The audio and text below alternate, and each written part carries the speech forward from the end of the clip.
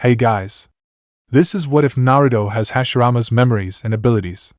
The Yondaime Hokage unknowingly makes a change during the sealing, the consequences of which are unimaginable for both Naruto and Konoha. What do these consequences mean for Naruto? Hit like and subscribe if you like this one, and also please check the author in the description. Let's start. We are pain, that's all. We are God.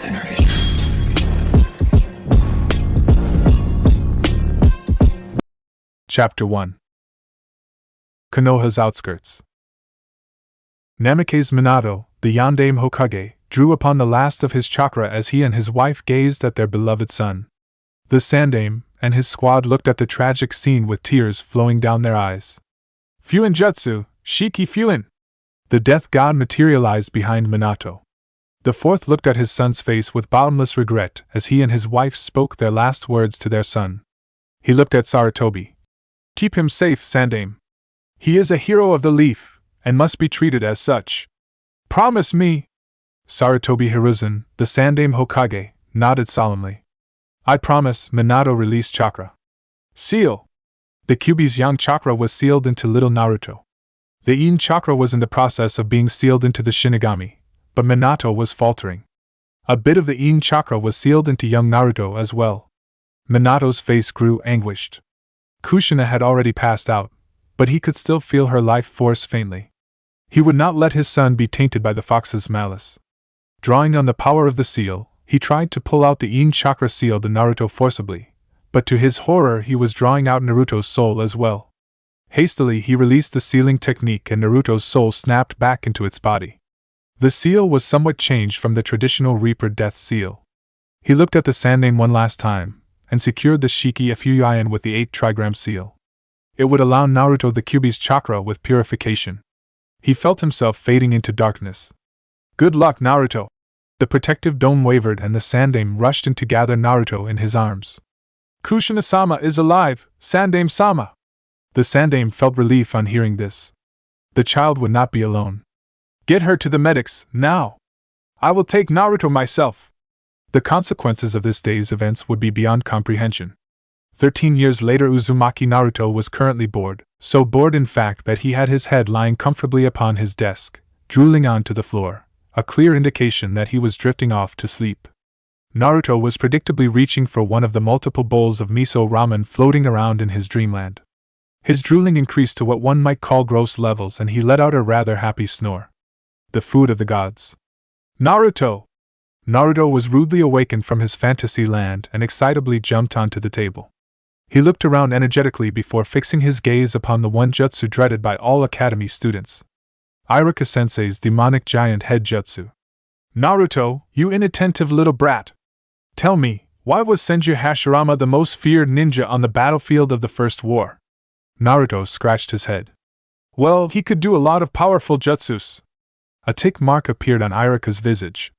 The class sniggered at Naruto, Kiba Inuzuka taking particular pains to mock the dead last. Idiot! He could do a lot of powerful jutsu, he mocked in a sing-song voice. Shut up, doggy! Naruto yelled. Iruka blew up yet again. Quiet! Unsurprisingly, the class quieted down. Naruto, you will read up on the Shodai Hokage and give us all a detailed presentation on his life tomorrow, without fail. Do you understand? Naruto scowled. Yes, sensei. People really did not understand. How was he to read history without books, and how was he to get books without a library? They always refused to entertain demons in the village. They always called him demon. Why? His musings were interrupted by Iruka calling for the class to follow him for meditation exercises. He distractedly followed the rest of the class. Once they were all assembled, Iruka asked them to place a leaf upon their forehead and concentrate upon it, and it only. He said it would help them later in controlling chakra. Hey forehead, I guess you won't have any worries of the leaf falling off your forehead, will you? Naruto scoffed mentally at Ino and Sakura's bickering over Sasuke-kun. He had seen 2 graduating classes come and go, and this class was by far the worst to him. Sasuke the emo had turned away his friendship offer with harsh words. Sakura and Ino, intent on pleasing Broody, had always shot him down. Hinata fainted whenever he was within 3 feet of her. Ha! The other 2 batches were okay, compared to this one. He would have passed out with them too, if not for the bunshin technique that needed to be demonstrated at the exams. Unfortunately, he always produced a sickly version of himself that looked ready to die. Thus he had endured in the academy as a failure, a dobe. Sasuke always reminded him of being a dobe, along with Kiba. Anger filled him as he thought of the multiple taunts he had endured, and the pointed glares he had received from the townsmen. Everyone seemed to hate him, and he did not know why. "Concentrate, Naruto!" Iruka snapped at him. Sighing, Naruto focused his attention upon the leaf on the center of his forehead. It was hard for him to remain still. No matter what others thought of him, he tried his best in the classes, never slacking off. He would command their respect in the end, no matter what. He closed his eyes and focused upon the leaf. It felt nice and calm. He showed himself to be a loudmouth and prankster for just one purpose only, to forget his childhood angst. If he kept thinking of his beatings and mistreatment, he would surely go mad. He had no happy memories, so he staved off his life's misery with pranks and such. Shrugging off his melancholy, he focused again. As usual, he felt the chakra of everyone in the room. He concentrated even more, and he could feel it. Calm and flowing. It was chakra, undoubtedly. But it felt so very different from his own. This felt powerful yet peaceful, intimidating but soothing. He felt connected to everybody. He could even feel the emotions of people around him. His always hyper-agitated mind felt calm for the first time, and he loved this feeling. He calmly let a dopey smile show on his face. "Naruto!" Naruto lazily opened his eyes. "What, Iruka-sensei? That felt so nice, and you had to break me. What were you doing, Naruto? There was blue chakra coming out of your body." "Huh, there was? I felt so good. I could feel what all of you felt, and their chakras." Iruka's eyes bugged out. "Tell me then, Naruto, what was I feeling?" "Proud yet frustrated." Sasuke here was frustrated yet angry. Sakura was eager and horny. Ino was enough, Naruto. Iruka said, a tinge of pink in his cheeks. "You will accompany me to Hokage-sama's office right now. Rest of the class is dismissed for the day. Go on, time is almost up anyway." With a giant cheer, the class ran to the door, but the angry Sakura rushed at Naruto with her fist cocked. Sakura reached Naruto and swung her fist. Much to the surprise of the entire class, Naruto ducked calmly even without looking, causing Sakura to barrel into the desk and yell out in pain. The class was silent. Naruto had dodged that punch even without looking, as if he had eyes in the back of his head. "Ha ha ha ha ha!" Naruto was laughing, pointing at Sakura, who was crying. The class too broke out in smiles, even Emo's mouth twitched a bit. Sakura gave Naruto a nasty glare and left sniffling. The class was empty at last, with only Naruto and Iruka in it. "How did you dodge that punch, Naruto?" Iruka asked curiously. "Oh, I could feel that she was angry with me, and her chakra was getting nearer and nearer. And I know exactly how she punches. So it was easy for me to dodge her." Iruka looked impressed and beckoned him to follow to the Hokage's office. Naruto followed easily. God, he felt so much better after the leaf meditation thing. It was like he could feel the chakra of everyone within sight, and their feelings to a certain degree. He could feel so many presences and their emotions as he proceeded towards the old man's office. Iruka knocked on the door, and the old man's voice asked them to come in. "Ah, Naruto! Iruka! To what do I owe this pleasure?" Naruto, however, closed his eyes and extended his senses as he had done in the leaf exercise. 4 chakras. One felt like a raging fire, 2 felt like water, and the last felt like lightning. They all seemed bored yet aware, but the old man's chakra felt huge, like an ocean. He opened his eyes and looked at the old man in awe. "Old man, I never knew you were so strong." The Hokage shot Iruka a questioning look. "Ah, Hokage-sama, that is what I am here to talk about. It seems Naruto here has uncovered a very strong sensory ability during the leaf focus exercise. He could feel even the emotions of the people in the room along with chakra." The Hokage looked astonished at Naruto. "Well, Naruto, what am I feeling? Proud, surprised, and anxious? Can you feel anything or anyone else, Naruto?" "Yet, I can feel 4 other chakras in this room. 1 feels like fire, 2 like water, and the last like lightning, and they all seem bored but alert." Sarutobi looked stunned, as did Iruka. "It seems you can sense natures as well, Naruto. This is an unexpected development. We need to test out the limits of this ability of yours. Close your eyes." Naruto closed his eyes. Now focus like you did in the leaf exercise. Keep your mind calm and try to imagine yourself as the leaf. You are floating on the wind. Calmly.no, anger.no, emotions.just. Naruto followed the instructions of the old man diligently. The Hokage's voice was hypnotic and calmed down his semi-agitated mind. He was the leaf. Bright blue chakra exploded around Naruto. He could sense so many people. The feelings were so intense that he tuned them out. There were so many chakras in Konoha, but none were as strong as the old man, but a few came close. Now Naruto, can you tell me what the chakra of the people near the North Gate feel like? Naruto could visualize Konoha in his mind's eye. Casting his senses in the north direction, he glimpsed the gate. There were 2 chakras there. They were incredibly bored, and one felt like water and the other like fire.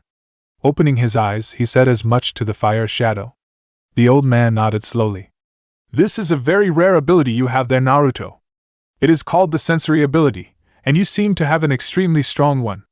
To sense even natures and emotions. You are the second person I have seen could do that. Naruto looked excited. Who was the first, old man? Tell me. Tell me. Sarutobi chuckled. It was my first sensei, Senju Hashirama. You know him as the Shodai Hokage.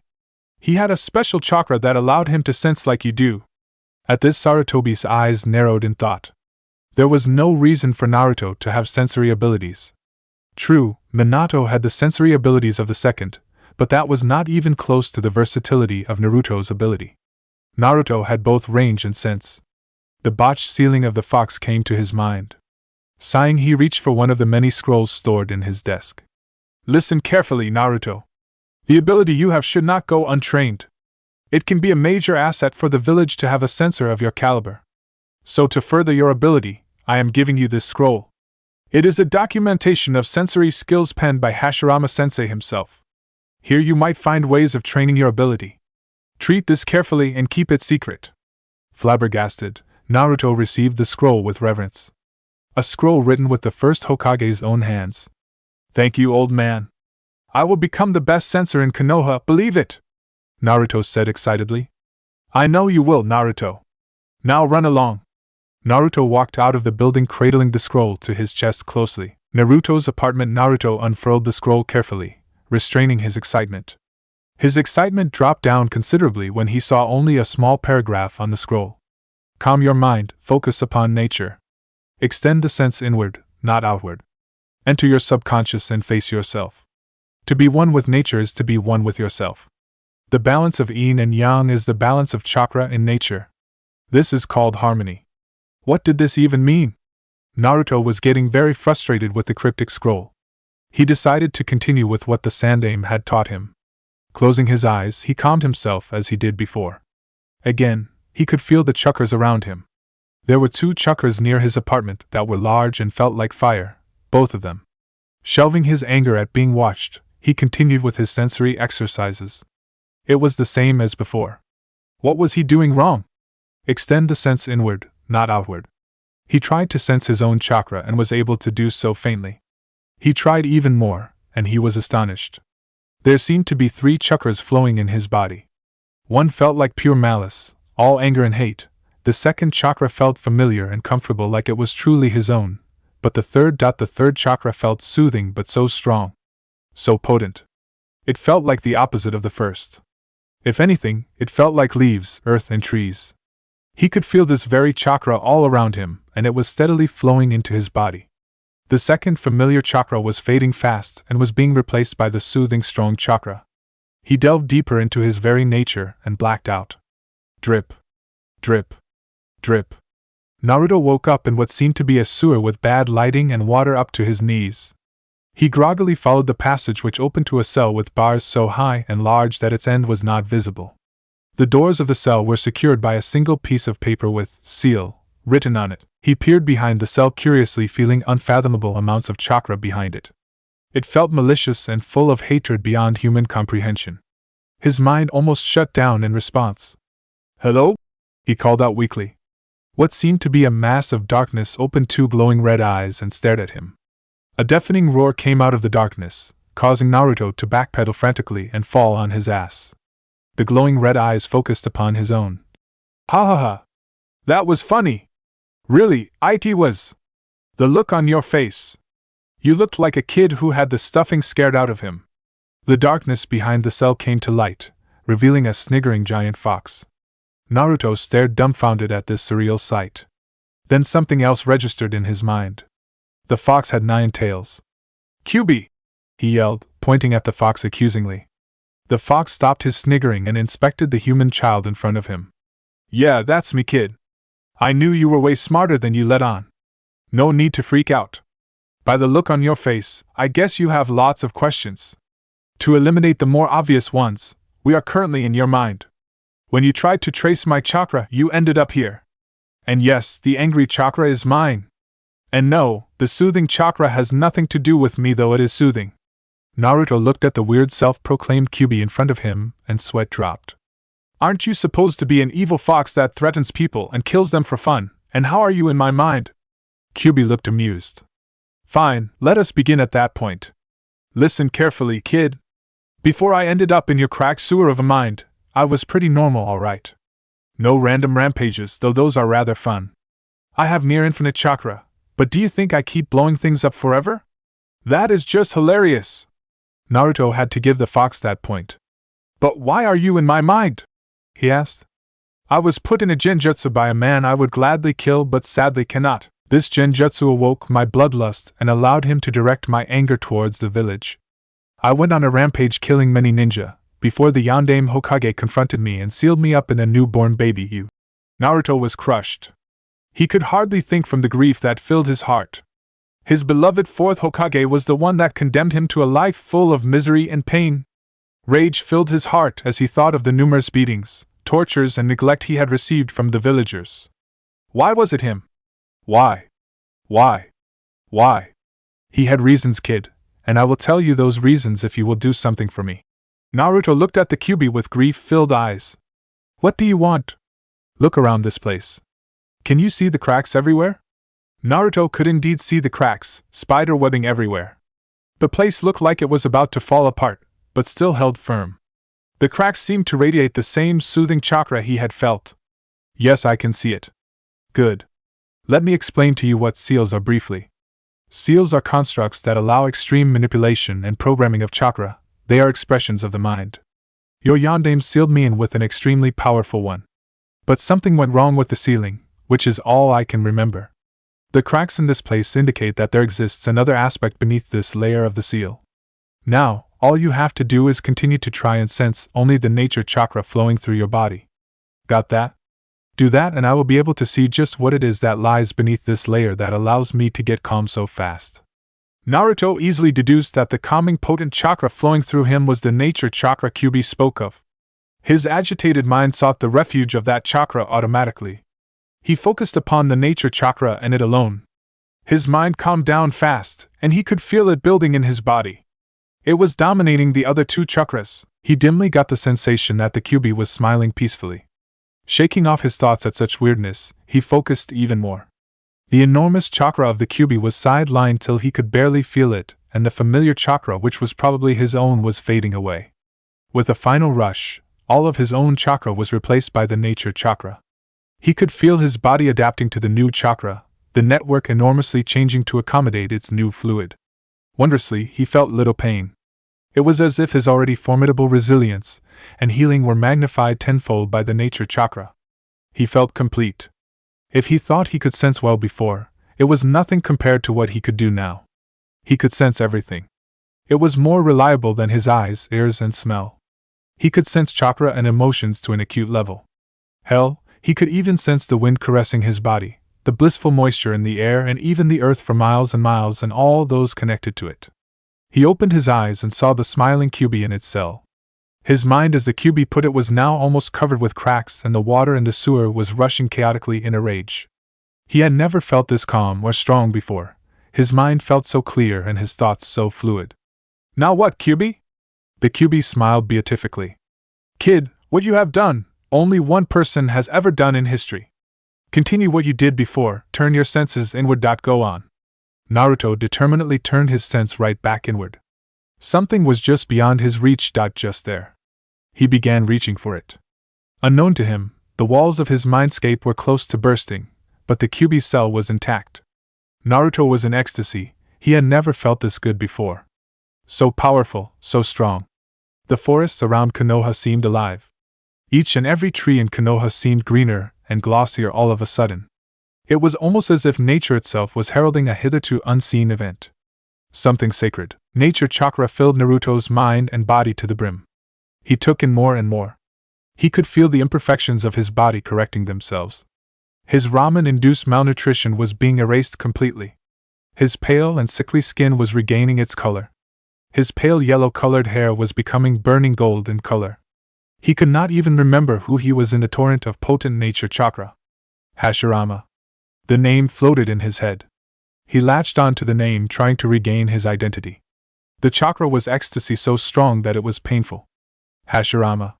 There was that name again. It meant something. What did it mean?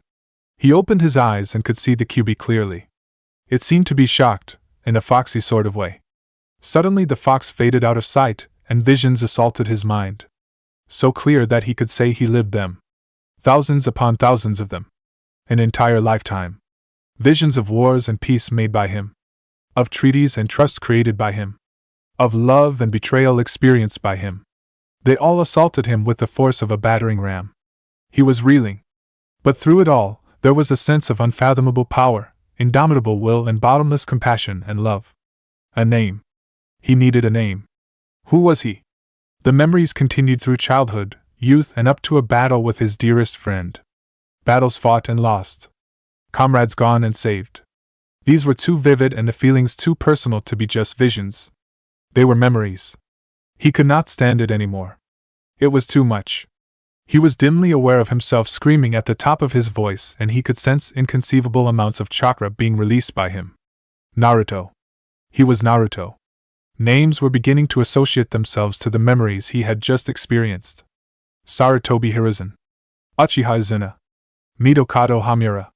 Shimura Danzo Senjutoka Tsunade Nawaki Senjutobarama Uchiha Madara. The names went on and on with the memories associating themselves again with names and integrating themselves into his persona firmly. He had now lived 2 lives: a short life of a child called Naruto, and the illustrious life of a man, no legend. Senju Hashirama. He was both Senju Hashirama and Uzumaki Naruto. His personalities were merging, both old and new. He suddenly gave out, wanting to escape the strain of 2 lives lived. He blissfully slipped into slumber. But Naruto's unconscious mind was working overtime. His chakra network was being modified to suit the needs of the legendary chakra of the Shodai. His muscles were being rebuilt by the nature chakra from their near-atrophied state to something much stronger. But his mind was undergoing the greatest change, incorporating the extremely massive knowledge and experience of Hashirama into itself. Any saplings planted in Konoha suddenly burst into trees. Flowers bloomed everywhere in Konoha's forests, as if it were springtime. Something wonderful was being returned to the world. The next day the alarm clock blared hard, causing Naruto to wake up abruptly and bring down his fist hard on the damned thing. Crash! The clock and the table on which it was seated broke into pieces, splinters flying everywhere. The noise caused Naruto to wake up with a rush. He stared blearily at his wall clock, noting that he had around 10 minutes to get to the academy. His return to consciousness brought to attention the unmasking of his previous life. He knew somehow that it was no transfer of memories or skills, no experiment gone right or wrong. It was him remembering his previous life. He was both Hashirama and Naruto. He needed to think on this more. A crisis of identity never did good to anyone. He glanced at his table. Mokuton, platform of wood. Instantaneously, trees sprouted from the floor and reshaped themselves into a rough approximation of a table. He grimaced. It seemed that he did not have the control and muscle memory he had in his previous life. Those had to be reintegrated still. Evidently, the lack of chakra control was an aspect of his life as Naruto. Shrugging off his pondering, he put on his orange jumpsuit and rushed to the academy. He could think more as he slept at class. Really, his reputation as a slacker did help sometimes. Running full pelt, he skidded in front of the class doors. "Sorry I'm late, Iruka-sensei," he said calmly. The class, including Iruka, seemed stunned at Naruto's new look. Though he still wore his horrible orange jumpsuit, he looked cool. His golden hair seemed to have grown to shoulder length. His body seemed extremely toned and solid, but what caught them all were his eyes. The beautiful cerulean blue was gone, replaced by deep forest green eyes. The color, though striking, was not important. It was the look in them that pierced his classmates and sensei, the look of compassion and love, shrewdness and joviality, most of all an agelessness and power that transcended human comprehension. Naruto had changed drastically. "Is there a problem?" Naruto asked. No. Go to your seat, Naruto." Naruto nodded and coolly sat in his seat. Then he laid his head on the bench and started snoring softly as Iruka continued his lecture. The class snickered its derision of the dead last and went back to normal. Even Iruka seemed relieved by Naruto's return to normalcy and continued his lecture. Meanwhile, Naruto had descended down into his mindscape. And he was greeted by an unexpected sight. Instead of a dank sewer half waterlogged, there was an endless forest full of huge trees and exotic flowers. It was nature at its pinnacle. Naruto smiled. As expected, his mindscape had changed to accommodate him as Hashirama. Now to search for the Kyuubi. Putting his acute sensory capabilities to the test, he followed the trail of Kyuubi chakra through his mindscape. The great Kyuubi no Kitsune was now in a different kind of prison. Instead of a dungeon of darkness, he was imprisoned in an imitation of Hashirama's technique. A massive wooden cage with seal on its doors. It seemed that the Shiki Fuin was still secure. The Kyuubi opened its eyes and looked at Naruto. It seemed a lot calmer. In fact, Naruto could sense no malice in its chakra. In fact, it seemed a lot like his own mokuton chakra. "Greetings, Naruto, or should I say Hashirama?" "Hello, Kurama." "Yeah, I used to be Hashirama in my previous life. I am both, actually. I am for a name. I am Naruto as I wish to be defined by this life alone. I acknowledge myself as Hashirama, but he is of the past. I must look to the future. Anyway, I know next to nothing after the world as it is now. So tell me, Kurama, what happened to Mito?" Kurama sighed. "I was sealed in Mito for a long time. Later I was transferred to another Uzumaki girl, Kushina. Your mother in this life. Your father is Namikaze Minato, Yondaime Hokage. Before your birth, I was brought forcibly out of the seal, and forced to destroy Konoha." Naruto sighed. "Sharingan. It was always a troublesome jujutsu. Do you have an idea who it was?" "He claimed to be Madara. He fought the fourth Hokage and lost. He had some good space-time ninjutsu. It cannot be Madara. I killed him during our final battle. It is obviously an imitator. Something else is afoot in the world. I need to find out what. But first, I need to resurrect the true Konoha." Sarutobi has grown complacent. Yeah? Do what you want. Anyway, do you think you could free me from this seal? I am sure you could suppress me anyway, and I wouldn't mind having at least an illusion of freedom." Naruto scratched his head. "No can do. I have only a small fraction of the chakra I had when I died, and my control is atrocious. I had perfect control of my chakra and smooth flow. I can gain back my old control and regain a considerable amount of my old chakra capacity in a matter of months. It is only an issue of reconciling my old self with this self. So you'll have to wait a bit." "Fine. Anyway, it's good to see you back, Hashirama. Your brat self was really annoying." Naruto grinned. "I suppose. It is quite close to how I was as a child in my life as Hashirama. It has been surprisingly easy to get adjusted to this new development." Naruto waved goodbye to Kurama and became conscious in the real world once more. Raising his head, he looked at his classmates. Children, they were just children in a horrifying world. Konoha had fallen far. He had to help these children become shinobi fast, or they would die within months of becoming genin. The reformation of Konoha would start with this generation. His mistreatment for being Jinchuriki was evidence to Konoha's decline from what it used to be during his day. "Naruto, are you ready to talk about the Shodai Hokage?" Naruto smiled happily and walked down to the stage. It is not often one gets a chance to talk of oneself in such glorious terms. The Shodai Hokage was Senju Hashirama. He was called the strongest Hokage and shinobi of his time, and no one has ever surpassed him. He is called God of Shinobi due to his extreme power and intelligence. His closest family was Senju Tobirama, his little brother, who went on to become the Yondaime Hokage. Half an hour later, and he defeated Uchiha Madara at the Valley of End. Naruto finished smugly. The class was staring at Naruto stupefied. When did the Dobe suddenly know the life of the first Hokage so intimately? What happened to the hyperactive loser who was jumping around like a moron proclaiming he would be Hokage? Shikamaru stared at Naruto contemplatively. This was too much of a change for just one day. Naruto was no longer a loser, but he exuded a calm air of surety. His bearing was easygoing and almost noble. Troublesome, Hinata stared at her longtime crush. He seemed a new and deep person. Hyuga were trained to observe and conclude from a very young age, and the difference was apparent to the heiress. Activating her Dijutsu, she looked at Naruto. And she was mesmerized. What used to be chaotic blue chakra was now gone. Instead, Naruto seemed to be shining bright with what seemed to be a pure silver chakra running through his network smoothly like the currents of a free-flowing river. Naruto, though, was smiling contentedly in his head. The children were given a small overview of his life, and they would remember it. That reminded him. He had to find out what happened to his clan. There were no Senju children in the classroom. So much to do. Well, he had to lay low until he was a genin. Then he would have access to shinobi resources and he could gather information. Till then he would perfect his chakra control and that would help his instinctive healing as well. Ignoring the lectures of Irika, he focused once more upon his life as Hashirama, ordering and remembering with increasing clarity. He would continue to remember and regain as time went by and he trained. Time skipped genin exam day. Naruto yawned as he saw Irika calling for students to administer their qualifying exams. He sighed as he thought of the falling standards at Konoha. In the months since his awakening, Naruto had fully integrated the memories of his past life. He was not Hashirama or Naruto alone, but both. His chakra control had skyrocketed, and it was almost the level it had been near his death. Absolute perfection.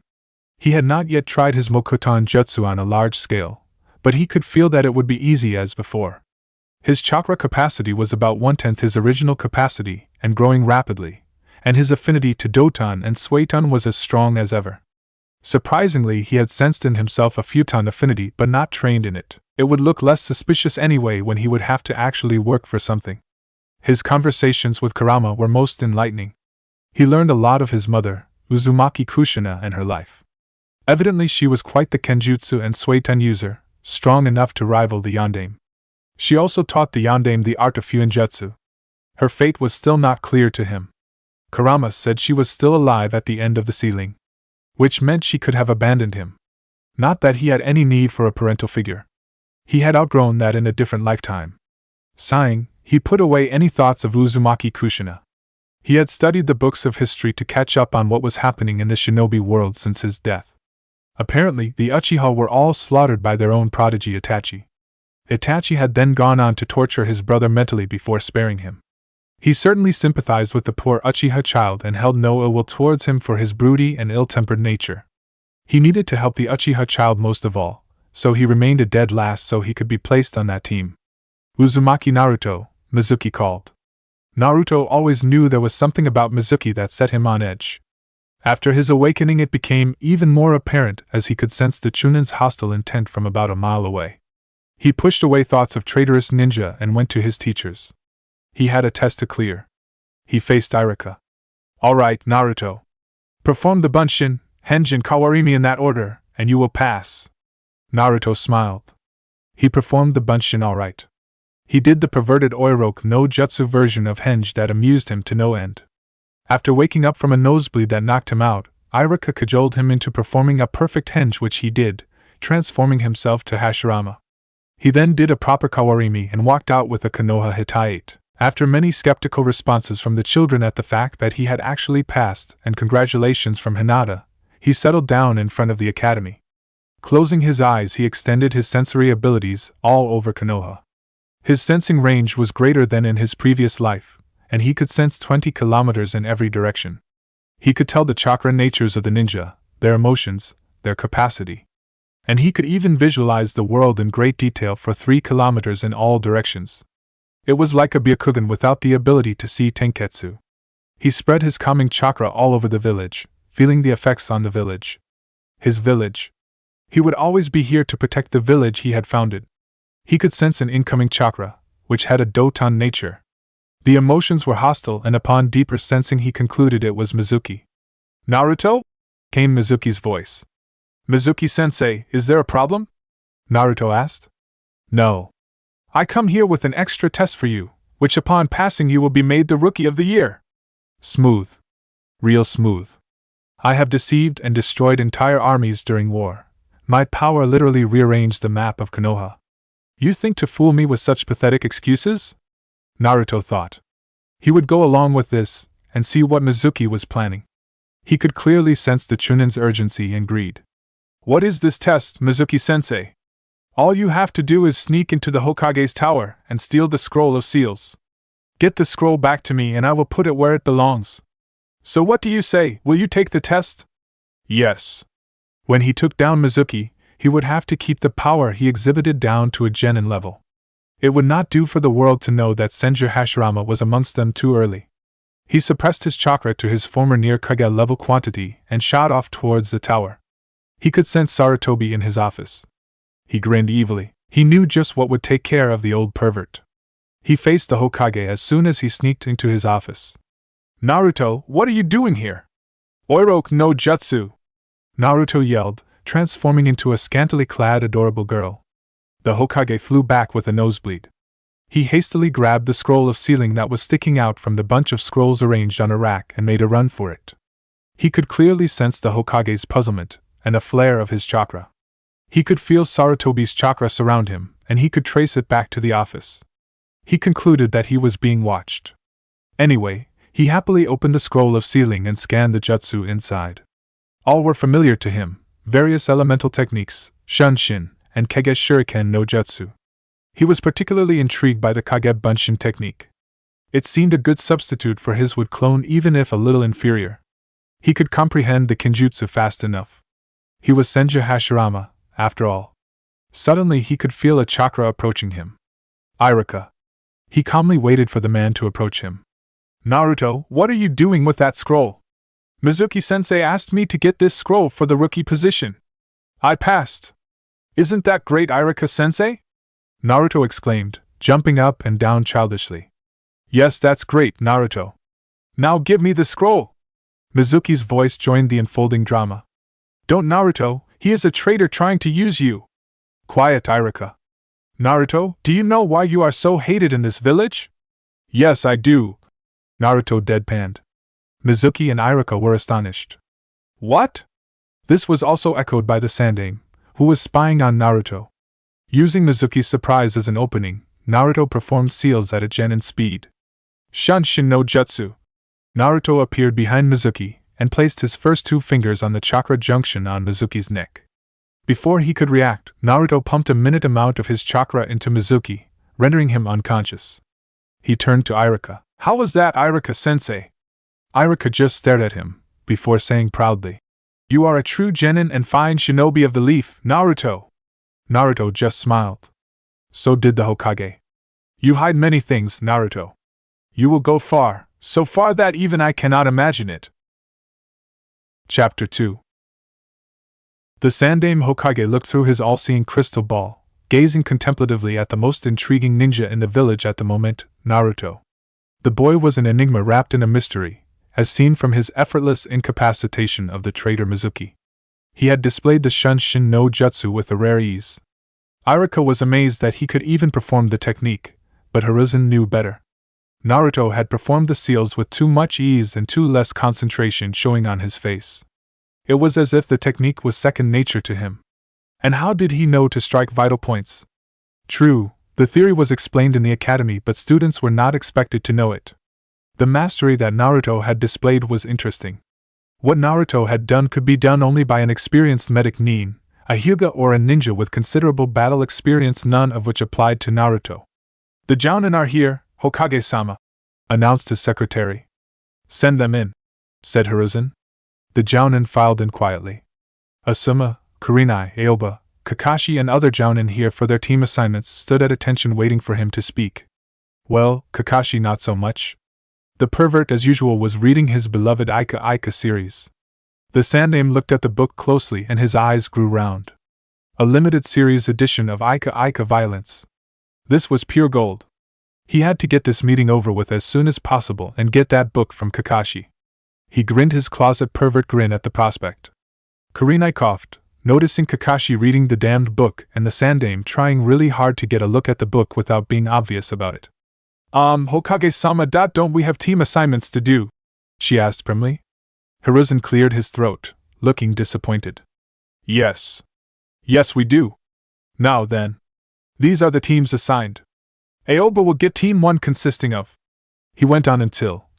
Hatake Kakashi will get Team 7 consisting of Uchiha Sasuke, Haruno Sakura, and Uzumaki Naruto. Kakashi looked up mildly interested, nodded, and went back to his reading. Hiruzen could understand that. Team 8 will be Hyuga Hinata, Inuzuka Kiba, and Aburame Shino under Yuhi Kurenai. The beautiful Kurenai nodded. Team 9 is still in circulation. Therefore, Team 10 will be Nara Shikamaru, Akimichi Chuji, and Yamanaka Ino under Saratobi Asuma. Asuma nodded, pleased at the fact that the second-generation Ino Shikacho trio was under him. Hiruzen looked at them all. This completes the team assignments for this year's Genin. You will have today to observe your assigned Genin, and will have to begin operation from tomorrow. Good luck to you all. The Jounin nodded solemnly and turned to leave. Kakashi, stay back. We have some important matters to discuss. Hiruzen ordered, looking intently at the treasure trove in Kakashi's hands. Kurenai looked at the two of them disgustedly before exiting. Next day at the academy, Naruto waited patiently for his sensei Hatake Kakashi to make his appearance. He was assigned to Team 7 along with Sasuke and Sakura. This would be an excellent opportunity for him to test the strength of the current Jounin of the village. He had to take care not to let loose, though. He had a tendency to do that in a good fight. He knew well that he had Hiruzen's eye on him even more than usual from his display with Mizuki. The secret of his true identity could not be given out lightly, even to his former student. He would have to probe Hiruzen closely and judge how much his student had changed over the years. Kakashi was already running late by 2 hours, and the irritation from this fact was showing on the faces of both his teammates. Sasuke looked like a thundercloud. Naruto observed him closely and suppressed a smile. The kid looked exactly like Tobirama did when he was that age. Same stoic demeanor, same lack of speech and irritation with fangirls. The only thing different was a sense of arrogance Sasuke had picked up along the way. Oh well, he could change that. After all, he had mentored far more stubborn kids and turned them into great ninja. Hiruzen himself was a case in point. The boy was obviously slightly unstable. The mental torture he had purportedly suffered could be an effect of Tsukuyami, and that would be bad. The whole Uchiha affair felt wrong to him. Clan prodigies don't usually go nuts and slaughter their clan at the drop of a hat. Uchiha Itachi obviously had a good reason for doing what he did, and he had also incited Sasuke's hatred for a reason.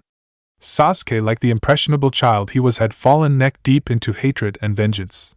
The child was suffering. The Uchiha mess bore more investigation. He still had little knowledge of what happened after he was gone. Hearsay, books, and rumors were not real sources of knowledge, as they were always fabricated. He would know, as he had done the fabricating himself when he was Hokage. What unnerved him was that the Senju clan had just disappeared, and the only known descendant was Tsunade. He smiled again as he thought of his granddaughter. He had spoiled her so much when she was little. It made him proud when he found out that Tsunade had made such a name for herself in the shinobi world. His little girl had grown so much. His thoughts were interrupted as the door opened and a tall, lean man with gravity-defying spiky white hair walked in. Opening his senses, he began to investigate the chakra of Hatake Kakashi. Team 7? You are late! Sakura yelled. Hi. Kakashi I smiled lazily. My first impression of you. You are all boring. Meet me on the roof. He disappeared with a leaf shunshin. Naruto too disappeared with a shunshin, stunning his teammates. On the roof, Naruto stared at Kakashi as he appeared on the roof with his jutsu. The Jounin hardly looked surprised, which meant that he was informed of what little capability he had shown. He was intensely reading an orange-colored book, but Naruto could see that he was very aware of his surroundings and was watching his student closely. He continued sensing Kakashi's chakra. The Jounin had about as much chakra as he did before his awakening, which was good. He could sense 3 natures in the man's chakra: Right-un, Doton, and Sway-tun. Not bad. And he could sense something all too familiar about his covered eye. Sharingan. He sensed the chakra surrounding the eye carefully. The chakra emanating from the eye was far more sinister than a normal Sharingan. Manjikyu Sharingan.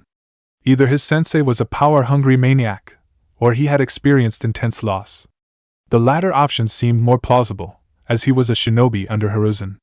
Also, his emotions were all over the place. Surprise, regret, pride. Why would the man feel pride? This man was intriguing.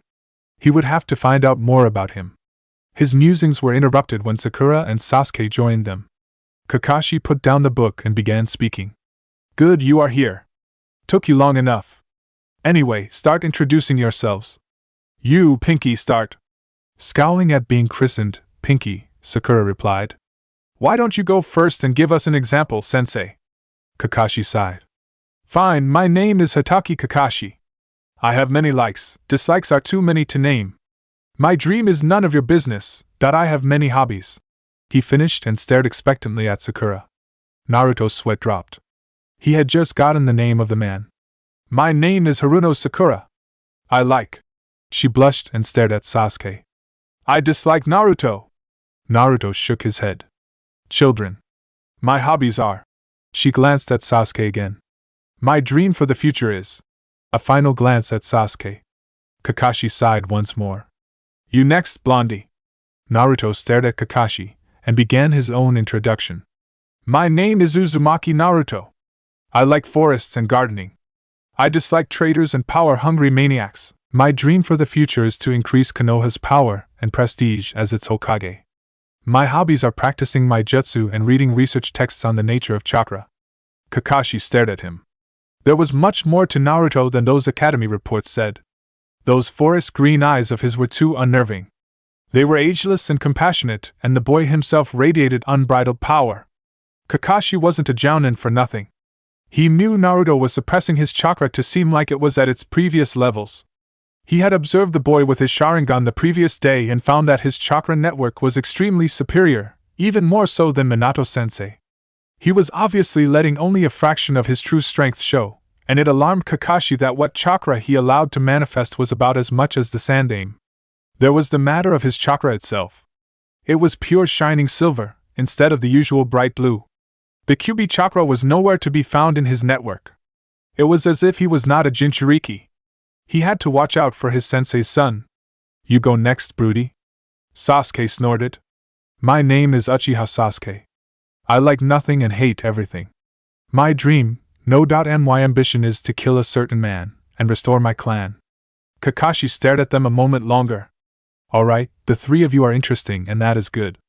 Meet me tomorrow at Training Ground 7 at 6 a.m. for the real Genin test. What? Sakura yelled. Naruto sighed. The girl did not know the meaning of calm speech. The exam you took at the academy was merely a filter.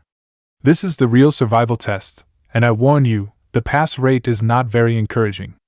Oh, and do not eat any breakfast. You don't want to puke all over the ground, do you? Kakashi waved at them and disappeared. Naruto turned to his teammates. Sasuke, Sakura. Do you want to get some ramen and get to know each other better? Sasuke snorted a no and turned away. Sakura didn't even look at Naruto and ran after Sasuke. Children these days, Naruto thought disappointedly. The next day, Training Ground 7, Naruto looked at his teammates. Sasuke was here early and was practicing the routines of the Uchiha Taijutsu style. Sakura was watching him devotedly, a smile of bliss on her face. He could see several holes in Sasuke's style. If he tried to correct the boy, he would obviously be derided. Uchiha respected power. So he would make his first bonds by showing the Uchiha child a little of his power. Naruto walked a little distance from where Sasuke was practicing his taijutsu and settled into the opening stance of the Senju taijutsu style he had customized to suit his sensory capabilities. As the Shodai Hokage, he was feared for his taijutsu as well, but he rarely had to use it outside training. His enemies usually ran instead of confronting him. The last good taijutsu fight he had was with his rival Madara. Even his taijutsu fights with Madara were highly destructive.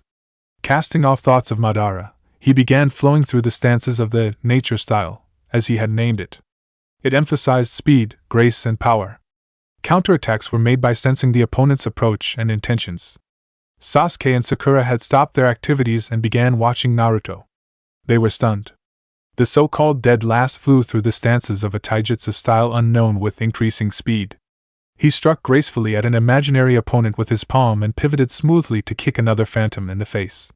His speed too was increasing, he seemed like a blur to them almost. Naruto flared his chakra as he flew through his stances. Bright silver chakra became visible around his gracefully moving form. He was saturating the air with his chakra. The whole area around him started to feel charged with potent chakra. His strikes were becoming faster and faster. Naruto almost laughed in joy. It seemed that the muscle memory and grace he had developed as Hashirama were still as strong as ever. He finished his routine with a graceful palm strike and his chakra flared. Sasuke and Sakura stared wide-eyed. The ground in front of Naruto's extended palm was furrowed in a straight line for about 10 yards, testifying to the power of that final strike. Wherever Naruto had done his graceful practice, the grass was ripped up and torn. Sasuke walked up to Naruto.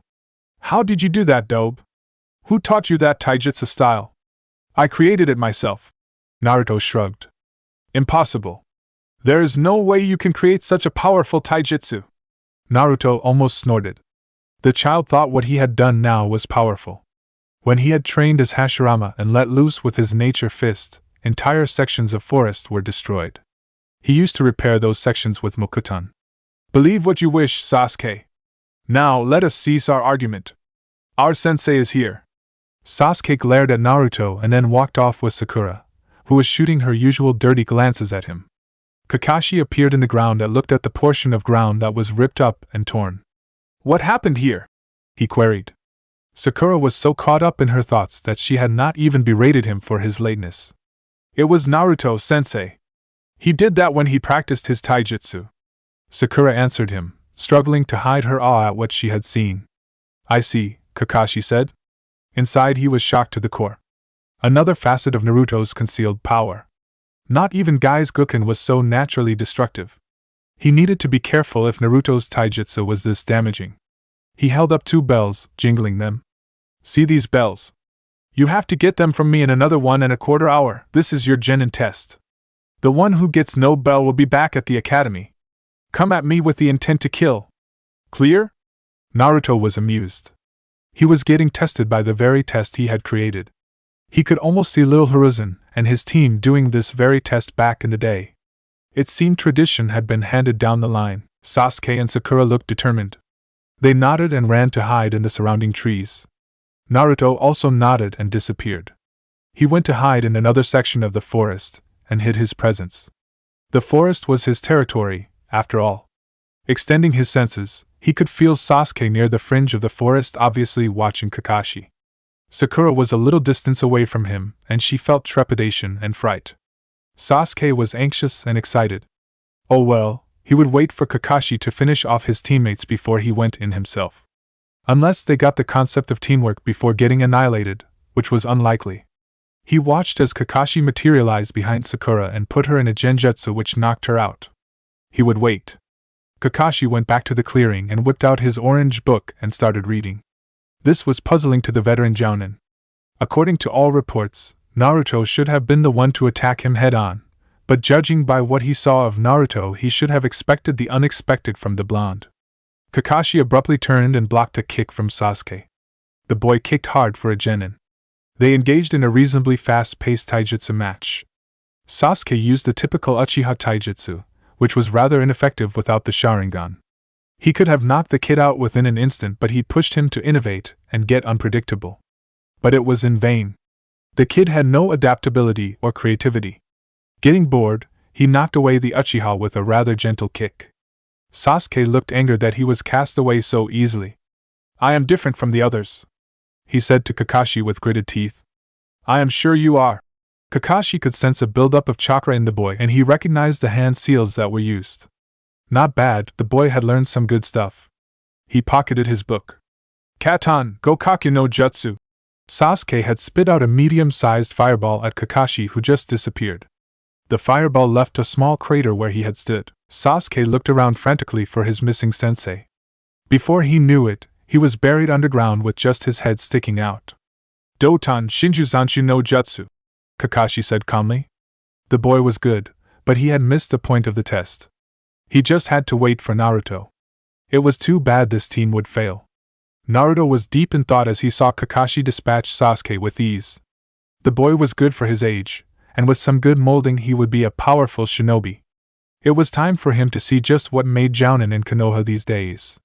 It seemed that he would have to show a little more of what he was capable of today. Performing a single-handed shunshin, he appeared in front of Kakashi. Oh, so you have appeared. You may have improved a bit, but what makes you think you can defeat a jounin single-handedly? Naruto smiled. Stuff it, Kakashi-sensei. I know you want us to work as a team, but you must understand that there is a flaw in this test. Kakashi's eyes widened considerably, and then narrowed at him. It seems you have understood. But what flaw are you talking about? Teamwork is developed through bonds of experiences, and cannot be expected to bloom from nothing, and that too among three people who don't even know each other. But anyway, I will get the bells and we will pass. Kakashi narrowed his eyes once more. You overestimate yourself, Naruto. Naruto gathered and flared enough chakra to match Kakashi, showing a faint silver aura around his body. He held up the half-ram seal and disappeared. Kakashi was astonished at the kid's mastery of the Shunshin technique. He barely had time to think as Naruto appeared behind him and aimed a kick at his head. Underestimating Naruto, he did something foolish. He blocked the kick and was sent crashing into the trees 100 yards away for his trouble. Sasuke stared wide-eyed at the power exhibited by Naruto. What had happened to the dobe? Naruto extended his senses and felt Kakashi behind him. You substituted with a shadow clone before you hit the trees, didn't you? Naruto asked, pleased.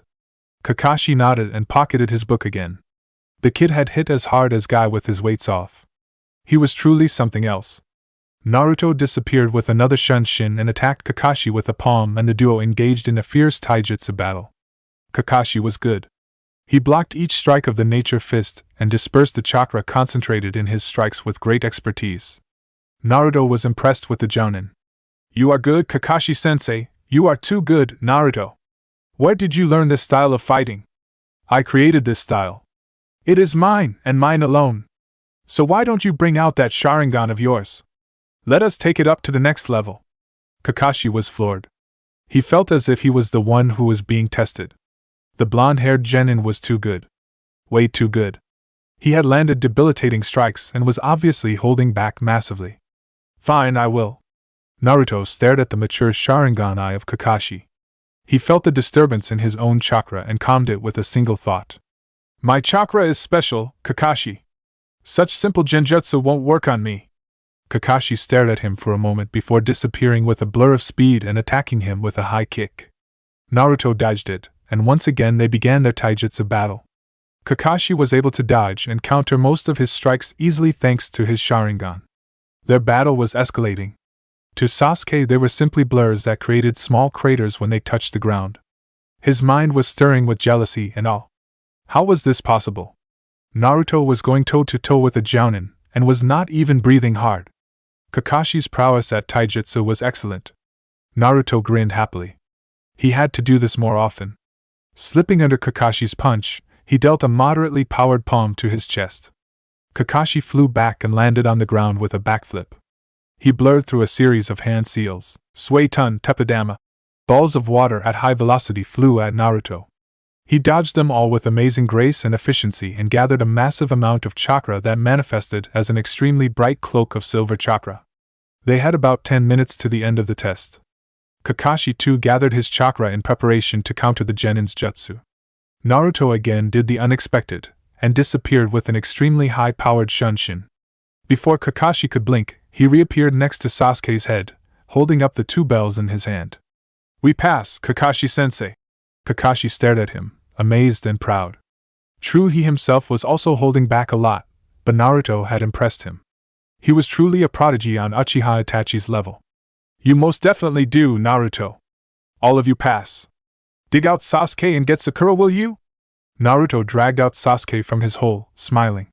Sakura joined them looking ashamed. Kakashi stared at his three students with a serious gaze. Do you see the headstone over there? The names inscribed there are shinobi of Konoha that were killed in action. My friends' names are also on that stone. The three stared at him solemnly. Always remember this. Those who break the rules are trash, but those who abandon their friends are worse than trash. Naruto stared at the man, his respect for him rising. That was a worthy creed he lived by, much like his own. He had held his own against Senju Hashirama's taijutsu even at a watered-down level. This was a worthy man and shinobi. We are Team 7 from now on, and we will begin our missions from tomorrow. Be here at the same time tomorrow for missions. The three nodded. 1 month later, Naruto looked at Hiruzen listlessly as he droned on and on about how missions were assigned and distributed to the various ranking shinobi. The past month had seen Team 7 doing various D-rank missions. This was just a euphemism for pointless chores. The D-rank they had just completed was one of the most annoying missions ever. They had gone to capture one cat called Tora. That damn cat was so elusive. It had mauled him and Sasuke mercilessly. Sakura did not even get her hands on the irritating fur ball. It had given them great satisfaction to see the thing squished to death by the daimyo's portly wife. Hiruzen had then gone on to assign to them even more D-ranks, and all 3 of them had put their foot down. Their united yell of vehement denial had made Kakashi proud. His kids were being a team. But Hiruzen was far from understanding, as he and Iruka were now going on and on about missions and such. Naruto was currently holding a conversation with his tenant. Kurama looked at Naruto from his spacious cage. "Hashirama, do you know why I have brought you here?" the fox asked him seriously. "No." "Why?" "I know a way you can kill the masked man easily. Listen carefully." Naruto lavished his complete attention on the fox. This could well be what he was after. Kurama had so much experience that he could well be called a baby in comparison. "Just tell him about how you, the great Senju Hashirama, ran all around Konoha to catch a cat. He will die laughing." Naruto had a tick mark on his face as he stared at the fox that was laughing heartily at his expense. It pointed a finger, or rather, a claw at him. "No, tell him about how a chicken pooped on your head when you were collecting eggs. Ha ha ha. Enough." He had had enough. Exiting back to the physical world, he stared down Hiruzen. The old fool had stopped his boring lecture and was pinned down by Naruto's forest green eyes. "Enough, old man. Give us a C-rank mission now." Hiruzen looked amused and a bit harried. He looked at Kakashi. Iruka was looking at Naruto and mouthing at him frantically to show proper respect to the Hokage. Naruto found this irony bittersweet. He could now understand how little Hiruzen had felt as he and Tobirama had dumped D-rank upon D-rank on him and his team. The tables were now turned. "They are ready for a C-rank, Hokage-sama. Aren't you, team?" Team 7 nodded quickly. They were ready to participate in a war to escape those D-ranks. So yes, they were ready all right. "Bring in Tazuna-san, Iruka." They all watched as Iruka ushered in a middle-aged drunk. "So you are the ones who are assigned to protect me?" "Hick," Tazuna slurred. Sasuke asked the Hokage. "Why is this old drunkard here?" "He is your mission, obviously. You are to protect him as he returns to Nami no Kuni to complete his bridge. Do you accept?" Hiruzen asked. "Hick. Do you think those kids can even protect themselves, let alone protect me?" Tazuna asked drunkenly. Sasuke stared the old drunkard in his eyes, unleashing his killing intent. Tazuna suddenly snapped into sobriety, unable to withstand even that small killing intent. Well, he was a civilian. Now. Sasuke. Intimidating the client is not good for business, is it? Sasuke led up reluctantly. He still looked rather pissed. "We can protect you, Tazuna-san. I myself am a jounin and am more than enough for a C-rank mission. Rest assured you are in safe hands," Kakashi said soothingly. Naruto could sense apprehension and deception floating off the old drunkard. He was obviously lying about the mission parameters. They would need to be on guard. "We leave tomorrow at first light. Meet us at North Gate, Tazuna-san," Kakashi said. The next day, Road to Wave Country. Sasuke stared at Naruto. The Uchiha had spent the previous month researching the Uchiha archives for any record of the kind of taijutsu Naruto used. He had never heard of such a style. Each strike seemed to be infused with chakra and required perfect chakra control. After a month of poring over dusty archives for such a taijutsu, he had come up with vague results. It seemed that the Senju had used something like Naruto's taijutsu in battle. It had evidently made him nigh indomitable in a taijutsu fight as the power of his strikes kept on increasing. He had kept his distance from Naruto after he had fought Kakashi to a stalemate and got the bells. Uchiha respected power, and Naruto had spades of that. The blonde was obviously hiding something major, and he would find out what. Sakura was also thinking of Naruto and his change. Just a few months back, he was the comic relief for the rookies of Konoha. But now he had changed so much that he was not even recognizable. He used to be more of a little shrimp who wore bright orange and shouted about how he would be the Hokage. But now he was different. He still retained his bright personality, but he seemed wise and compassionate. Oh, and powerful.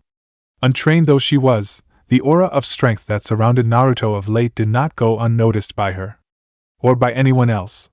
The rest of the rookies had asked Sakura just what had happened to the prank-loving doe.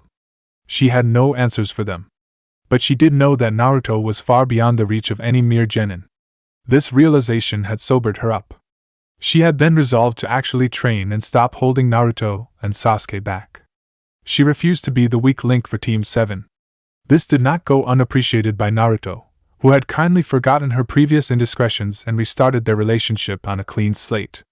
She was happy. Team 7 was her family, and she did not let down family. Naruto walked down the road, letting his sense wash around the landscape in all directions, keeping alert for any threat. He found two. Said threats were currently disguised as puddles of water.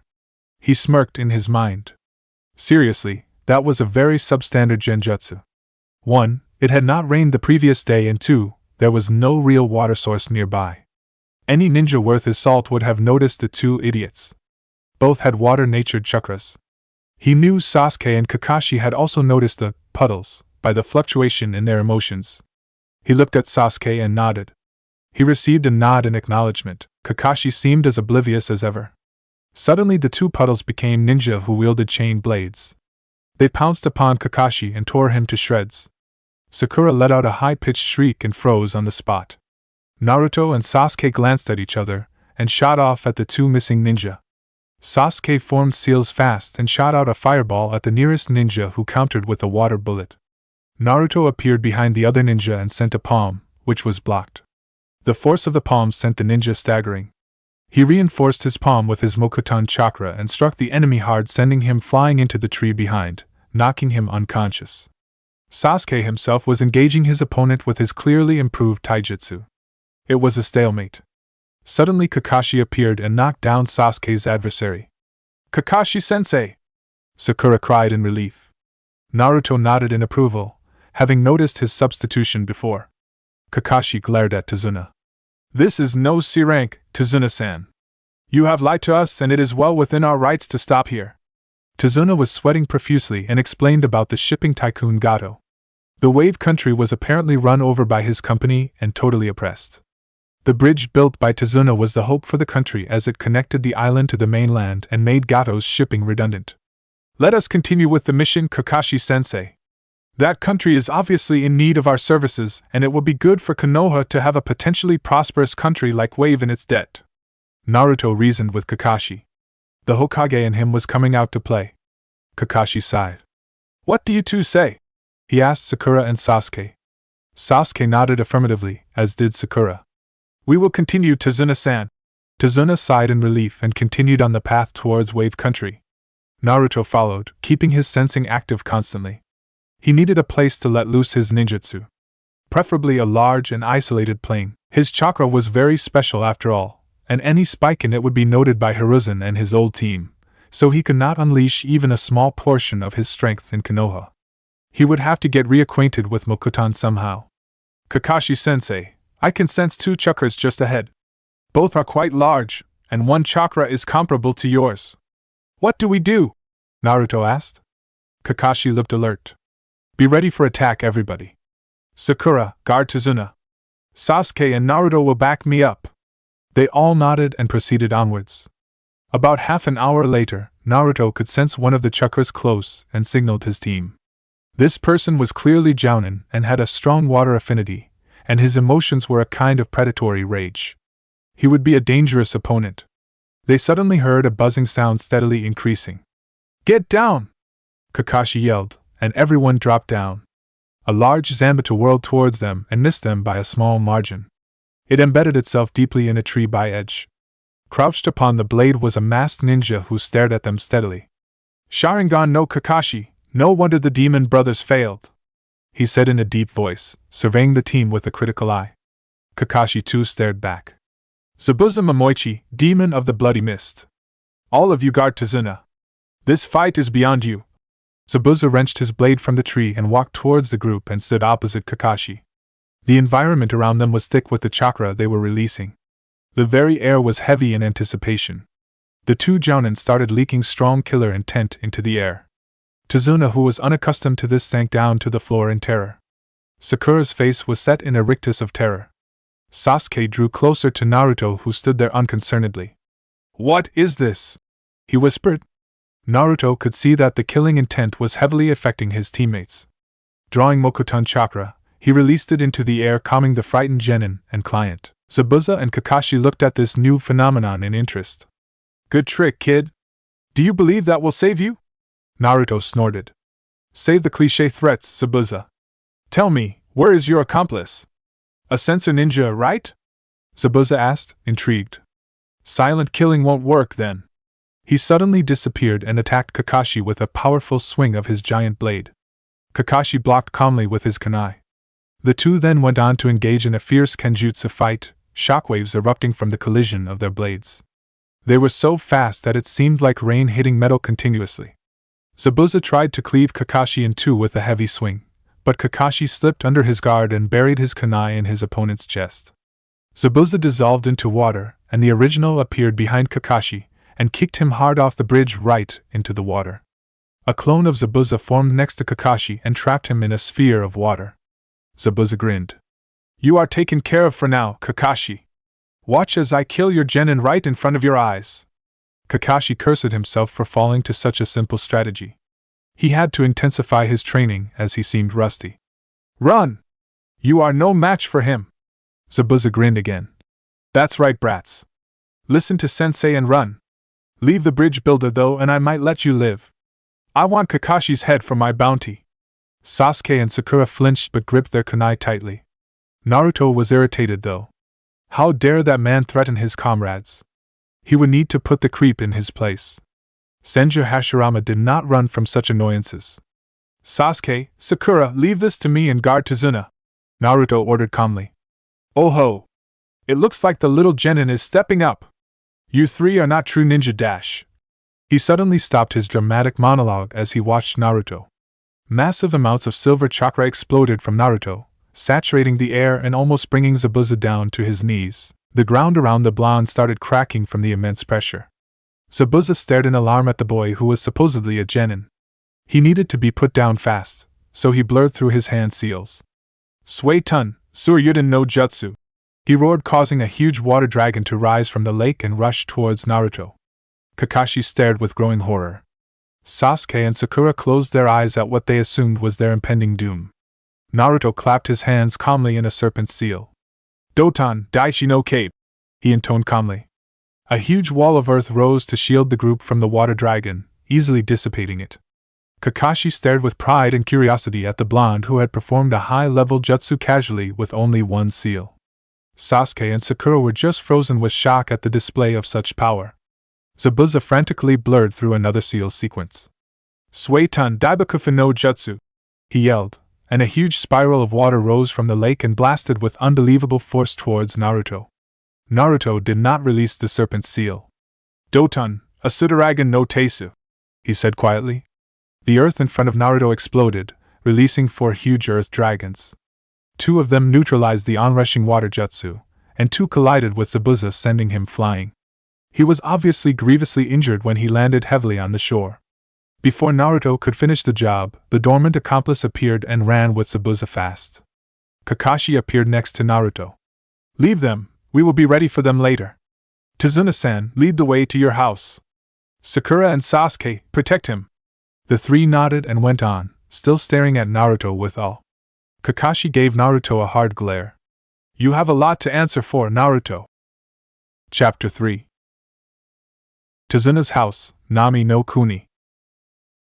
It was the day after Team 7 confronted Zabuza. A day after Naruto drove Zabuza back effortlessly and ignited suspicion in Kakashi's mind. Naruto sat at the shore of Wave Country, the wind ruffling his hair. He waited for sunrise and Kakashi with a calm look on his face.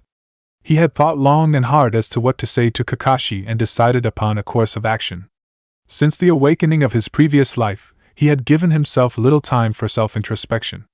He had created for himself an illusion of normalcy over the months, and his deceptive mask was beginning to seep into his true personality. As if remembering a previous life, that too his life as the Yondaime Hokage would ever be normal. The ease with which he had forced a supposedly A-rank criminal to flee forced him to truly confront his awakening. There was always a niggling doubt in his mind that he had gone mad. But the fight with Zabuza had erased that doubt forever, even more so than the tussle with Kakashi a month ago. Thus he had finally asked himself the important question. Who was he truly? He did not think like the old Naruto anymore. No, he had lived and lost too much for that, even if only in mind and another life. The old Naruto was a boy who was starved for affection, cast out and abused by the very populace he was sacrificed to protect. So he put up a bright front and drew attention to himself, seeking to convince himself that he was a normal part of a normal society. The truth hurt, so he had shielded himself with a lie. It was the thinking of a child. Ever since he realized his previous life, things got more complicated. He had grown into the experienced and the highly cultured mind he had developed as Hashirama rather abruptly.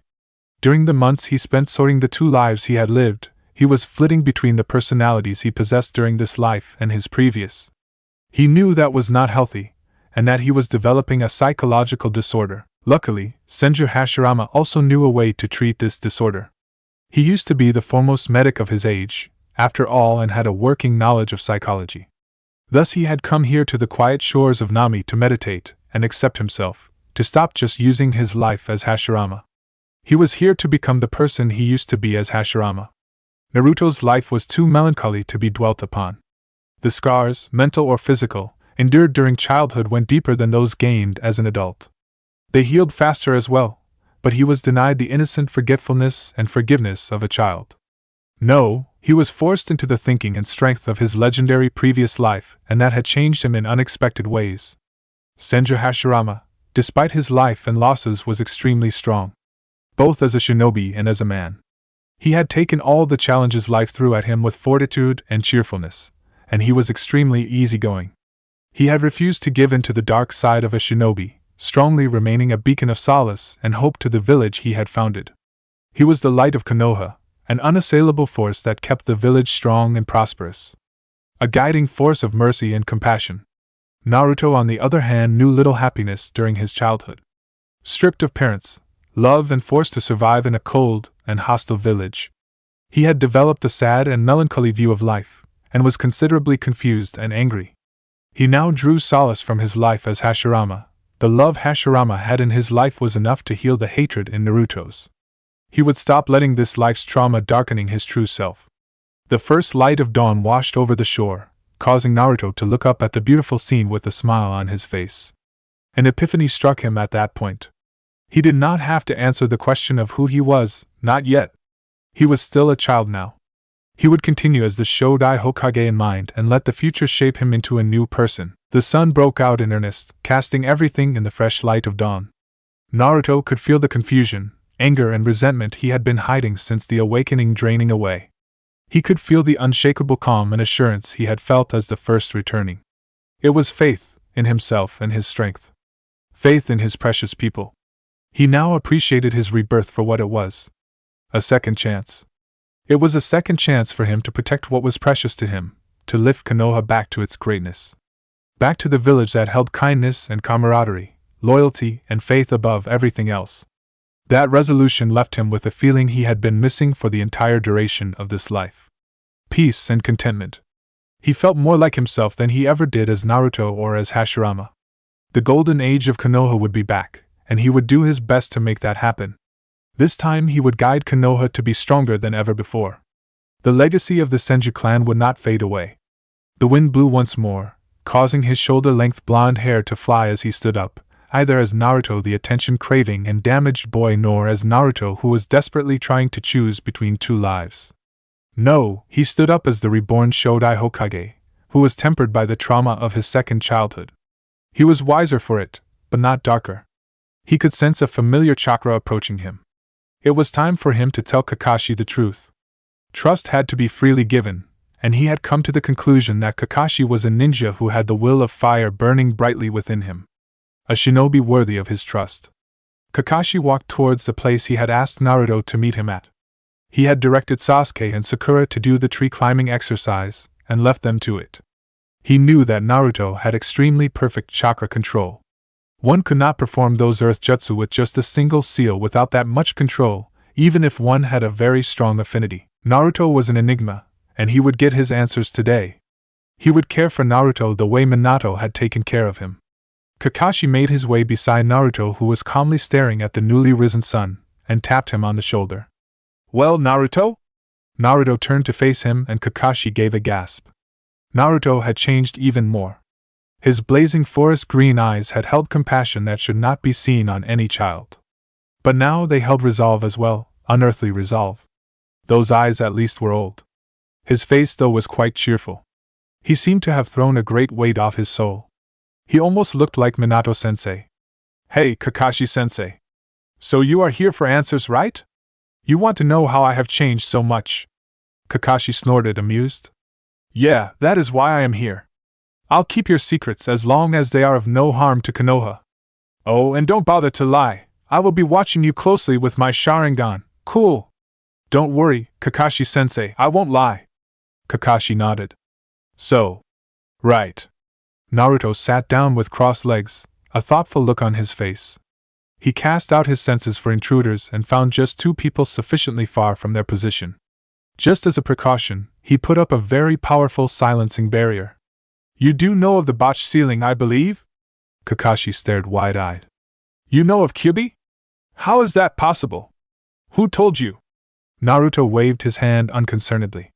"I met the fox and he told me everything about the ceiling. Except for the fourth mistake, either he nor I know what happened then." "You met the Kyubi? You must be careful, Naruto. That thing is pure evil." Naruto snorted. "No, not really. It is just a bored immortal fox with a great deal of power on its hands. Even I will die eventually and it will be free one day, so it can wait. A century means nothing to the bijou, you know." Kakashi just stared. "Anyway, I know that Yondaime was my father, and Uzumaki Kushina is my mother." Naruto looked at him meaningfully. Kakashi sighed. "I did not expect this day to come so soon. Yes, my sensei, the Yondaime was your father, and your mother is alive. She did not abandon you, by the way. She loved you too much for that. But you must ask the Sandaime for details, though, as I have no idea why she left."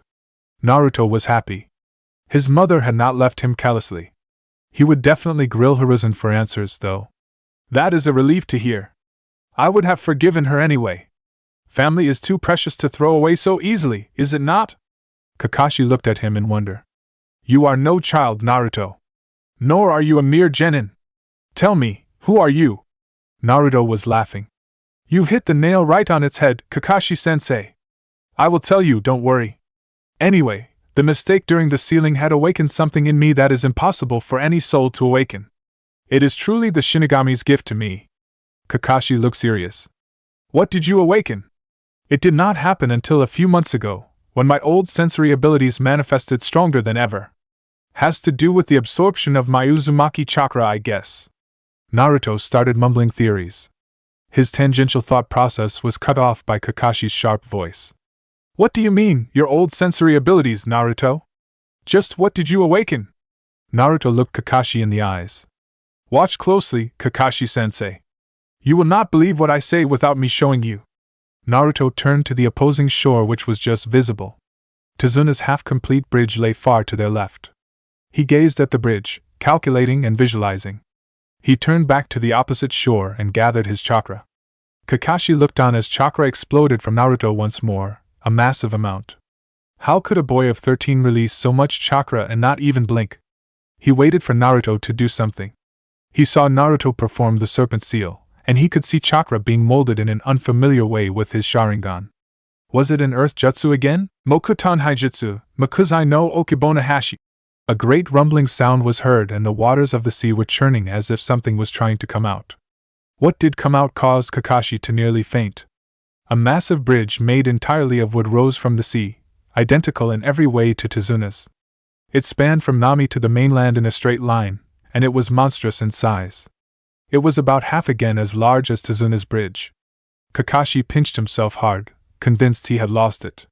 No, the bridge had not disappeared. He flared his chakra to a high, and then, "Ki!" he yelled, sending out a huge blast of chakra. Naruto face-palmed. Convinced he was not under a genjutsu, Kakashi stared at the wooden bridge reverently. Then he turned to Naruto with a look of absolute amazement on his face. How? He asked, his voice shaking. You asked me twice what I had awakened, Kakashi-sensei. The answer is I awakened memories of my previous life and became that person recently, with a few changes of course. Kakashi had a look of dawning realization on his face, but still observed Naruto with his Sharingan blazing. I was an messenger Hashirama, one of Konoha's founders, and it showed Hokage. Kakashi did faint this time. Momoichi Zabuza had just woken up groggily, and the first thing he saw was Gato's unpleasant face leering at him. Woken up, have you, demon of the bloody mist? Haku appeared in front of Gato and released his killer intent, causing Gato to fall down to his knees. He let up a moment later. Leave. Scum like you don't even deserve to lick the feet of Zabuza-sama. Gato scowled as well. Make sure you get the job done, or else. Zabuza turned to Gato slowly. The blonde boy is very strong. He and Kakashi together cannot be defeated by just me and Haku. You will need to reinforce us with more shinobi. And where am I to get more shinobi? It was hard enough to get hold of you too. Missing me are tough to find, Zabuza said weakly. I will send a message to one of my previous acquaintances. He is strong enough to get the job done providing you pay him well, Gato. Haku just looked worried. But... Gato ignored her and looked directly at Zabuza. And who is this ninja you have so much faith in? Zabuza closed his eyes, preparing once more to rest. Hashigaki Kisame. Sasuke had just finished with the tree climbing exercise and was quietly eating his breakfast with Sakura. Eating alongside them were Tsunami, Tazuna's daughter, and Inari, her son. The door opened to allow Kakashi and Naruto inside. Sasuke threw a glance in their direction and was startled. Something had evidently changed between sensei and student. Where Kakashi used to look at Naruto with pride and appreciation, he now gave Naruto a look full of respect, awe, and reverence. This did not go unnoticed by Sakura either. What happened, Kakashi-sensei? Sakura asked. Kakashi glanced at them, and his expression changed to his usual bored face. Things happened, he said listlessly. Sasuke gave his trademark response. HN. Sakura looked at Naruto. Why were you not there for training, Naruto? The tree climbing exercise? I already know it, Sakura-chan, Naruto said cheerfully. Sakura was about to retort, but remembered Naruto's exploits at the bridge again. He would probably know the exercise at that. Inari suddenly spoke up. Why do you all bother anyway? Gato is going to kill you all. He is too strong for anybody. The shinobi all gave him a deadpan. Little shrimp looked unnerved by their silent glares. Why are you all looking at me like that? You have no idea how strong Gato is. You have no idea what we have suffered. Sasuke looked disgusted at that statement, Sakura looked irritated, and Kakashi just went back to his reading. Naruto had sympathy on his face as he looked at the kid. We have all suffered, child. More than you can possibly imagine. Don't worry, Inari. You will soon see something that will restore your faith. All of you will, Naruto said, looking at all of the family of three with satisfaction. What do you mean? Tazuna asked. Naruto looked at Sasuke and Sakura as well. Come with me to the bridge, will you? You will see something remarkable. Sasuke snorted. What are you talking about? Naruto just looked overexcited now. Come on. And he appeared behind his teammates and started dragging them off, ignoring their vehement complaints. Kakashi just smiled at Tazuna and his family. He is right. You will see something that will stay with you the rest of your lives. Tazuna shrugged and followed Naruto along with his family. Inari just looked pissed, as did Sasuke as they walked behind Naruto and Kakashi towards the bridge which was coming into sight. Naruto just laughed at their identical expression. They reached the bridge entrance after a 15-minute walk. We are here, Dobe. What is it you wanted us to see? Sasuke asked with extreme irritation upon his face. Look to your right, Sasuke, Naruto said mischievously. They all did, and felt their jaws drop. Tazuna and his family stared at the completed and massive all-wood bridge as if it were their salvation. Tears ran down their faces as they realized they were saved. They were saved! Inari started laughing through his tears, as did Tsunami. Tazuna fell on his knees. Sasuke and Sakura lifted up their hands in the ram seal and simultaneously yelled, Ki. Kakashi bonked them on their heads. Don't bother, I did that too. It's real. Sakura looked at Naruto with just one question written all over her face. How? I have mokuton, Naruto said happily. His teammates looked stunned. I don't believe you, it must be something else, Sasuke said pointedly. Sakura just stared at him skeptically. What is mokuton? Tazuna asked curiously, getting over his astonishment over seeing the wooden bridge. It is the most revered bloodline in Konoha, possessed by the Yondaime Hokage. The power he wielded with mokuton is almost a fairy tale. It is said that he created Konoha's core area and the forest surrounding it with a single jutsu. Sakura recited from what seemed like rote memory. The bridge builder and his family looked awed. Inari looked at Naruto with an expression dangerously resembling the one on Sasuke's fangirls. And you have it, Naruto Onaizen? He says he does, but there is no way he can have it, Sasuke said snidely. Mokuton Haijutsu, Shinboku no Jasho, Naruto intoned, looking smugly at Sasuke. A beautiful cherry tree rose up from the earth behind them and stood about 30 feet high, spreading its branches over them all. Its bright pink blossoms showered down upon them softly, thanks to the force of its birth. Beautiful, Sakura whispered in reverent awe. Dope. Sasuke seemed lost for words, as did Tazuna and family. Kakashi pitied them all. If only they knew that it was the Shodai himself who was wielding the wood release in front of them. Sasuke, Naruto showed you and Sakura his mokuton as a measure of his trust in you. Please do not say anything about it to anybody until I say it is fine, got it? Sasuke and Sakura just nodded dumbly. I need you to promise me. I promise, Sasuke said reluctantly, echoed by Sakura, Tazuna and the others. Sasuke turned to Naruto. So you created that wooden bridge all by yourself? I find that hard to believe, Dobe, even if you have wood release. Only Hashirama-sama could create things on such a scale. Naruto started. That was way too close to the truth, and he was content with only Kakashi knowing it for the time being. Believe me, it took the last of my chakra, Sasuke, and I had to take a soldier pill to replenish my lost stores.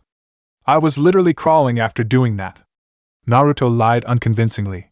If he had one thing common in both lives, it was that he could not lie to save his life. Fortunately, Sasuke swallowed up that lame excuse, but Sakura looked skeptical still. But one look from Kakashi told her to drop the matter. Kakashi stared hard at Sasuke. Naruto will use mokuton only in the direst of situations, so do not bother him about it. It is not something to be used frivolously, as it is the most sacred and coveted of Konoha's bloodlines. Clear? Sasuke nodded again. Naruto heaved a sigh of relief. He could now practice his ninjutsu without fear of discovery by Konoha's higher echelons. Tazuna turned to Naruto and spoke. Is wood not easily combustible? That bridge can be burnt down easily. Naruto replied nonchalantly. Relax, Tazuna-san. That bridge is as durable as stone and about as combustible. So you need not worry about it. Tazuna was convinced. He bowed low to Naruto. You are a hero to Nami, Naruto-san. My capabilities must not be revealed, Tazuna-san. This is all I demand for my services. Can you deliver? I swear, Naruto-san. Your secret is safe with me and my family. Naruto nodded. One day later, Naruto opened his eyes, stopping his meditation. He was currently trying to bring back the purity and potency his chakra had back in his other life. That would take him at least another 3 to 4 years, by which time he estimated that his old capacity too would return. But what made Naruto shiver in excitement was that his growth would not stop there. Oh no, it would continue at the rate of an Uzumaki and a Senju, which he knew was astronomical. He grinned excitedly. His chakra capacity this time would be much higher than his chakra capacity as Hashirama, which was a truly frightening prospect. In the age of the founding Kage, Hashirama was said to be the foremost Kage. He had enough strength to casually calm the rage of 9 bijus simultaneously. They called him the strongest shinobi to exist since the Rikudo Sennin. That strength multiplied by 2, even by 3. This time, he would have the strength to protect his precious ones and his village. Take that, Madara! The child in him proclaimed, which was pretty much all of him. He did used to be called frivolous and childish by the entire Senju clan. His trip to his happy place was interrupted by a bonk on his head. Turning indignantly, he saw the emo face of his teammate, Uchiha Sasuke. Dobe. Can I talk to you for a second? Sasuke queried with a constipated look on his face. Naruto looked closely at him. He seemed to be in discomfort. Bowel problems? The medic in him asked with concern. Sasuke looked ready to kill him. A light bulb flashed in his head. That's why he looks like that. Not easy to let go of your pride as Sasuke? Sasuke seemed to have calmed down. Can you tell me how you move so fast in a battle? I know it is a ninjutsu. What is it called? Naruto looked at him in interest. A polite Sasuke? Team. It is called the Shunshin no Jutsu. Yes, you can use it too. But to use it like I do with just one seal requires absolute mastery of chakra control, or to dedicate a lot of time to the Shunshin itself. Why do you ask? Can you teach me, Dobe? In exchange, I will teach you the Grand Fireball. What do you say? Sasuke asked Naruto with that pained expression still on his face. Naruto stared at Sasuke. The child was able to fight down his own pride, Uchiha pride stoked by the village for years. If he kept up this attitude, he would become strong indeed. One sensing of Sasuke's emotions told Naruto that he was sincere, even if reluctant. He had never bothered with Katan himself, as mastery over Doton and Suiton was enough for him. This was perfect. This was the way to engender long-lasting camaraderie, not by some impromptu test. He made a mistake with that test, really. So, he decided. Teaching Sasuke and learning from him would be great training for the team. He would rope Sakura in as well, and teach her how to use that excellent chakra control of hers. I agree, Sasuke. I will teach you Shunshin in exchange for your fire technique.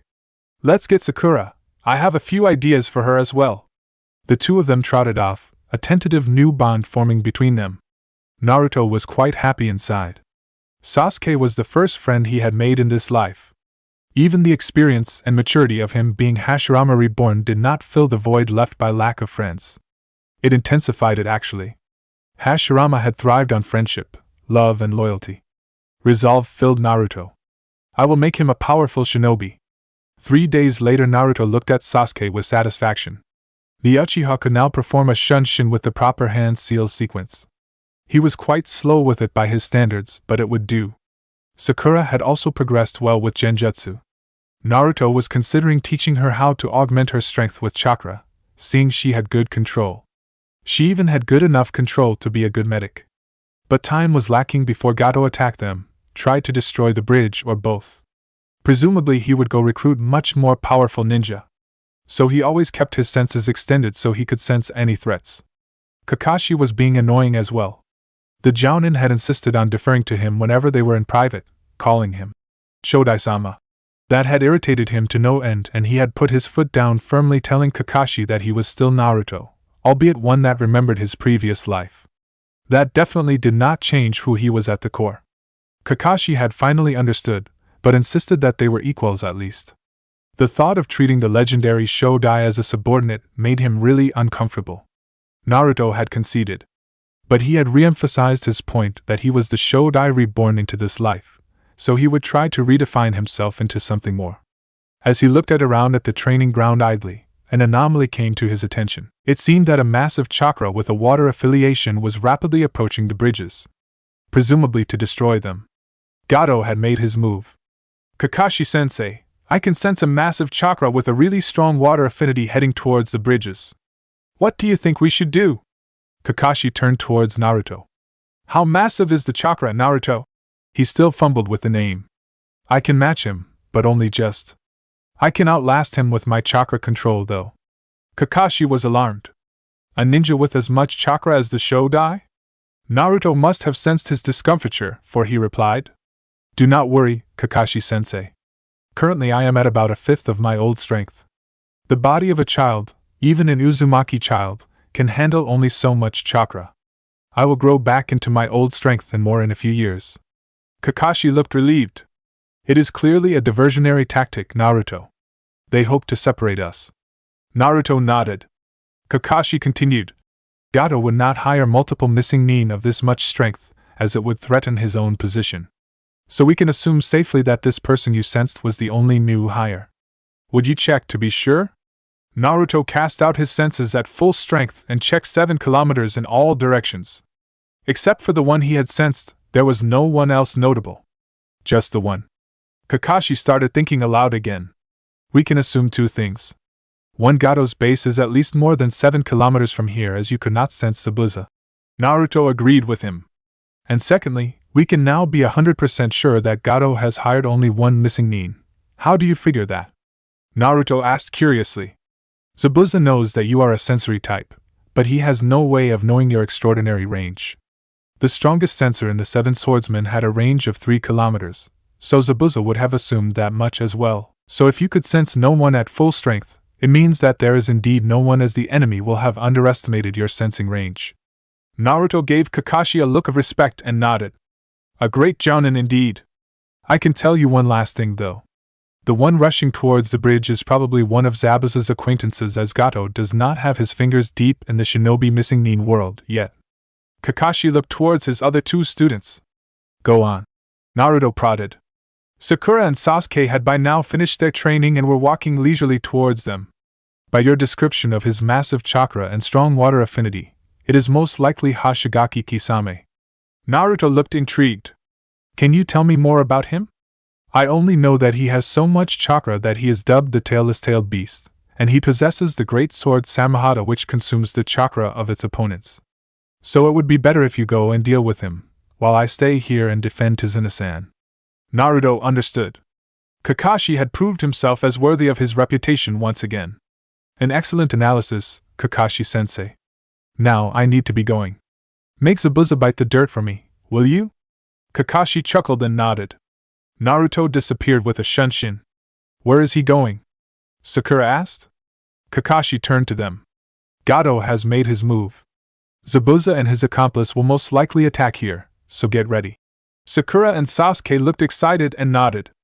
Kakashi directed them to begin evacuating Tizuna and family to a safe place so they could fight the enemy unhindered. Naruto appeared on the bridge he had raised with a series of fast shunshin.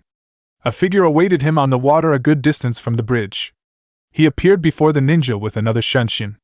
In both his lives he had never come across an odd specimen like him. Naruto contained his impulse to just start laughing out. He was blue-skinned and looked like a shark taken human form. Oh, and he wore a black cloak with red clouds stitched upon it with a porcupine-like sword slung across his shoulder.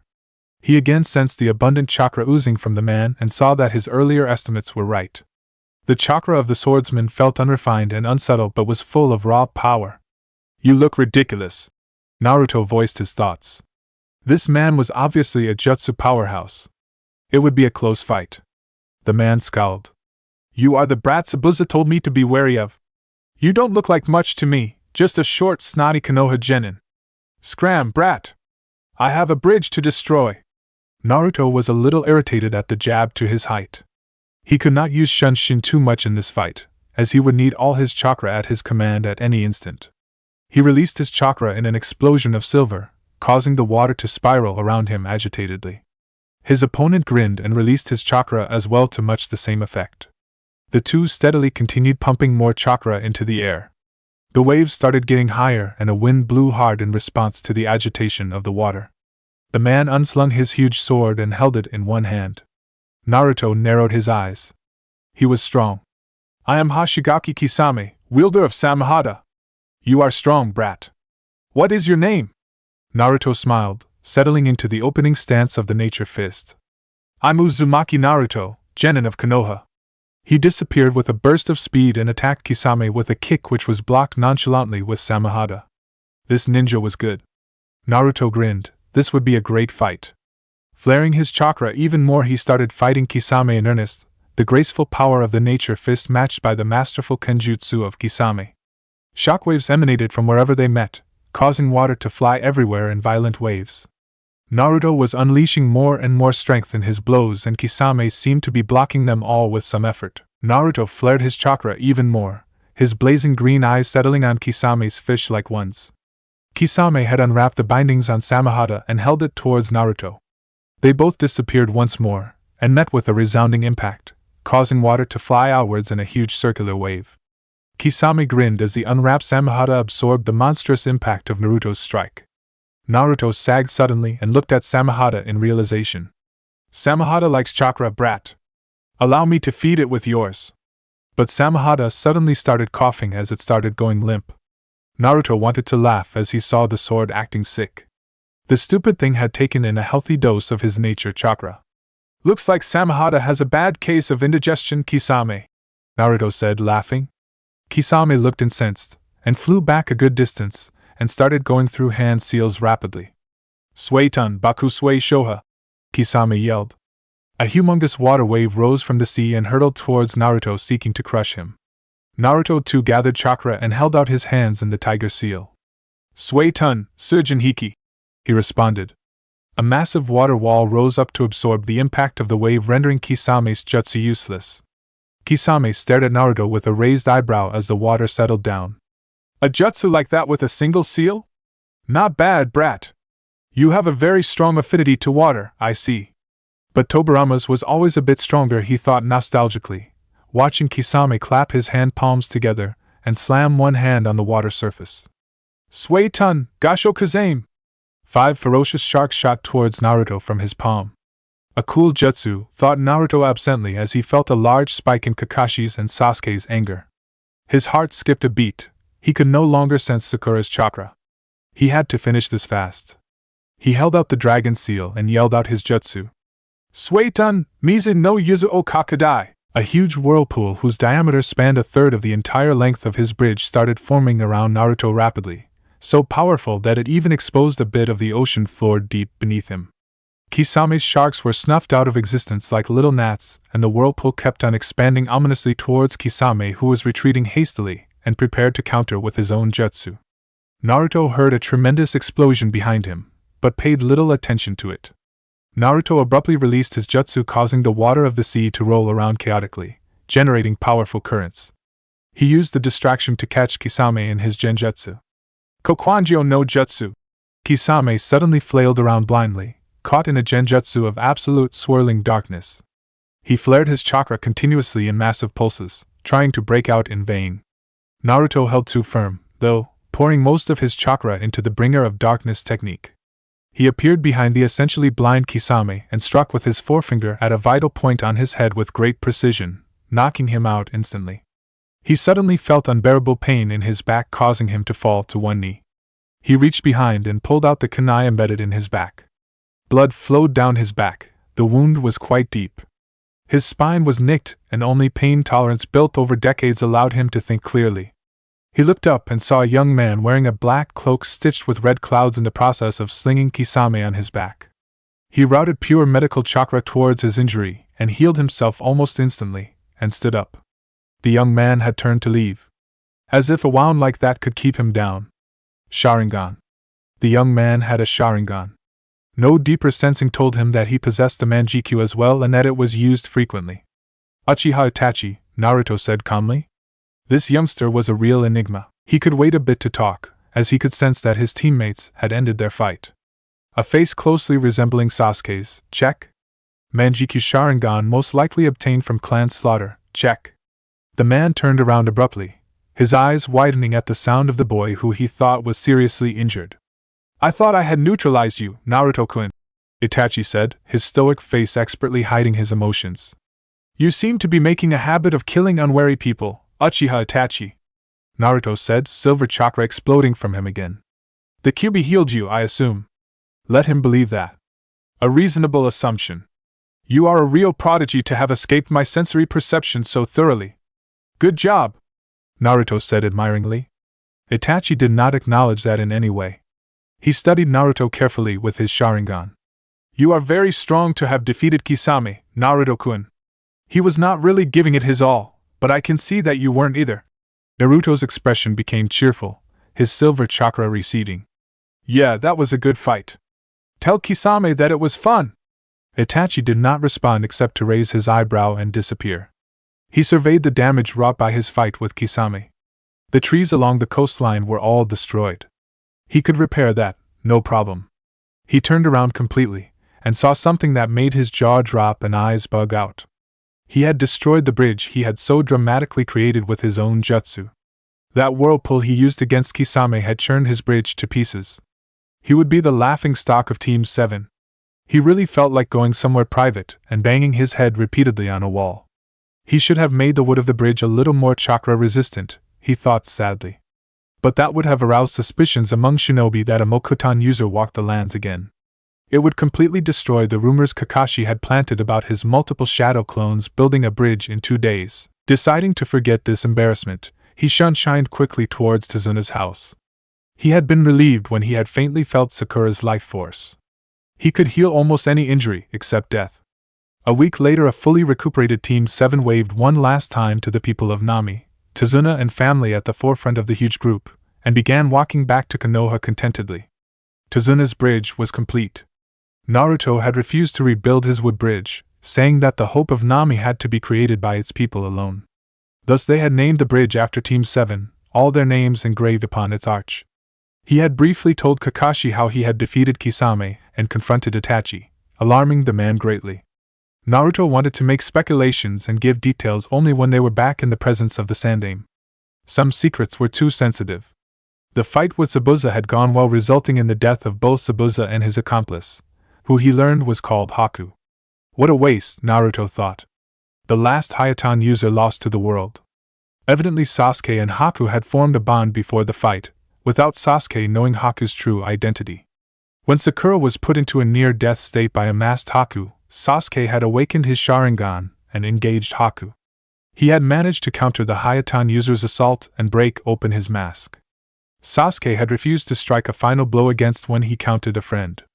Haku had died to protect Zabuza from Kakashi's Raikiri. Gato had then assailed the entire group with his thugs. So Sasuke and Zabuza, the latter moved deeply by Haku's sacrifice, had together finished off the entire thug army, albeit with a little help from the villagers. Zabuza too succumbed to his wounds and was buried alongside Haku. The entire ordeal had changed Sasuke's attitude, igniting in him the will of fire and wiping out the last of his hatred. Naruto could see it only too clearly. With Sasuke fighting alongside him, they would be able to do together what he could not do with Madara. Chapter 4. See you later. Naruto waved to his teammates. They had just returned to Konoha from a very educational mission in Wave Country. Kakashi and Naruto made their way towards the Hokage Tower leisurely. Will you tell the third everything? Kakashi asked Naruto. I will. He could pick up signs of deception extremely well even as a boy, and I am not really good at deceiving my precious people. Truth is the strongest weapon, Kakashi-sensei. Lies can be twisted against you always, as you may know from your own experience as a shinobi. Kakashi nodded as they stood in front of the Sandaime's secretary. We are here to report the success of our mission to the third, Kakashi stated lazily. The secretary gave her customary dirty glance to Naruto, and went to find out if the third was free. Doesn't it bother you, the way you are treated in the village? Kakashi asked Naruto regretfully. He had to have been there for the boy, but it was impossible.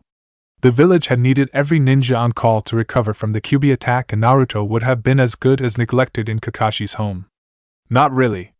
As Naruto the child, I learned to disregard the glares of the people, though it really caused me unutterable sadness. But now, I really feel sad for the village I founded.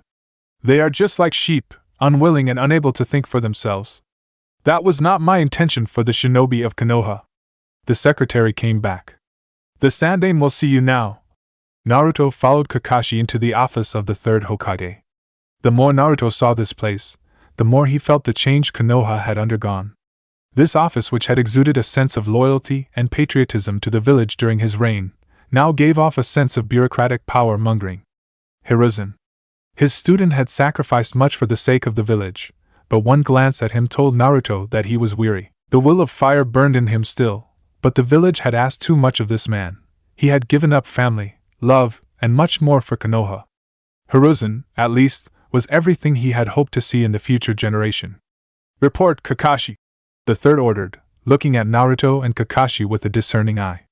Hi, Sandaime-sama, nodded Kakashi, and began his report.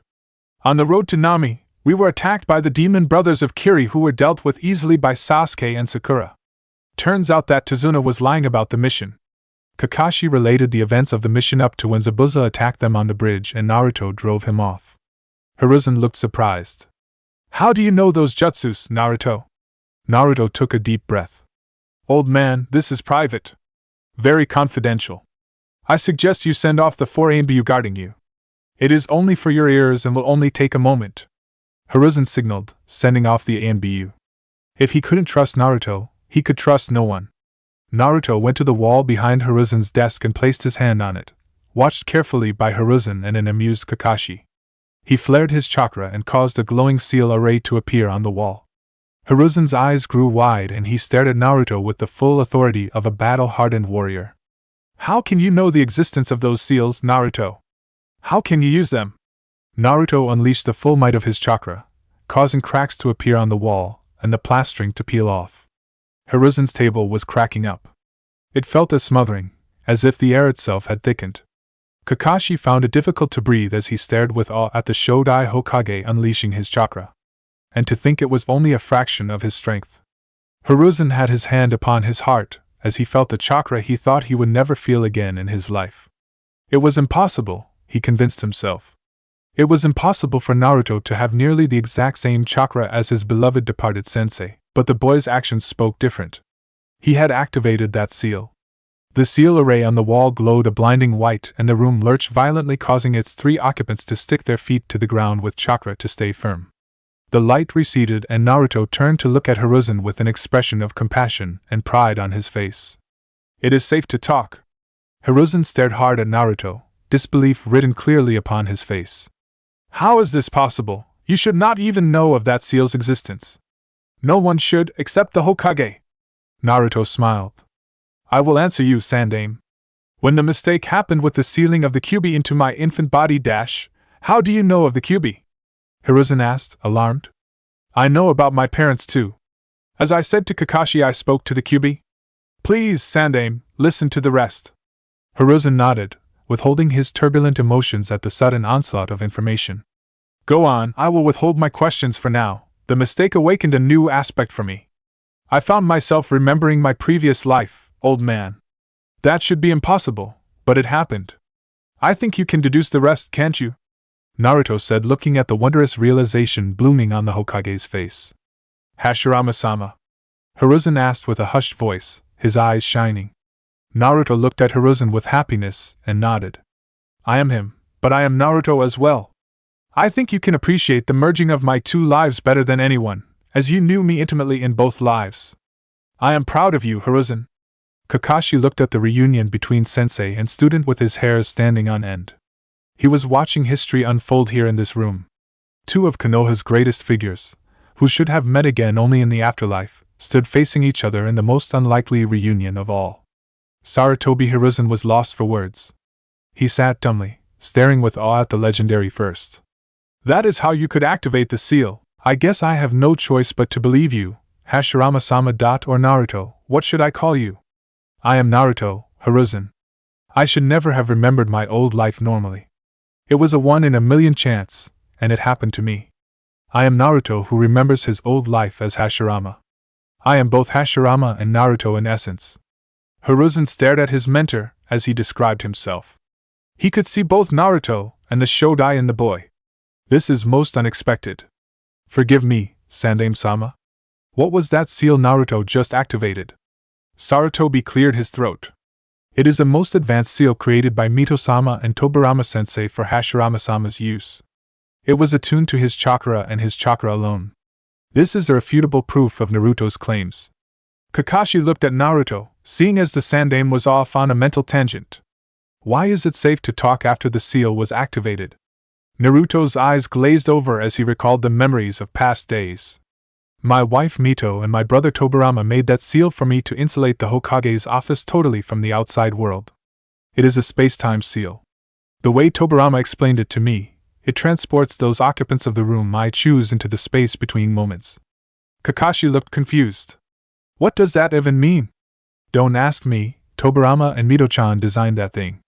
It was Tobirama who was always into things like space-time techniques, and my wife's mastery over seals was unheard of even during the Age of Founders. Kakashi still looked quizzical. Fine, all I really understand is this. As long as I hold this seal active, whatever happens between the chosen occupants of this office for that duration will happen in a single instant of the flow of time in the world outside, effectively sealing the required conversation completely from the outside world. Kakashi looked at the clock, which had frozen. But on close observation with Sharingan he could see that the second hand was moving very slowly. Kakashi I smiled. Now I understand. To be able to do something like that. Not even Sensei would have been able to do that. Hiruzen, who had come out of his funk, shook his head in disagreement. Minato was just tapping into his potential and had invented the Hiraishin no Jutsu as a teenager. I think he would have surpassed Tobirama Sensei if he were to still live.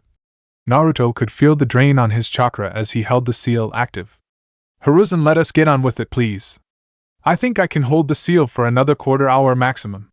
I don't yet have the amount of chakra I possessed as Hashirama, and this seal is very draining. Let me tell you of what happened in Wave from my perspective. Naruto launched into a narrative of how he had drove off Zabuza the first time, and how he had defeated Kisame. He also told the Hokage of how he had confronted Sasuke's brother. You need to tell me what is up with that Itachi kid later, Hiruzen. He is really not the sort to kill needlessly from what I sensed of him.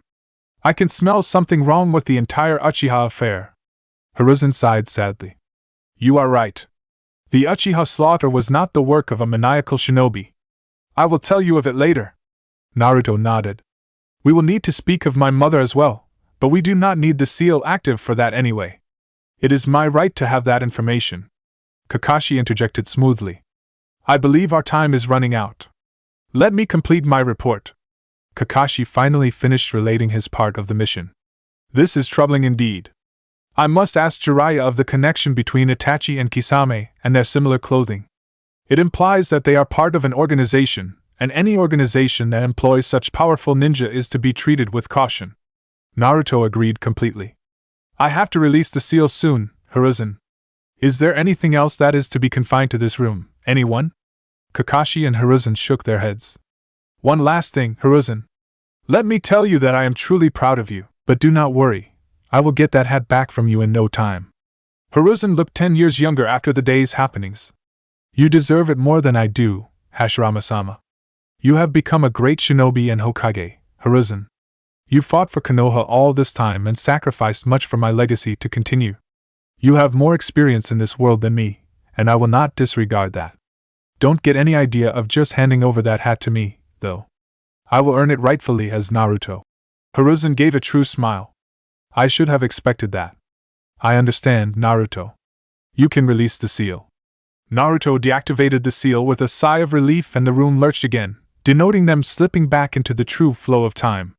To the ANBU outside it had just been 2 seconds. Naruto now looked at Hiruzen seriously. Tell me of why my mother left, old man. I need to know. Please tell me. Hiruzen looked sad. I will tell you, Naruto. It is a long story, and I need you to listen carefully. You do know of the reputation of the fourth, don't you? Naruto nodded impatiently. Alongside the fourth fought a kunoichi almost as strong as him. It was your mother, Uzumaki Kushina, also known as the Red Death of Konoha. Together the couple were so strong that they ended the Third War almost by themselves. Naruto knew all this, but listened proudly as Hiruzen described his parents. They were strong indeed. Your father's name was feared in IWA beyond anything else. Namake's Minato single-handedly destroyed an army of IWA shinobi by his Hiraishin no Jutsu, earning him the name of Yellow Flash of Konoha, as all that the enemies of Konoha saw was a glimpse his yellow hair before he killed them in the hundreds. Your mother, however, inspired the same fear in Kumo. When Minato was engaged with the now Raikage of Kumo-e, who was then a Jounin, the army of Kumo which had assaulted Konoha was free to rampage through our thinly spread forces. Kushina then arrived on the battlefield and annihilated the entire army. She too was extremely fast and a master of kenjutsu. Kushina's long red hair flying as she flashed through the battlefield, and she cut down her enemies, earned her the name Red Death. Naruto listened closely as Hiruzen continued. The war was ended after some time, and none of the other villages dared to aggravate Konoha again, fearing our strength. Your mother was pregnant with you after marrying Minato in a ceremony known only to the Council of Konoha and its high-ranking shinobi. You know of the consequences of the Kyubi affair better than I. Minato was dead, and Kushina was barely alive. Her Uzumaki resilience was not for nothing though, and she made a full recovery in another 2 months, during which time you were placed under the care of Uchiha Mikoto. So Sasuke and he shared a very personal past. Sasuke felt even more like a brother to Naruto after hearing this. The Sandaime continued. The moment she recovered fully, she took you back and began to raise you. But when you were about half a year old, IWA got word of your existence, as did Kumo. To this day we do not know how the leak happened. Anyway, something terrible began to happen in consequence. There were nearly daily assassination attempts made on you, sometimes causing you terrible wounds. But you always healed yourself. It was the fox's chakra. Thanks for that, Kurama. Naruto thought gratefully. Think nothing of it, Hashirama. You are the best vessel I ever had, you know. Even as an infant your chakra calmed me and made me think of my days as a young kid. Naruto smiled, motioning for Hiruzen to continue. Your mother always thwarted those attempts. We tried to impose sanctions upon Kumo and IWA, but they always denied their actions. Konoha was weary of war, and they had lost their beloved Yondaime, so morale was at a low. We were still recovering from the QB attack.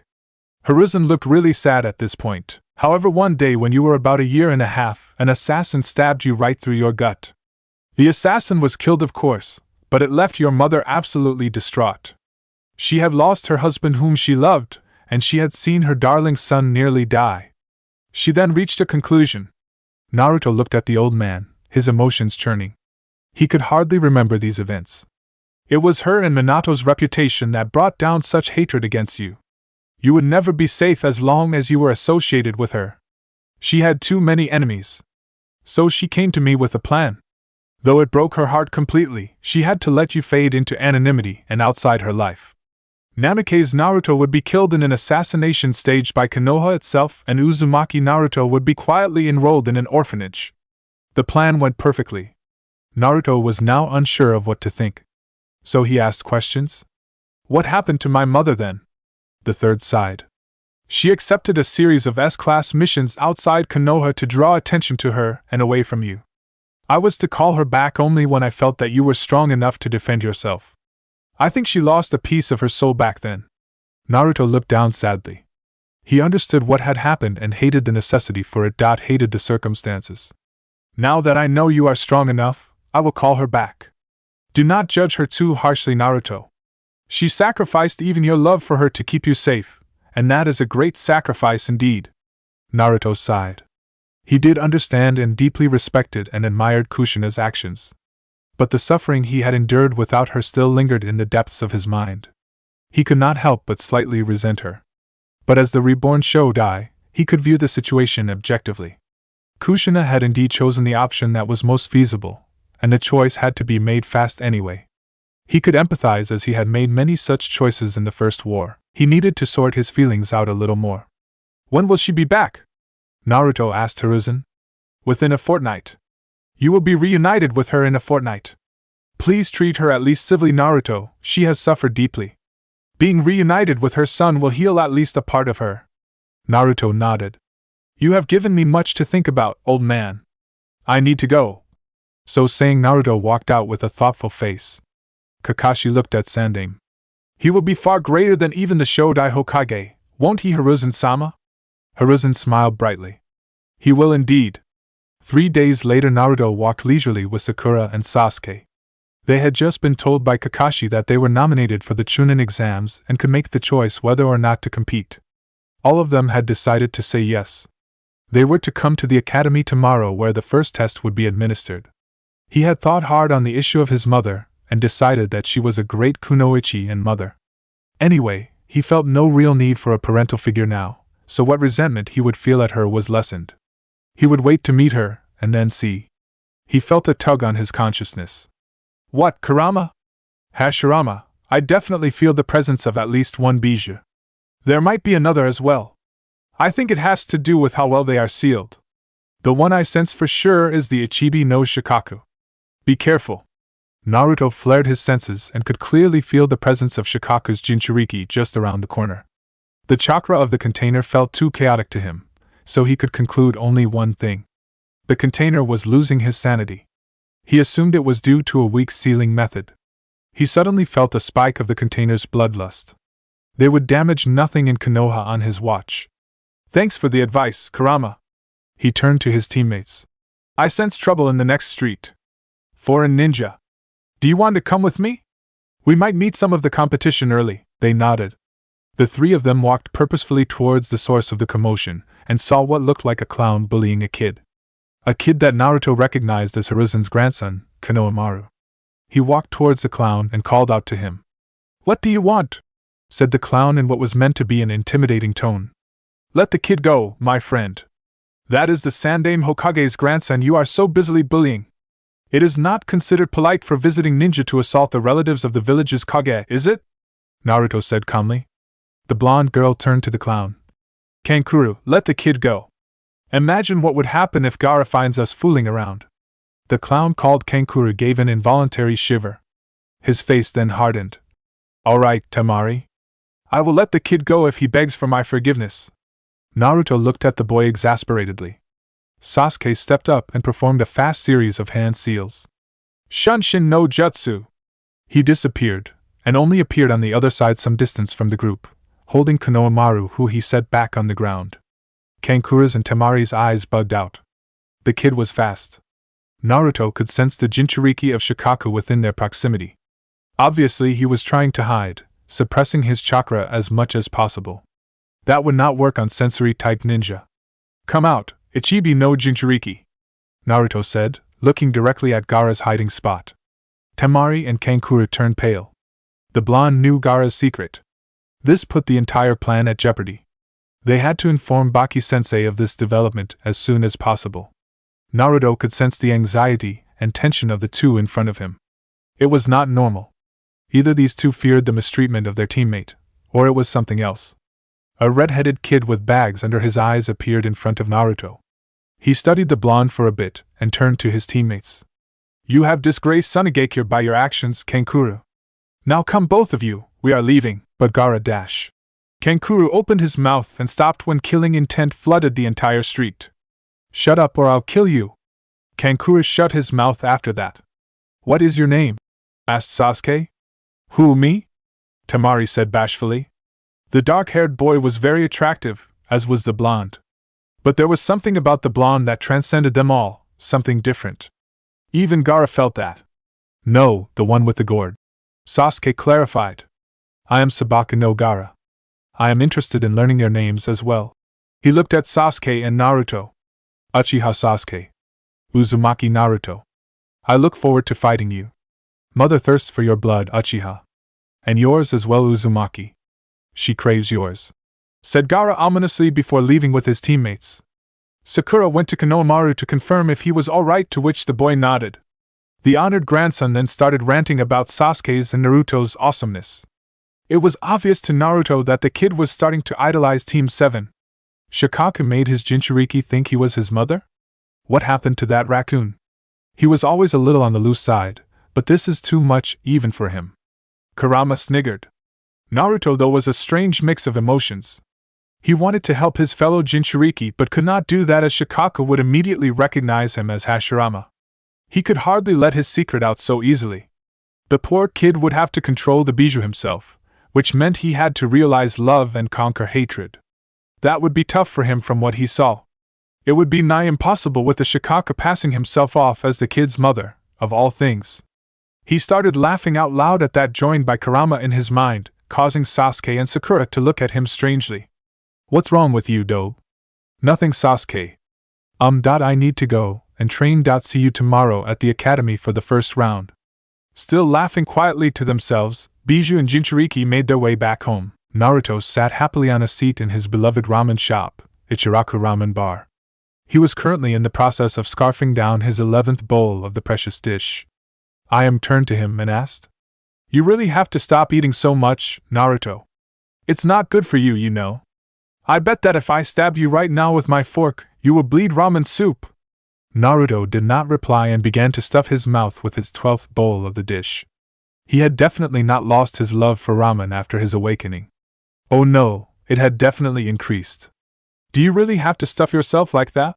Came a female voice to his right. Glancing, he saw two blonde females eating ramen sedately. Both had strong chakras, one with Raiton and the other with both Raiton and Katon. They both seemed to be mildly irritated.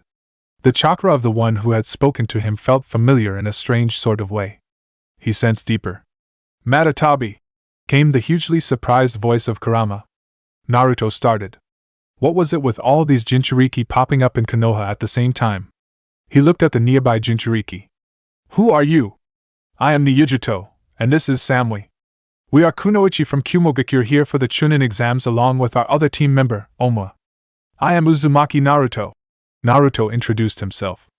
Samui just waved at him. Naruto waved back at her enthusiastically and focused on Yujuto. You are special, aren't you, Yujuto-san? Yujuto narrowed her eyes at him. You too are special, Naruto-san, A sensory type, are you? Naruto asked her, surprised. So are you. Let us walk together. Samui, I am out, Yujito said her teammate. Naruto and Yujito walked out of the ramen shop, Naruto waving goodbye to Ayam. Nice to meet you, Niabai Jinchuriki. Naruto greeted her, looking at her properly. She was quite pretty, not that he was attracted to her.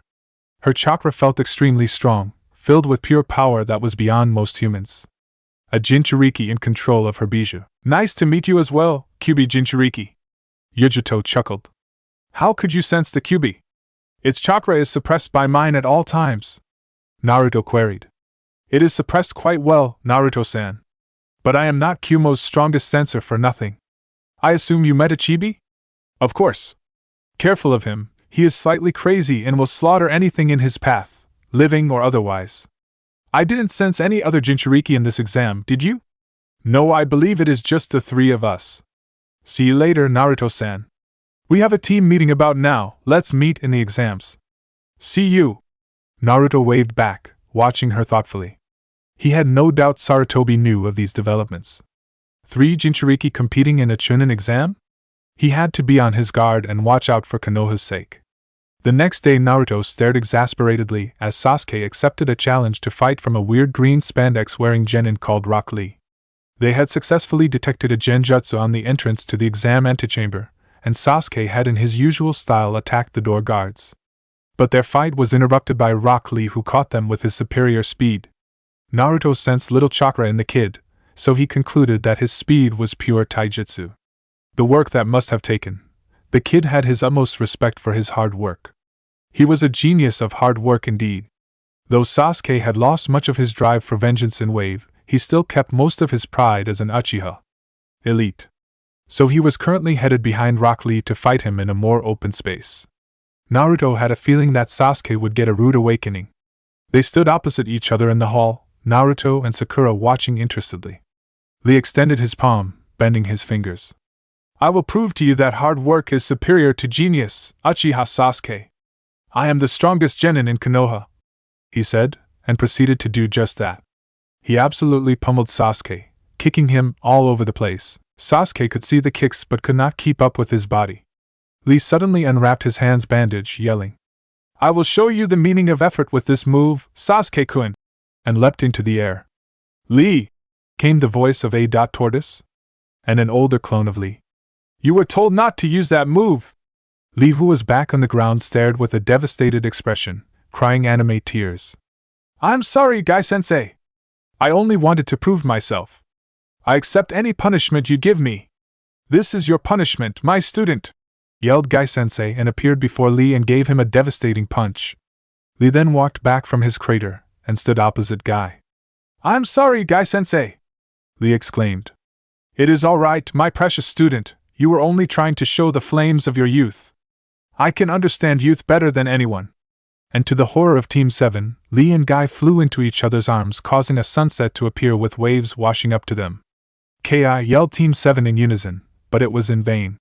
The sunset did not break until the weird duo had disengaged from their hug. Gai just appeared before them again with stunning speed. You are the youthful students of Kakashi, aren't you? How do you know Kakashi-sensei? Sakura questioned Gai warily. He is my youthful and eternal rival. Currently the score stands in my favor. Well, youthful students of Kakashi, it is time for the first round.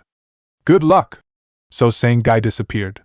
Lee left as well but had a word of advice for Sasuke. I am not really the strongest genin in Konoha, Sasuke-kun. That would be my teammate Hyuga Niji. Be wary of him. Sasuke snorted derisively. However strong this Niji was, he was sure that no genin in Konoha even held a candle to Naruto. We need to go, Sasuke, came Naruto's voice. Sasuke just nodded and followed him into the waiting chamber. The first thing he could sense was a multitude of rather weak chakras. He looked around carefully and evaluated the potential threats. Gaara, as usual, felt strong, as did Yujito, whom he acknowledged with a wave of his hand. Yujito smiled back. There was another team from a new village he heard was called Sound that had entered a team. They too felt moderately strong, their emotions felt dark as well. But one person truly caught his attention. An unassuming genin wearing a Konoha headband was quietly rearranging a deck of cards. This person was actively suppressing his chakra, but he could not escape from Naruto's acute sensory capabilities. This genin felt of deception, and he had at least Jounin-level chakra. Naruto leisurely walked towards him. "Hey there, who are you and what are those cards about?" The genin smiled at him, but it felt all wrong to Naruto. "I am Yakushi Kabuto, and I am a genin of Konoha.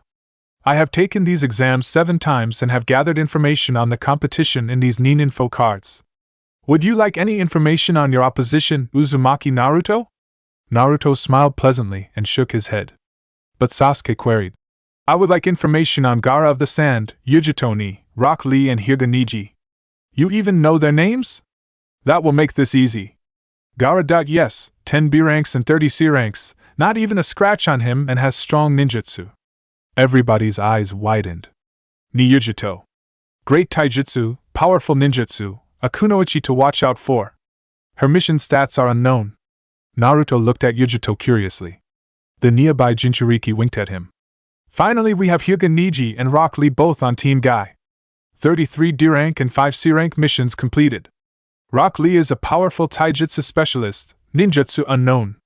Hyuga-Niji is a known prodigy of the Juken style and a strong competitor." Naruto just glanced at them all. They were all quite powerful for genin.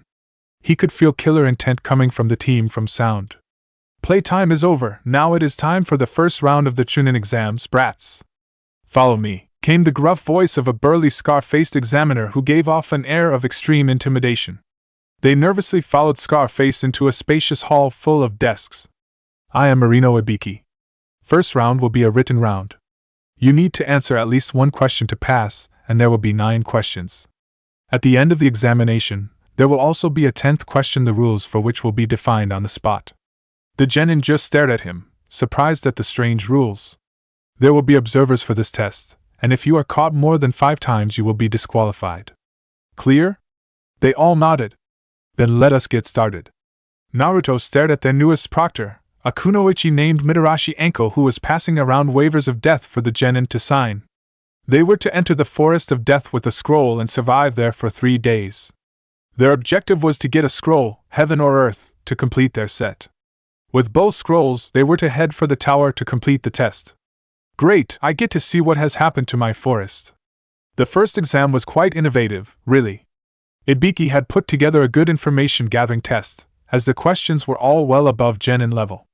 He had cleverly planted a few chunin test-takers from whom the genin were expected to gather information. The ways of gathering information too really surprised him. He of course could answer all the questions. They were too simple to him.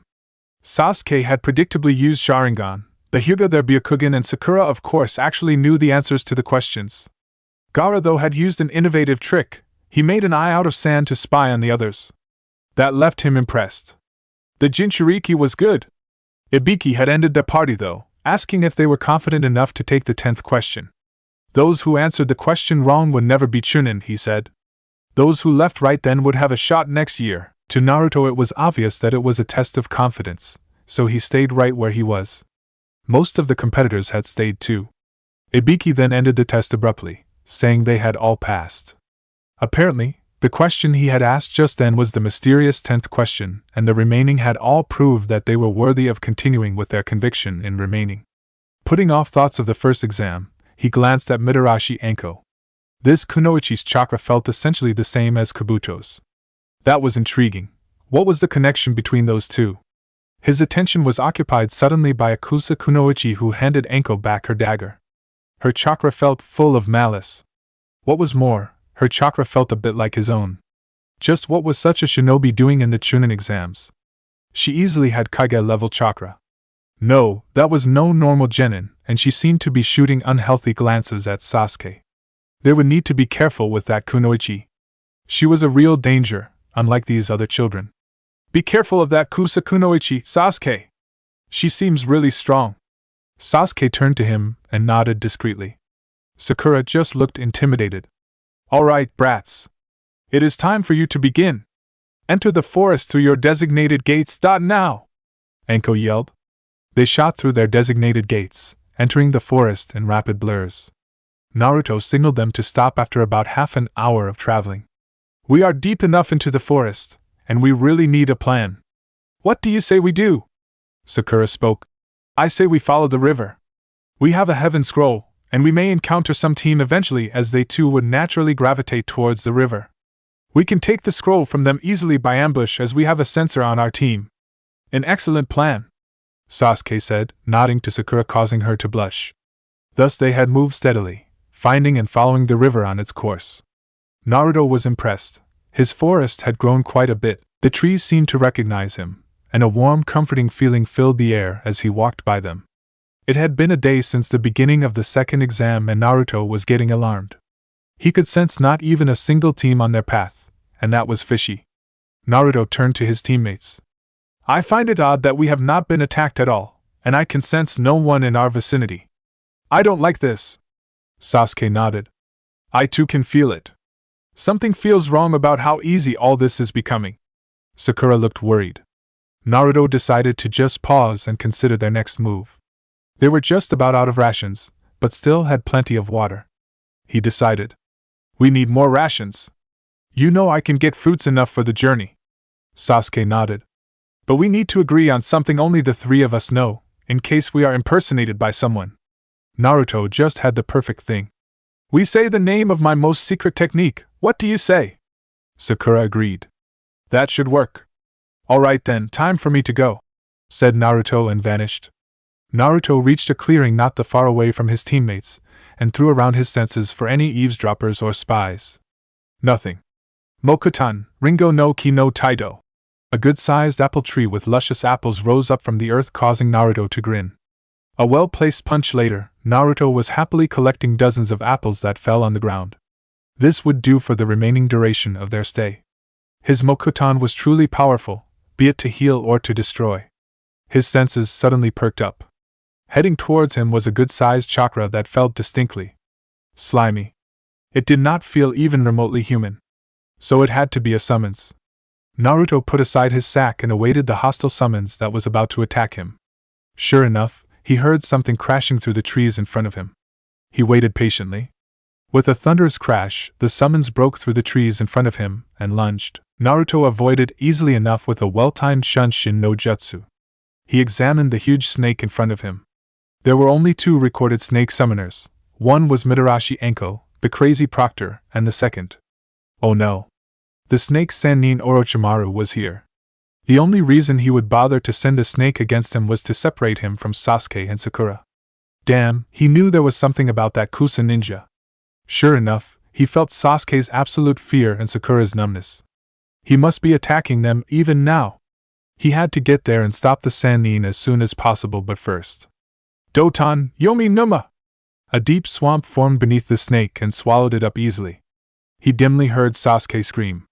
His anger skyrocketed, and he began radiating his chakra as he ran to Sasuke's aid with a series of Shunshin. What he saw disgusted him. Sakura was paralyzed with fear and Orochimaru was retracting his elongated neck from Sasuke's where he had bitten him. Naruto calmed himself and appeared behind Sasuke. Placing the first 2 fingers of his right hand, he felt for Sasuke's chakra. It was corrupted. He could see a seal forming on Sasuke's neck and it was faintly red in color. He was no seal master even if he was adequately proficient in the sealing arts. Sasuke's ailment required attention and care, either of which he had now. A makeshift solution had to do for now. Kukukuku. Thus enters a new player. I thought I had you with that snake I had sent, Naruto-kun. Orochimaru said, amused. Naruto paid no attention to the slimy Sannin as he stabilized Sasuke with medical chakra. Orochimaru just watched interestedly, making no move to stop him. Sasuke was breathing a much easier. Now to take care of that troublesome seal. Naruto gathered up his chakra to his fingertips, forming 5 kanji characters for sealing. Orochimaru's eyes widened. No! That would waste all his effort. He gathered his chakra and appeared before Naruto, intending to stop him, but before he could do anything, the sealing was done. Fuinjutsu, Fuja Hoin! Orochimaru's seal was surrounded by an outpouring of other characters. That would contain the snake's corruption for the time being. Orochimaru kicked out too late at Naruto, but Naruto stopped his leg nonchalantly with one hand. He faced the enraged Sannin and tossed him so hard into the tree beside him that it shook. Hello, Orochimaru. Chapter 5. Hello, Orochimaru. Naruto greeted the Sannin flatly. Orochimaru shook himself out of his daze, seeming stunned at being cast aside so easily by a genin. He looked at Naruto with rage contorting his face. He walked slowly towards Naruto, trying to assess him. You are no genin, Uzumaki Naruto. To know the Fujihorn, to defeat my summons so easily and not to mention stopping my kick so casually. You have much power. Why not join me? Naruto's forest green eyes met Orochimaru's snake-like ones. Thank you for the offer, Orochimaru. But no, I am content here. You however attacked my comrade and nearly killed him. So. Naruto appeared in front of Orochimaru and kicked him with tremendous force, sending the Sannin hurtling back into the forest for about a mile, crashing through the trees and foliage. Sakura stared at Naruto disbelievingly, finally out of her mental paralysis. Defeating Zabuza easily was nothing, but matching a Sannin just as easily. Naruto started to leak mokuton chakra, a faint silver shroud around his body. He turned to Sakura. Sakura, take Sasuke and get up onto the highest tree here. This fight will be harmful to you if you stay at ground level. Sasuke will wake up any moment now. Sakura couldn't move. This was getting too much for her. I can sense Orochimaru returning, Sakura. Move now! Shaken out of her daze, Sakura went on to follow Naruto's instructions and took Sasuke to the highest tree in the vicinity. It was far enough from Naruto that she would be safe from collateral damage, but still near enough to keep him in view. Naruto waited patiently for Orochimaru to show himself. So strong, Orochimaru said, appearing in front of Naruto. Bikusa Kunoichi's face was peeling to reveal his true one. He ripped it off entirely, and stood before Naruto as the snake Sannin. Tell me, Naruto-kun, how is it you have the Yondaime Hokage's chakra? Its potency puts even my chakra to shame. Naruto looked at Orochimaru in amusement. It was too much to hope that my kick put you down, wasn't it? You were Hiruzen's prize student after all. Naruto pondered, sampling Orochimaru's chakra deeply. You defiled the grave of the Shodai, didn't you, Orochimaru, you filthy traitor? You took his cells unto yourself thinking to match his strength. Pieces of the forest floor were rising around Orochimaru in the wake of his anger. The snake Sannin hid his rage well, but Naruto could taste it in the chakra he emanated. You forgot something, Orochimaru. The first true strength was the will of fire. His power was only a tool and not who he was. You wouldn't understand, would you, you slimy traitor? Naruto was letting his cynical side show now, seeing that his words were getting to Orochimaru. A loathsome scowl marred Orochimaru's face. I will obliterate you, Uzumaki Naruto! You have thwarted me for the last time! Naruto smirked, seeing the sheer strength of Orochimaru. Hiruzen at least taught the shinobi arts well to his students. Come, invited Naruto, beckoning Orochimaru. Sakura stared as Naruto goaded Orochimaru. She was so absorbed in the fight unfolding beneath her refuge that she failed to notice Sasuke stirring. Was Naruto so confident in his own strength? Irritating Orochimaru was a sure way to achieve a painful death. He was described as a man with immense power and a huge arsenal of jutsu, who challenged the Yondaime for the post of Hokage. A veteran of the Third War and trained personally by the Sandaime, Orochimaru was feared by all but the Kage and the other S-class shinobi. That was the man Naruto was challenging so casually. Yet looking at his almost excited face, Sakura believed that he could hold his own. That thought sent shivers up her spine. Oh, came Sasuke's groan. He sat up groggily, staring blankly at Sakura. Orochimaru. He stood up immediately, looking around for the Sannin. Sasuke-kun! Exclaimed Sakura, glad that he was awake. Where's Naruto? Questioned Sasuke urgently. However strong Naruto was, he would never be able to stand up to Orochimaru. Sakura got an odd look on her face and pointed at a spot below them. Sasuke walked to the edge of the massive branch. What he saw would redefine his conception of Naruto forever. The boy he had so callously written of, Doge, stood opposite Orochimaru calmly, silver chakra leaking off him faintly, on the verge of combat. The ground around the two of them was cracking up under the pressure of the chakra being released, and that awed him. He was no censor, and he could still feel the enormity of their power as high up as he was. If he got close, he imagined he would faint from the overload. He felt no jealousy towards Naruto. Instead, he just felt awe, pride, and overpowering concern for the safety of his teammate. Together he and Sakura watched closely as Naruto and Orochimaru finished gathering their chakras. Come! Orochimaru shot towards Naruto with blinding speed, going directly at his vital points. Naruto blocked calmly, and countered with his own strike, which was also blocked. The two opponents glanced at each other and acted simultaneously, beginning their battle in earnest. The lethal snake taijutsu of Orochimaru was matched strike for strike by the nature fist of the Yondaime Hokage. Everywhere they met, gusts of wind blew off and the ground exploded. Naruto was drawing strength from the abundant nature chakra pervading the forest and kept on increasing the power of his strikes. His blows were getting heavier and heavier. Orochimaru could hardly believe he was fighting a genin. The strength of his blows was unbelievable. Naruto was enjoying himself thoroughly. The Sannin was truly a snake through and through. He spoke like one, acted like one, and certainly was as lethal as one. Naruto dodged one of Orochimaru's kicks, and it impacted the tree behind him, barreling through its trunk and cutting into half. Naruto grinned. Orochimaru was very strong, strong enough that he would challenge him considerably at his current chakra capacity. Of course, if the Sannin had fought Senju Hashirama at full strength, he would be crushed in an instant. He appeared in front of Orochimaru and aimed a kick saturated with his chakra at his head. Orochimaru blocked it, but was blown back through another mile of trees at the sheer strength of the blow. The Sannin looked livid when he confronted Naruto again, looking worse for the wear. Senai Jashu! Massive snakes shot out from Orochimaru's hands and flew directly at Naruto's throat. Naruto held out his hands in the serpent seal. Doton, Chikyu no Agama! Two massive scythes of earth rose on either side of the approaching serpents and fell, skewering them into halves. Orochimaru was already going through a sequence of hand seals.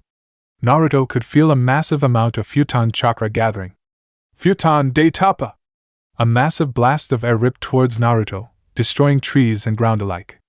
Doton Shinjuzanchu no Jutsu! Naruto went underground and appeared behind Orochimaru with a shower of earth. The Sannin reacted instantly, forming seals rapidly. Naruto did not need a sequence of hand seals though. He needed just one.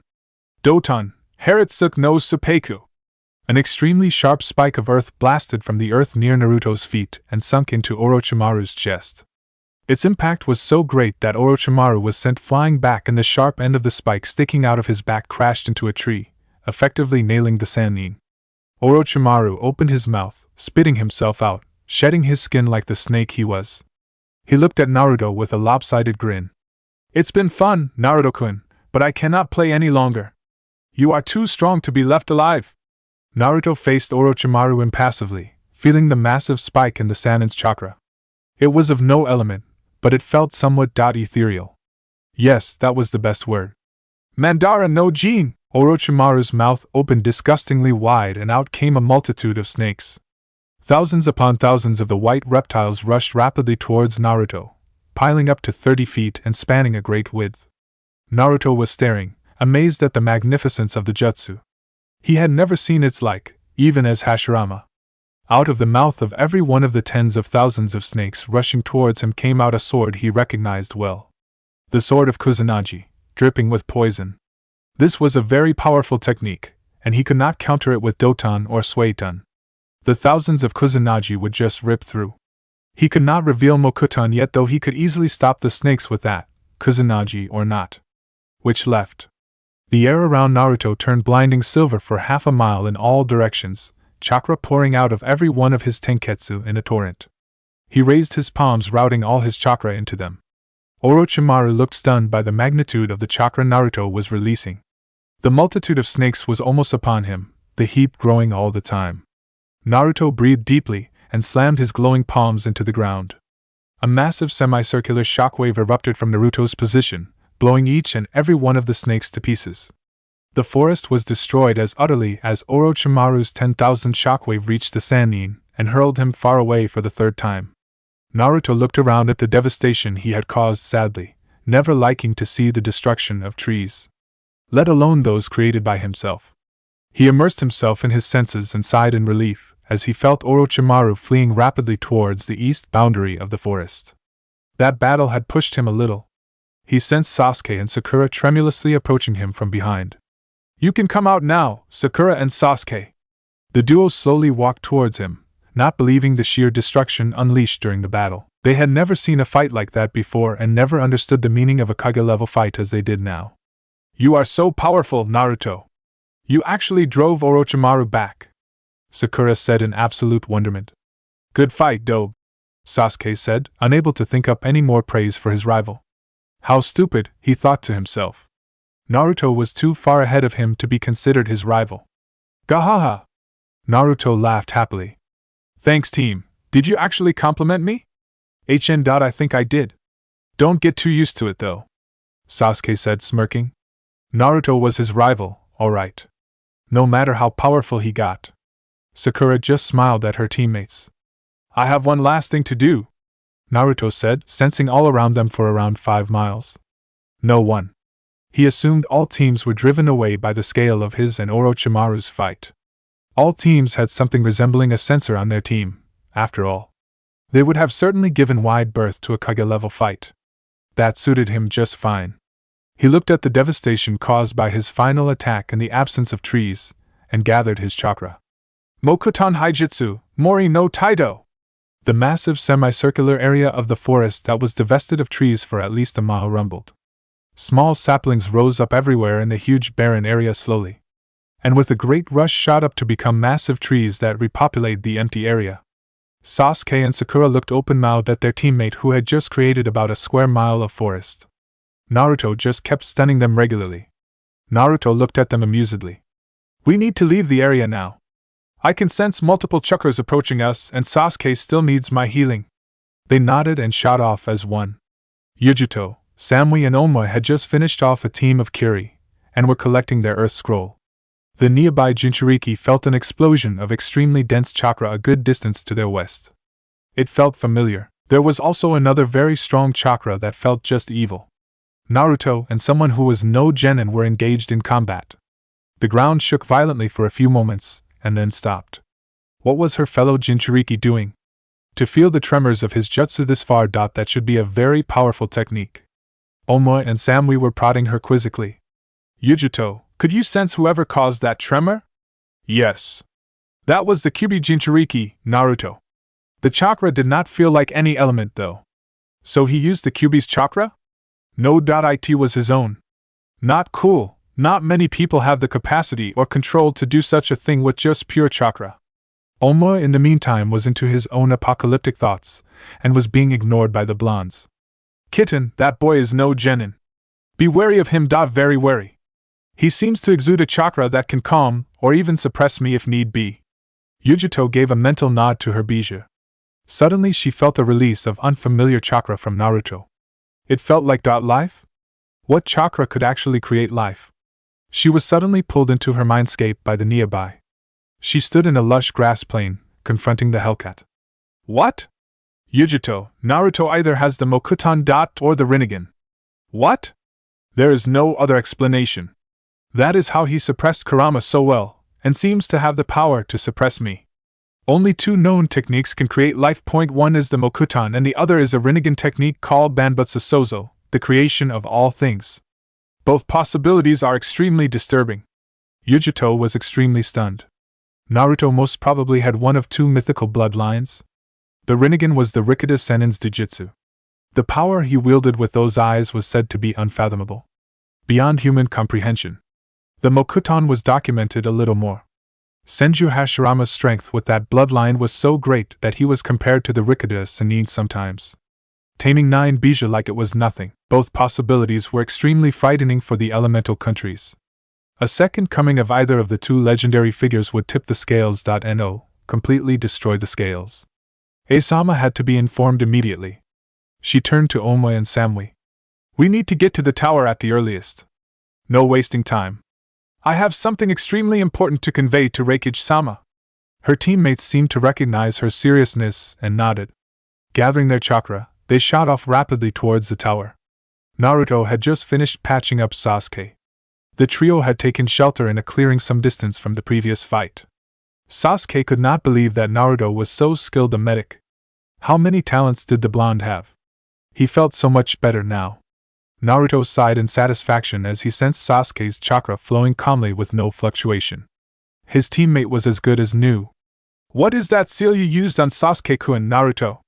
Naruto pondered for a moment. It is called an evil suppression seal. It is an advanced seal that can contain malicious influences. That is, until the user's will holds. So Sasuke team, you must never give in to the instincts that may be spawned in you by Orochimaru's seal, understand? Sasuke nodded briefly. Sakura glanced at Naruto. We still have need for an Earth Scroll, don't we? We cannot complete the exam without the Earth Scroll. Naruto grinned. We don't have to worry about that, Sakura-chan. It seems we have company, he said, sensing the approach of the sound ninja. The foliage parted to reveal 3 figures sporting the Odo headband. The bandaged ninja of the team came to stand in front of Naruto. We are here for Uchiha Sasuke. Leave him to us and your lives will be spared. We will even give you our Earth Scroll. Naruto looked amused, as did Sasuke. Sorry, no deal. Leave us your Earth Scroll, and maybe we will spare you, said Naruto. The one next to the bandaged nin yelled. Dosa, let us just kill these brats and get it over with. Die, Sasuke. Zankuho. A funnel of air rippled from his arm and shot towards Sasuke, who disappeared. Naruto stared, intrigued. It seemed Sasuke's skill with the Shunshin had improved drastically. The team certainly knew how to use that Sharingan of his. The trigger-happy sound shinobi now laid face first in the dirt, Sasuke standing over him. Dosa shook his head. Zaku, you should have waited. Kin, take the pink-haired girl. I will take the blonde. Zaku, do not underestimate the Uchiha. Naruto was getting tired of these games. He just wanted to get the Earth Scroll and discuss the Orochimaru issue with Sarutobi. He needed to knock these children out fast. Sasuke, Sakura, stand back. Sasuke, you are still not rested fully. Sakura, you would take too much time to defeat that girl. Leave it to me. Not waiting for their responses, he just appeared in front of Zaku and knocked him out with a strong palm to the chest, sending him flying.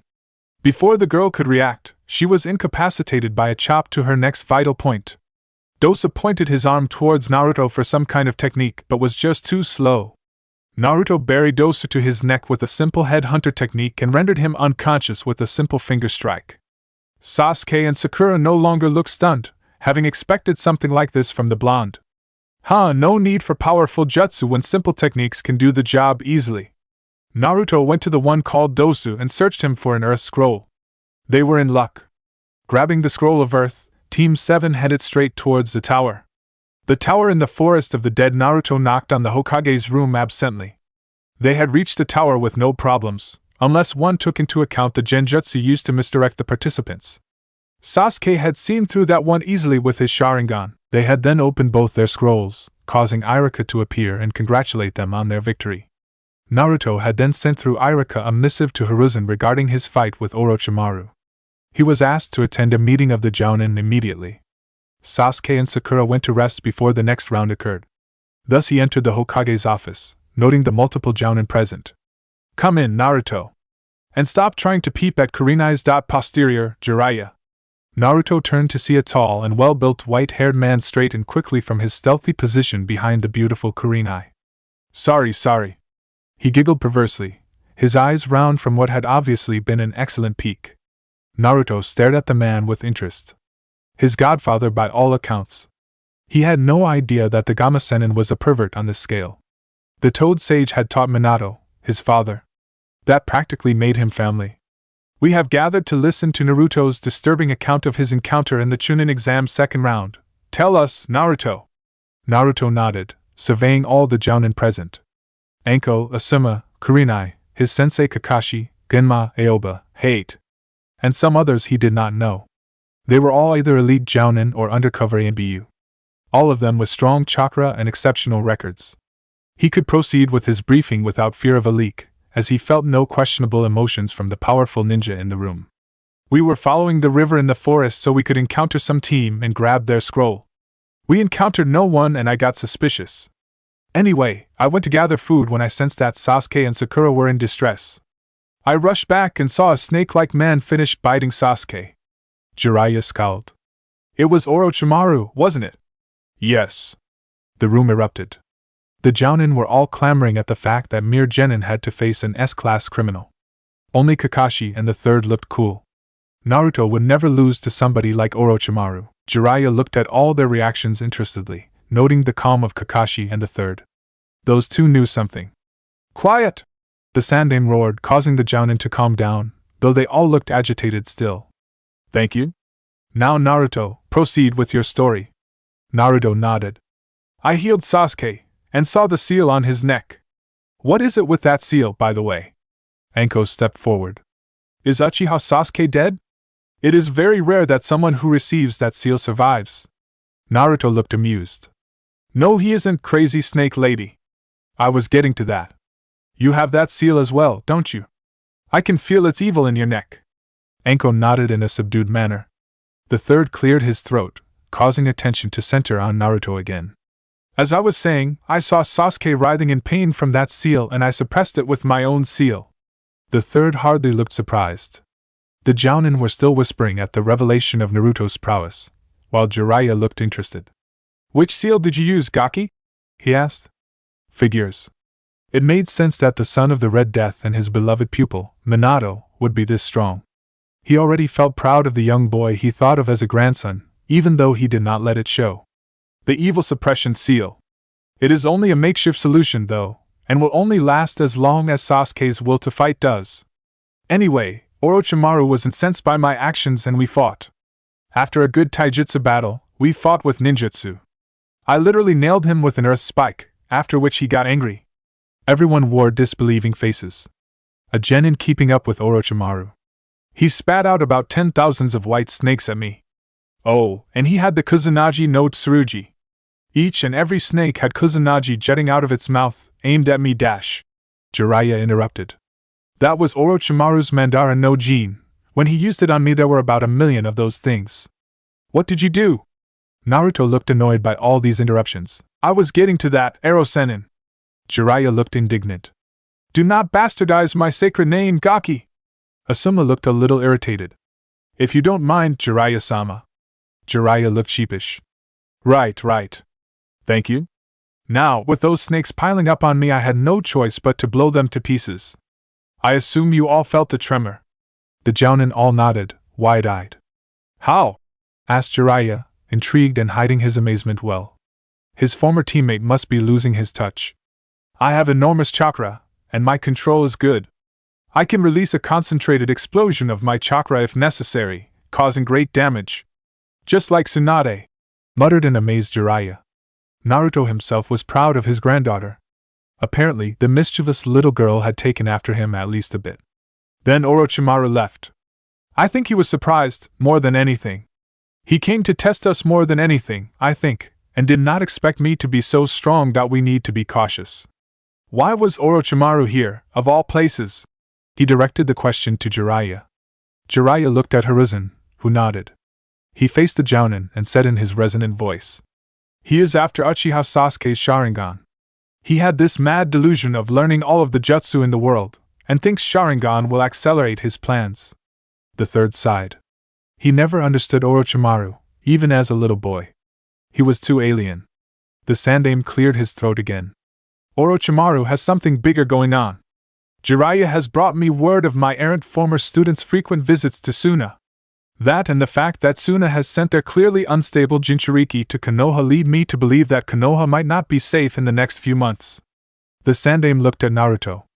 We have determined that Kabuto Yakushi is a spy for Orochimaru, his right hand even.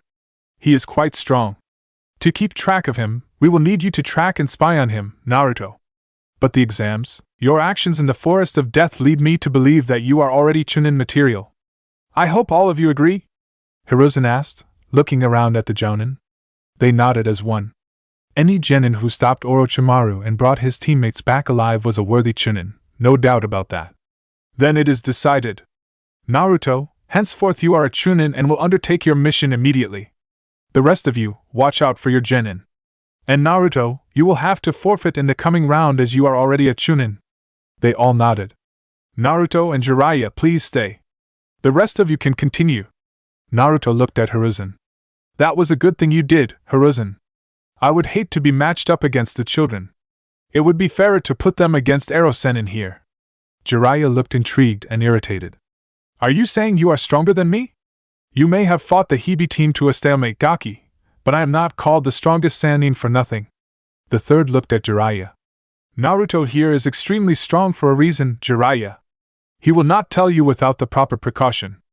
And I will not tell you right now, Ero Sennin. You must wait for Kushina-san to return and I will tell the two of you together. Jiraiya nodded reluctantly. You have the right to your secrets after being independent for so long, Naruto. I won't press you when I have no right. Naruto nodded gratefully. Thank you. And I hold no resentment for you, Ero Sennin. The old man told me of the circumstances. I look forward to knowing you. Jiraiya looked emotional. Me too, Naruto, me too. The Sandaime looked at them both.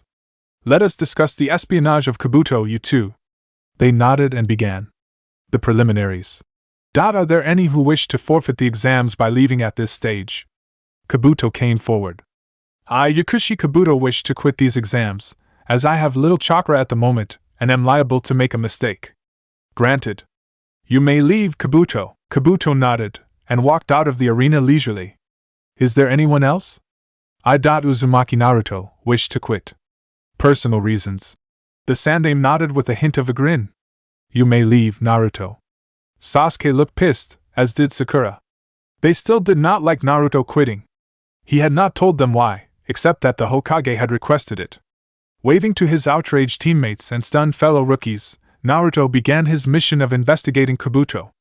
Greetings, Orochimaru-sama. Orochimaru appeared out of thin air in front of Kabuto. Hello, Kabuto. Your information seems inaccurate. With leashed anger. What do you mean, Orochimaru-sama? Your useless cards. They told me Uzumaki Naruto was nothing but a dead last. Imagine my surprise when said dead last nullified my cursed seal, matched my taijutsu, wounded me. And above all, destroyed Mandara no Jin. Kabuto was open-mouthed with surprise. And sweating as Orochimaru's massive killing intent filled the air.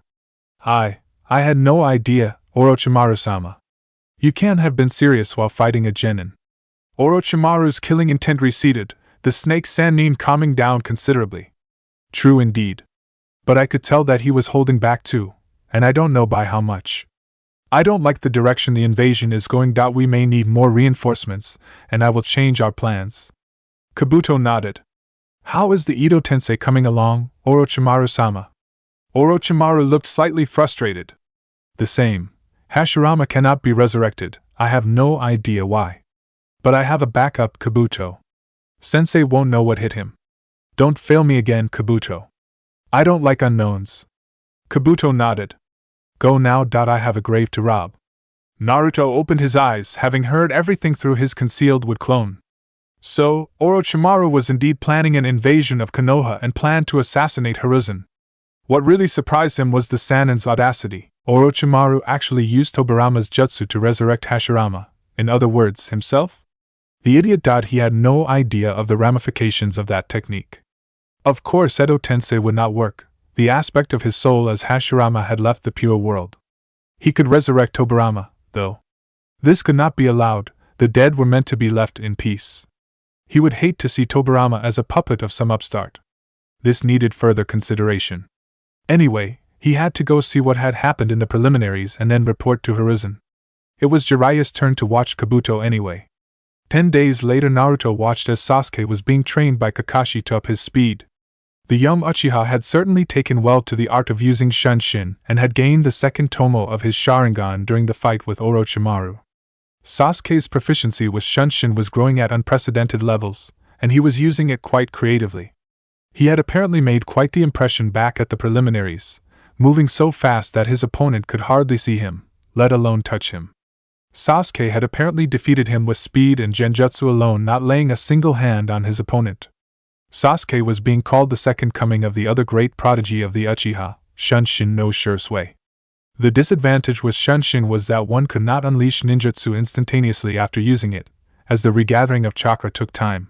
He himself had only eliminated that problem partly. Sakura had tied with Ino, leading to both of them getting eliminated. Shikamaru had beaten his opponent, as had Shino. Chuji was eliminated along with Kiba. Intriguingly, the sound ninja he had beaten in the forest were nowhere to be seen. Jiraiya came to stand alongside him. Hey Gaki, how are you doing? I finished my training just now, Ero Sennin. I am watching Sasuke do his. Is your shift already over? Jiraiya nodded. Yeah. It is Hyade's turn to watch him now. Naruto nodded. Any particular reason you are here? Yes, Naruto. Sensei told me to tell you. Kushina arrived one day ahead of schedule for some reason. She should in Sensei's office by now. Naruto's heart skipped a beat. His mother was here now? His face must have showed his agitation, for Jiraiya consoled him. She is your mother after all, Gaki. Just be yourself. Sensei has summoned me, Kakashi, you and Kushina for a meeting. Let me go get Kakashi and we will all go together. Naruto nodded mutely, unable to calm himself. Even all his years as Hashirama did not prepare him for something like this. He watched as Jiraiya spoke to Kakashi. Sasuke had left for his home. His father's teacher and student approached him and laid a hand on his shoulder each. You will be fine, Naruto, said Kakashi compassionately. They set off towards a meeting that was long overdue. Mother and son would be reunited at last. Kabuto had sensed the Jounin who was tailing him for some time. How long had Konoha kept tabs on him? He had to eliminate this threat to the plan immediately. He set off towards an alley, in the direction of the Tsunejounin Baki. The man tailing him was obviously not very good at it. He was clumsy and gave away too many openings. Kill him, or just feed him false information? Kabuto weighed both choices in his mind, and decided. It had to be done for the plan to succeed. Readying his chakra scalpels discreetly, he set off again.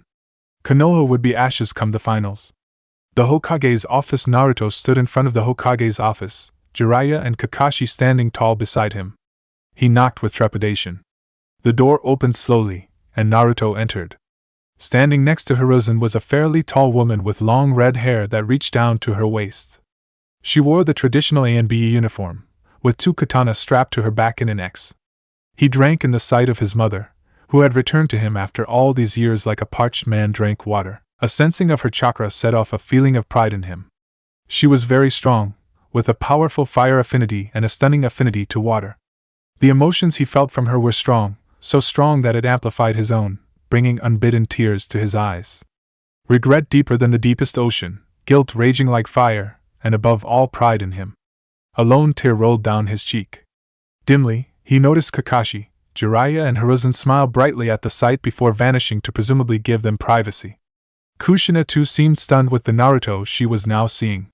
The last report she had gotten from her ANBU contacts had shown her son to be a little shrimp who was basically a loser. Not this young man, too tall for a 13-year-old genin. With his shoulder-length blonde hair and well-toned body, he could well be Minato in his youth. She stopped examining him and stared at his face. The face of the son she had essentially abandoned for his safety. The first thing that struck her was his eyes. Her son had innocent blue eyes that were sad and hopeful at the same time. Not forest green eyes that gave off the wisdom of a lifetime, and shone with power unrestrained. The eyes were the windows to the soul. And the boy she was seeing through his eyes was no genin, chunin, jounin, or even a kage.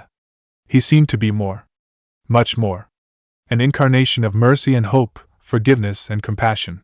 She could stand the silence no longer. Naruto. Naruto nodded tremulously. All his certainty as Hashirama left him standing as a little boy who ached for his mother. He saw her approach him as if it were a dream. She slowly came to him and caressed his face with trembling hands. I am sorry, Naruto. So sorry for all the pain you must have felt without me to love you. I only left for your safety. Kushina was now openly crying, her face showing her extreme anguish and self-loathing. Naruto too was shedding tears at this long-awaited moment finally arriving. It is alright, Ka-san. Kushina flung herself at Naruto, hugging him tightly.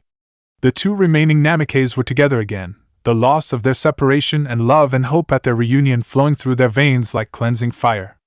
Naruto smiled to himself softly, hugging Kushina tightly to himself. It would be alright. Naruto had, with some assistance from Kakashi and Hiruzen, told his mother of his life after she left him. How he was thrown out of the orphanage and had fended for himself at the age of 6 in the cold streets and beaten almost to death regularly. How he was given an apartment for himself and lived there alone, loveless and scorned by all. His academy years. Now, it was time for the final secret, his true identity. He looked at Jiraiya and Kushina, assessing them. Kushina was not raging, as Naruto had expected her to be. She had an expression of uttermost self-loathing upon her face as she visualized the sufferings her child had gone through. The village should burn in hell for its ignorance. No mother should ever have to leave her child to suffer like this. Minato. He had faith in Konoha. Like the trusting idealist he was, he had turned her little bundle of joy into a Jinchuriki, knowing full well the hatred it brought. She still loved him, though. How could she hate him when she, still alive, had left her son to suffer? That would make her a hypocrite. Naruto looked at her almost as if he had read her mind. Do not hate the village for my suffering, Ka-san. It was born of ignorance, and I pity them for it. Jiraiya looked at him in amazement, Kakashi and Hiruzen in pride. Kushina was incredulous.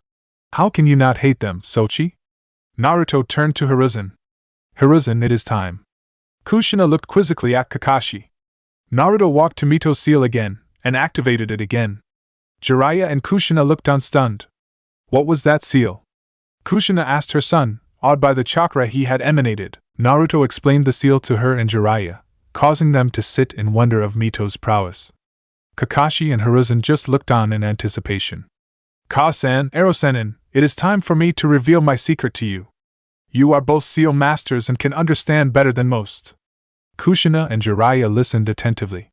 The sealing of the Kyuubi changed me, Ka-san. It awoke in me something that should be impossible. Here he lifted up his black shirt, showing the room the changed dead demon's seal on his stomach. Kushina and Jiraiya looked at the seal with curiosity. The two had a look of slight comprehension upon their faces. It awoke in you a new personality, did it not, Sochi? I can deduce that much from the change in the seal. Naruto nodded appreciatively. It caused me to remember my previous life in this world and become both my old self and current one at the same time. Kushina looked distressed. As parents, they had not done right by their son. He had to undergo too many things that should not be experienced by any child. Do not be distressed, Ka-san. It is my old life that led me to become what I am now, to find peace. Kushina and Jiraiya looked at Naruto with anxiety. This could very well be harmful and was extremely unexpected. Naruto clasped his hands in the ram's seal, flaring his chakra. Is that nature chakra? Jiraiya asked in amazement. Only in major part, replied Naruto.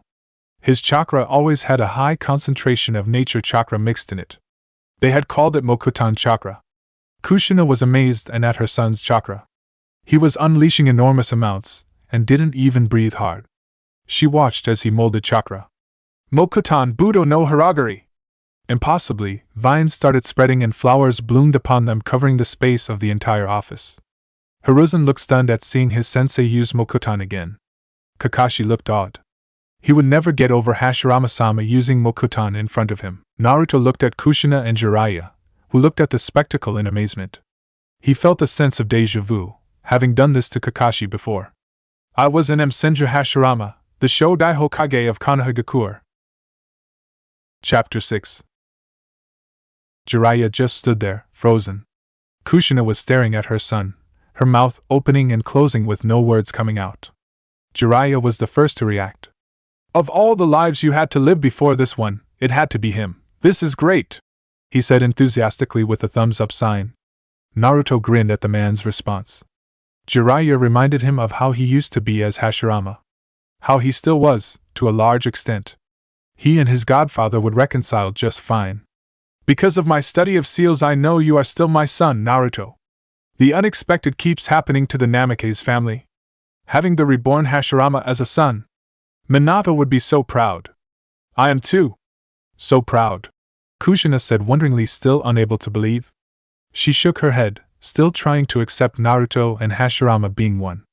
Her little boy was the rebirth of the most revered ninja since the Sage of the Six Paths. Naruto sent a sly glance towards Kakashi. You reacted better than Kakashi-sensei, Ka-san and Ero-senin. He only fainted. Kakashi managed to look indignant even with his mask on. Jiraiya and Kushina were snorting with laughter, imagining Sharingan no Kakashi fainting like an academy fangirl. I'll get you for this, Naruto, threatened Kakashi. Kushina then looked at Hiruzen and Kakashi. I hate asking this, but all this seems too surreal to me, Hokage-sama. Do you believe Naruto? Hiruzen nodded without hesitation. He is Hashirama-sama reborn, without a doubt. That seal, there was attuned more to soul than to chakra, and only Hashirama-sama could use it. There is no doubt. Kushina nodded, trying to comprehend the implications and her own chaotic feelings. It was not every parent who learned that their son had such a truly beautiful soul. Also, to convince me, He raised a massive wooden bridge from Nami to the mainland with just a single hand seal. Only Shodai-sama could ever use mokuton with such skill and power. No genin, however talented, could do that. It is acquired through decades of experience only, said Kakashi. Kushina was stunned. She had no choice but to believe her son after what Kakashi and Hiruzen said. She stared at Naruto with mixed emotions on her face. Love for her son and reverence for his greatness. Minato's idiotic mistake had awakened a legend. Would you prefer Naruto or Hashirama when we are alone, Naruto? She asked. Call me Naruto, Kaa-san. I am still your son, even if I was Hashirama back then. Kushina nodded, looking relieved. It would take her a long time to get used to the reality of Senju Hashirama being born as her son. She would adapt for her son's sake. The Sandaime looked at all of them. I called all of you here primarily to discuss the matter of Orochimaru. Jiraiya, Naruto, you have to stop tailing Kabuto from Hiran. Our Jounin Gecko Hate, who was tailing him yesterday, has been killed. Naruto had a sad look on his face, as did Jiraiya and Kakashi.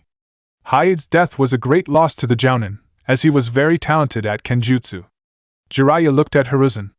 I assume you called me and Naruto to brief Kushina and Kakashi of our findings, sensei. In part, Jiraiya. Kakashi and Kushina are informed of the essentials of Orochimaru's involvement. They need more specifics. We also need to discuss how we are to meet Orochimaru's invasion with the limited information we have. Jiraiya nodded and turned to Kushina and Kakashi. Naruto here discovered that Orochimaru was planning to use the Edo Tensei to resurrect Hashirama and Tobirama, and use them to kill Sensei. He was unable to resurrect Hashirama, and has found a replacement for him. Kushina was first outraged that Naruto was being sent on such high-level missions at such a young age, but she remembered just who he was. He would be in no danger even if discovered. It would be hard indeed for her to curb her protective instinct as a mother. That too after seeing her son a decade later. Naruto took up the narrative. We know for certain that he will be using 2 Edo Tensei summons, and one of them will be my brother, Tobirama. It will be easy to subdue Tobirama because Orochimaru would not dare bring him back at full strength. Our only worry is the unknown summons. The Sandaime now interjected. We also know that Orochimaru is going to invade with a considerable force of Oto ninja. He will want to kill me personally, so I assume he will be present at the stadium in a disguise. We are still unable to find out what? Kakashi asked. How do we respond then, Hokage-sama? First, we cannot let anyone except the elite Jounin know of this. I have the opportunity to finish off Orochimaru once and for all, and I will take it no matter what. Orochimaru will call off the invasion if he smells too much wariness on our part. We should lay a careful trap. Jiraiya then spoke. We will have 3 teams composed entirely of A and BU, each lead by one of us. Kakashi will lead a team to respond to threats within the stadium. Kushina and I will lead teams to guard Konoha from without. The Jounin will be able to guard the village itself once the invasion happens, under Kakashi's guidance. What will Naruto be doing? Asked a worried Kushina, observing her son who looked calm and solemn. Hiruzen will be there at the stadium to deal with Orochimaru once and for all, and I will be there with him to subdue Tobirama and the unknown summons. I could always beat my brother in a fight even at his full strength, Naruto said. What of the evacuation of the children of the academy? Kakashi asked Hiruzen. We will send Jounin and Genin to oversee their evacuation. The Sandaime looked at them all. There is one last matter. Naruto, your true lineage will be announced after this whole affair is done with. Until then, please keep it under wraps as the Reikage will be visiting. He will be unsettled enough with the Red Death's presence, but knowing that her and Minato's son is still alive will be a matter of alarm for him and the nations. I know politics, Hiruzen. Did you forget who taught you its fundamentals when you were little? Asked Naruto in an amused voice. The Sandaime looked sheepish. Right, sorry sensei. Just making sure. Kakashi, Jiraiya and Kushina stared, amazed at this interaction. They forgot easily that Naruto used to be Hiruzen's sensei in another lifetime. I need to release the seal, Hiruzen. I am starting to feel the drain, said Naruto and released it at the nods of assent. When the room jerked back to normal, Naruto spoke to Kushina. Where will you be staying, Ka-san? Will you go to the Namikaze house you and Tusan stayed in? Kushina looked regretful. That place holds too many memories for me, Naruto. I will find someplace else. You can stay with me, Ka-san. Kushina looked uncertain. She wanted to stay with him. How she wanted to. But how would he feel if his mother, who left him for so long, for whatever reason, was back in his life so suddenly? You don't want to? Naruto asked, looking vulnerable. Kushina cursed herself. It is not that, Naruto-kun. I would love to stay with you, but I do not wish to impose. Naruto looked happier. There is no question of imposition within family, Ka-san. They left for his apartment, a couple of blurs flashing through the air. Naruto's apartment. So this is your apartment, Naruto. Yes, Ka-san. Do you like it? Kushina mused to herself as she stared at the rather untidy apartment. It could use some tidying up. Boys. All the same. Minato was just like you, you know. He used to haration all over his apartment to tidy up before our date there, she said wistfully, remembering her beloved husband. She looked at Naruto quickly, and asked him the one question eating at her. Naruto, do you truly forgive me for my absence, or was it something you just said? Tell me the truth, please, son. I can handle it. Tell me the truth about what you feel about me and my actions. Naruto sighed. Look, Ka-san. I have lived my life as Hashirama with little of motherly love. I have been denied that for the entire duration of my life as Naruto. I have no idea how to accept a mother's love. Kushina was near tears. She would never forgive herself for depriving him of her love as a child, no matter how good her reasons. Excuses and ironclad reasons just became dust for a mother when faced with her child's anguish. The best I had as Naruto was the old man. But you forget something. I may be a child in body, but I was the one who ended the age of warring clans and built Konoha. I am Senju Hashirama, and I have learned the misery and happiness of life a long time ago. I know all too well to keep family close and to forgive them. Kushina looked at her son with wonder blossoming again in her heart. This was Senju Hashirama speaking. The greatest ninja himself, reborn as her son. Naruto did not notice his mother's fluctuating emotions and continued speaking of feelings long buried. Even if I had no one during this childhood, I had family as Hashirama. Those memories let me lose much of my resentment for you. I may look young, but I am old. Naruto was now feeling the full import of his two lives. Kushina was just staring at her son. He was extraordinary beyond measure. She did not dare interrupt his thoughts as he seemed to be pouring his real feelings out. I know exactly how you are feeling, Ka-san. I was a father too. And I can imagine how it would feel if my children were to resent me in these circumstances. So, that is why it is easy for me to forgive you. I have the perspective of a father. Naruto said to her sincerely, taking her hand. Kushina nodded tremulously. There was no other word to describe her son. Naruto was extraordinary, a gift to soothe this hate-filled world. He was precious. She would be there for him and help him with his dreams and goals, however lofty they may be, she promised herself as his mother. They stayed up late into the night, exchanging the details of their lives. Getting to know each other. Naruto had someone he could truly call his family, besides his granddaughter Tsunade. He had a mother for the first time in 2 lives, and he was happy. The trees of Konoha seemed to shine benevolently, and flowers began to bloom in the village. The flowers are blooming, said Jiraiya, while adjusting the anti-intruder ceiling array. The Sandaime and Kakashi looked at the trees in the park and they seemed healthier. Jiraiya was right. The withering flowers of the park bloomed. Naruto, whispered the third, recognition on his face. Kakashi looked at him questioningly. He is happy. It always happened during my childhood. When I learned the first Otan Jutsu he taught me. The earth wall, he was so happy that Konoha looked like Kami's garden for a month or so, said Hiruzen, the memories of his childhood lighting up his old face. Jiraiya and Kakashi listened to the story like little kids listened to Iruka at the academy. Harsh winters make the village desolate and shorn of its beauty. It happened once more when he was carrying a 2-year-old Tsunade in his arms. She was so little. He was walking to the Hokage tower. A snowflake fell on Tsunade's cheek, and she was crying. Ajizin. From the sudden cold. It was her first word. Hashirama-sama was crying tears of joy, and the ground just thawed, responding to him and converting itself into a lawn. Spring arrived a month early in Konoha that year. I remember after that, the children used to make him happy deliberately, and flowers would bloom in Konoha.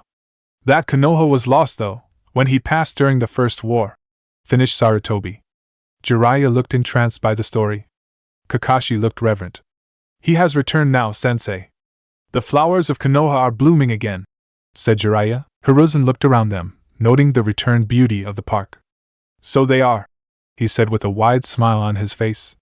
15 days later, Naruto and Sasuke walked silently to Naruto's apartment. So your training is over, team? Asked Naruto, breaking the silence. Yes, thank Kami. I know you and Kakashi told me to take the remaining 2 days off to recuperate, but can I do it myself? I just want to be lazy for the next few days, believe it or not. Naruto looked at him seriously. There is someone I want you to meet, Sasuke. Someone very important to both you and me. Sasuke looked at him quizzically but followed silently as Naruto opened the door to his apartment. Someone important to him, what did that mean? The first thing he saw when he followed Naruto into his apartment was that it was cleaner. The walls were gleaming, the books were arranged, the bedding was new. It was a different place altogether. But what shocked him even more was the beautiful woman with long red hair, whose face resembled Naruto's greatly. It was as if she was his mother. Wait, his. Who are you? He asked the woman. Naruto just stood to the side, watching them silently. She walked up to him silently and began introducing herself softly. Hello, Sasuke-kun, I am Uzumaki Kushina. I am Naruto's mother and your godmother. Uchiha Mikoto was like a sister to me. Sasuke stared at Kushina with pure shock upon his face. Where were you all this time? It had taken them the better part of 3 hours to explain to Sasuke the story of the Namikaze family, leaving out Naruto's secret. He sat stunned at the end of it all. So you are the heir of the Yondaime and Red Death of Konoha? No wonder you are so strong. Naruto nodded. We were raised together for 2 months, Sasuke. Mikoto-san took care of me along with you when Ka-san was incapacitated. Sasuke's face softened considerably at this. Do you mind if I come over sometimes to talk, Kushina-san? Sasuke asked hesitantly. Kushina hugged them both to her tightly, Sasuke squirming with discomfort at being within Naruto's proximity. Not at all, Sasuke-kun. You are as good as a son to me. Naruto sighed with happiness as the family of 2 became 3. He knew it, now. Sasuke would become more powerful than Madara in due time.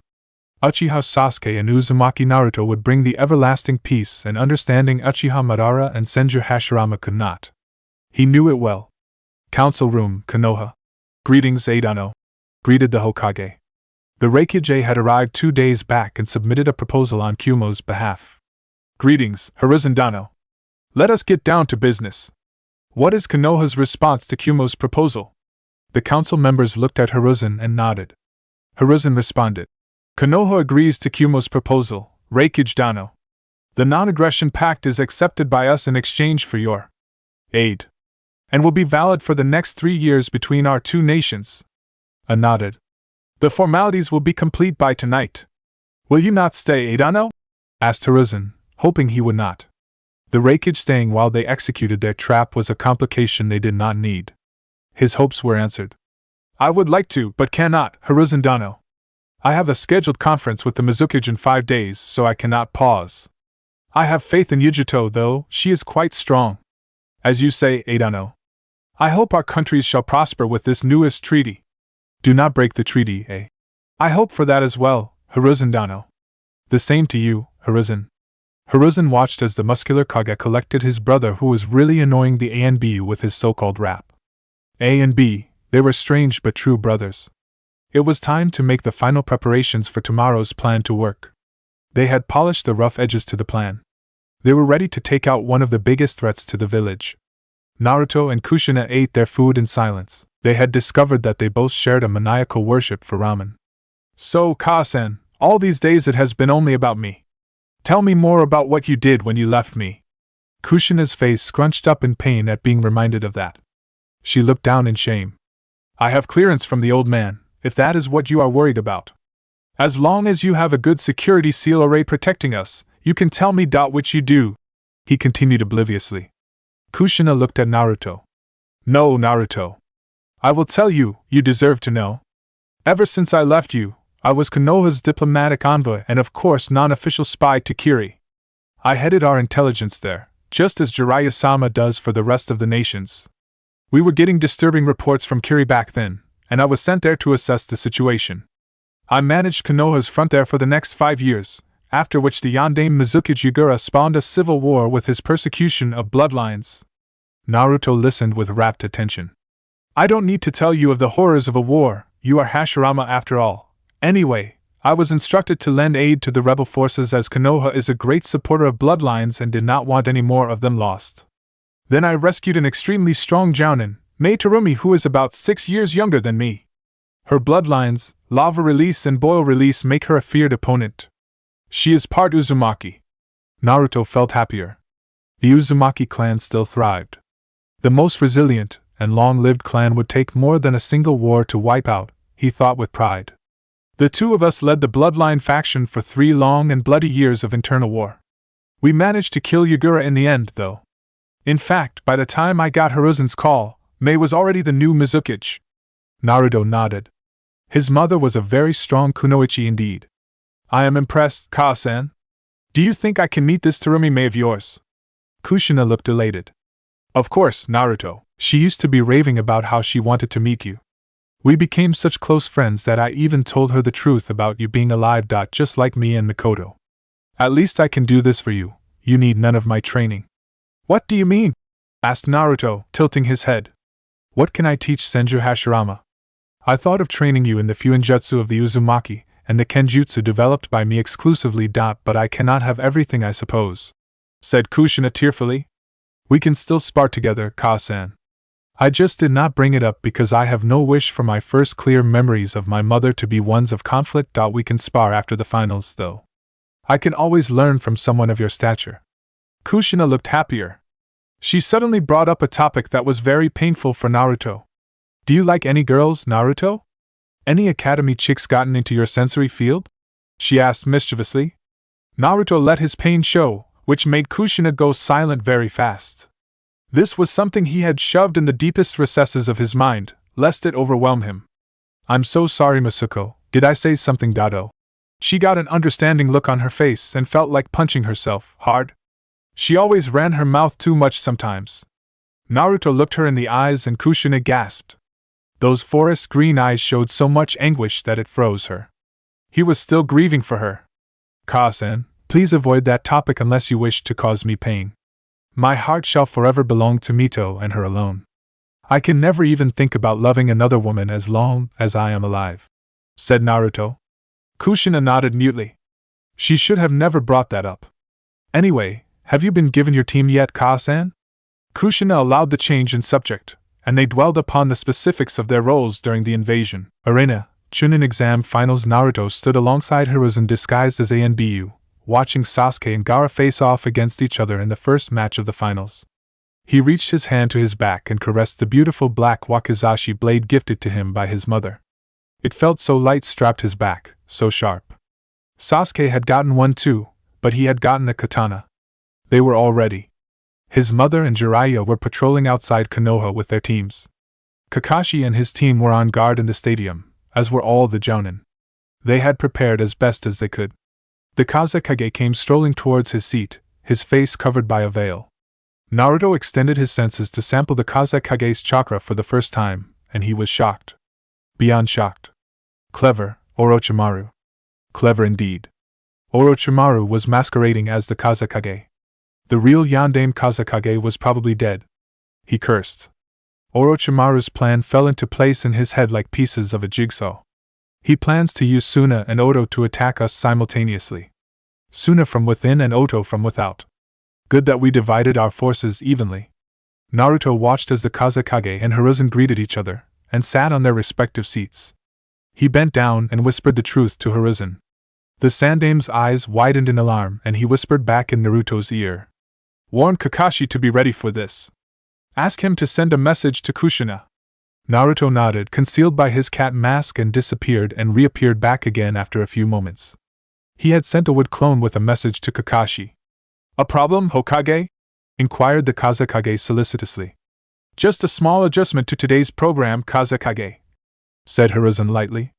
Let us enjoy the show, Kazekage. It is my prize genin versus yours after all. They watched as Gaara just gave his trademark stare of death to Sasuke. Sasuke just smiled back. This seemed to have annoyed Gaara as sand poured out of his gourd and just shot towards Sasuke, but it was not really fast enough to keep up with the Sasuke who had made such progress with Shunshin. Every time Gaara lunged for him with sand, the Uchiha disappeared and appeared elsewhere. The crowd were going bonkers as they enjoyed their beloved last Uchiha make sport of the red-headed sand-using maniac. Naruto had warned Sasuke not to use genjutsu, though. It was of no use against Jinchuriki like Gaara, whose bijou was a psychopathic raccoon that induced fluctuations of its own in the host's chakra network constantly. Not conducive for genjutsu. Naruto saw what Sasuke was doing, though. It was a good tactic to dodge the sand and analyze Gaara's attack pattern and jutsu with his Sharingan. If he could predict those accurately, he wouldn't even need Shunshin to dodge. The team still wouldn't say how he got the third tomo of his Sharingan. He could feel the beginnings of exertions in the Uchiha's chakra flow. He couldn't keep up the Shunshin use forever. It was a rather draining jutsu that consumed a lot of chakra. Chakra that Sasuke was yet to develop. It was already impressive that he used it the way he did now. Gaara's irritation showed itself at last. "Stay still, Uchiha! Mother craves your blood!" Kurama snorted with amusement in Naruto's mind. The Kyuubi had been rather silent as of late, allowing its container to deal with his tumultuous life by his own. He was hardly an expert at soothing humans, so he helped the best way he knew. He shut up. And Naruto was grateful for it. Kakashi only paid minimal attention to the match as he considered Naruto's message. He had sent an ANBU to warn Kushina and Jiraiya. His ANBU were undercover as civilians, and ready to respond at a moment's notice. The Jounin with him were ready as well. Kakashi watched as Sasuke stopped flashing around, and simply waited for Gaara to attack again. He had instructed his ANBU not to interfere with the Sandaime and Naruto. To ninja like them, more help would just be a hindrance. Kushina and Jiraiya met at the East Gate, their teams on reserve. Their sensors and scouts were constantly patrolling the territory within sight of Konoha. "Kushina, did you get the message?" "Yes, Jiraiya-sensei. I worry for Naruto, he will be facing Orochimaru again so soon." Jiraiya snorted. "I wouldn't worry about the Gaki, Kushina. You know who he is." Kushina nodded, but still looked worried. "My team has found no indications of any invading Nin. What is Orochimaru up to? That team is unpredictable, if anything. We must be ready for anything, Kushina. You take north and east, I will take south and west." Kushina nodded in confirmation. "Hi, Jiraiya-sensei." They separated in a blur. Sasuke watched calmly as the sand shot towards him from multiple directions. He had the Jinchuriki now. He could predict how he struck and could avoid with his greatly increased physical speed. The crowd gasped, stunned, as he neatly avoided Gaara's attacks as if he knew how they would hit a year ago. Running towards Gaara, he dodged even more sand attacks gracefully, his Sharingan spinning. His speed increased as he leaped high into the air, twisting cleanly to avoid Gaara's whip of sand. He landed right in front of Gaara and unleashed a hard punch to his face, well before his shield of sand could kick in. The sand user flew back hard, hitting the walls of the arena with a crunch. A bit of sand fell off his face, revealing the skin underneath. It seemed that his armor of sand had protected him. Sasuke disappeared and appeared in front of Gaara with a fast kick, but retracted at the last second when a dome covered the sand Nin and extended spikes toward him. Not wasting a second, he appeared high upon the wall opposite Gaara and began concentrating chakra into his hand. The technique he was using could cut through anything. Naruto watched as Sasuke charged up his version of Kakashi's technique, Chidori. A sound of thousand birds chirping filled the air as blue lightning crackled in Sasuke's hand. The young Uchiha charged fast and hard at Gaara, causing the Sunagenin to extend those sand spikes at him. The Sharingan was too formidable, though, and allowed Sasuke to dodge the spikes and plunge his Chidori right through Gaara's so-called ultimate defense. A horrible scream filled the air as the sphere of sand encasing Gaara blew apart, revealing Sasuke with his hand right through Gaara's shoulder, near his heart. "No!" screamed Gaara's siblings. Naruto wasn't too concerned, though. A Jinchuriki would not die so easily. Sasuke pulled out his hand, spattering the blood of his opponent. Sure enough, Gaara's wound began to steam and close up. Soon, it was fully healed. The red-haired Jinchuriki looked furious beyond description. "Blood! My blood! I will kill you all!" he roared. Sasuke looked at him, wary of his bloodlust. The crowd seemed stunned. Naruto observed Orochimaru, as he sat by the edge of his seat waiting for something to happen. Gaara was obscured by a huge pillar of sand, blowing Sasuke away.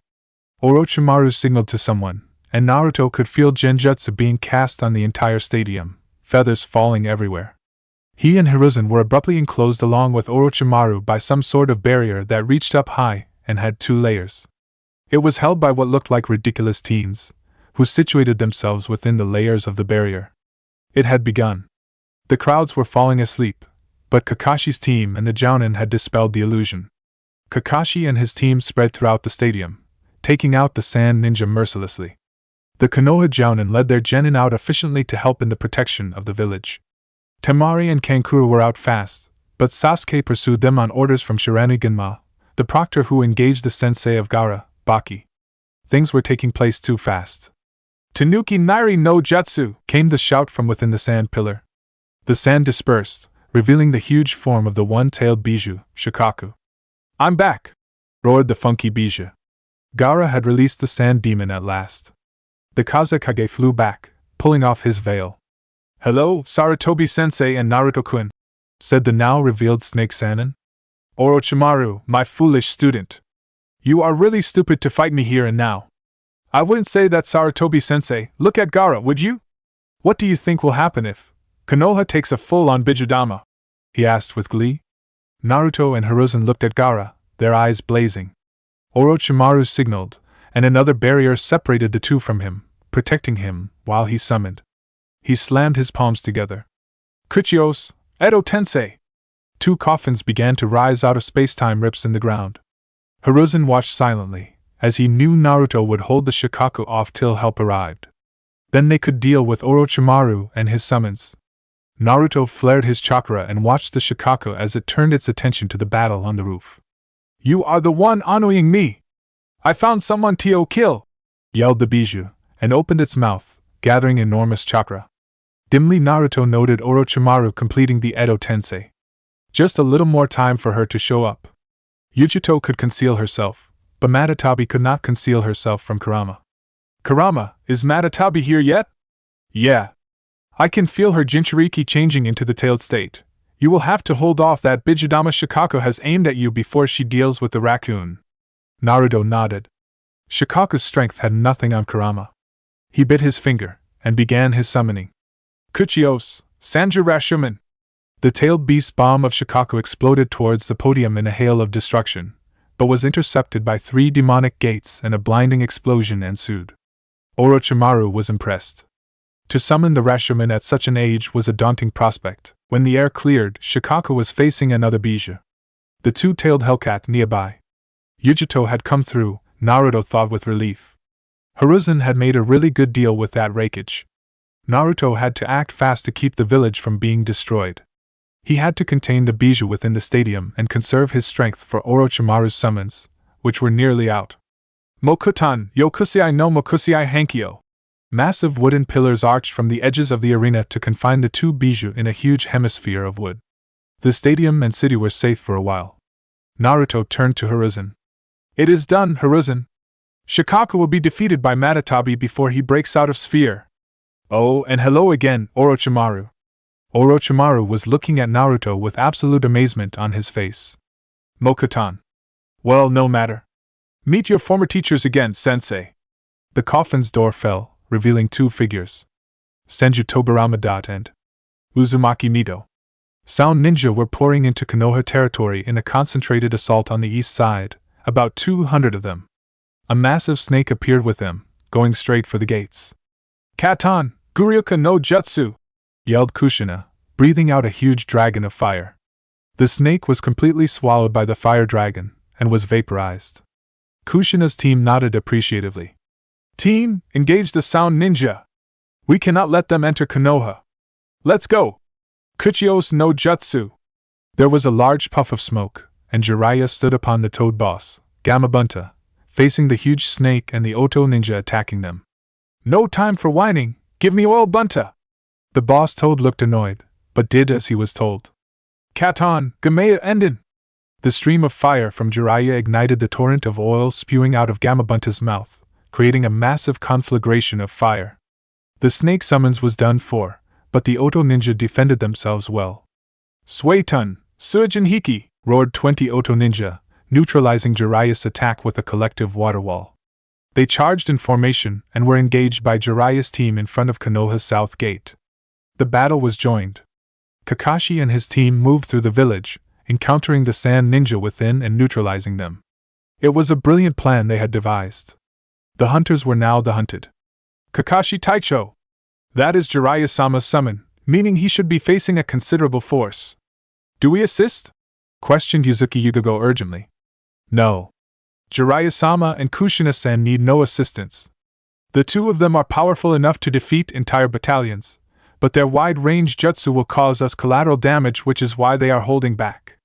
They can take care of themselves and their teams. His own team nodded. What is the status of the fight in the stadium? Questioned Kakashi.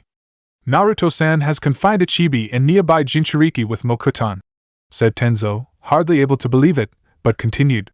He and Hiruzen-sama are currently fighting Orochimaru and what looks to be the Yondaime Hokage and Uzumaki Mito. Kakashi was extremely concerned for Naruto. If there was any way to thoroughly upset him, this was it. But he had his orders and he had to defend the village. Thank you, Tenzo.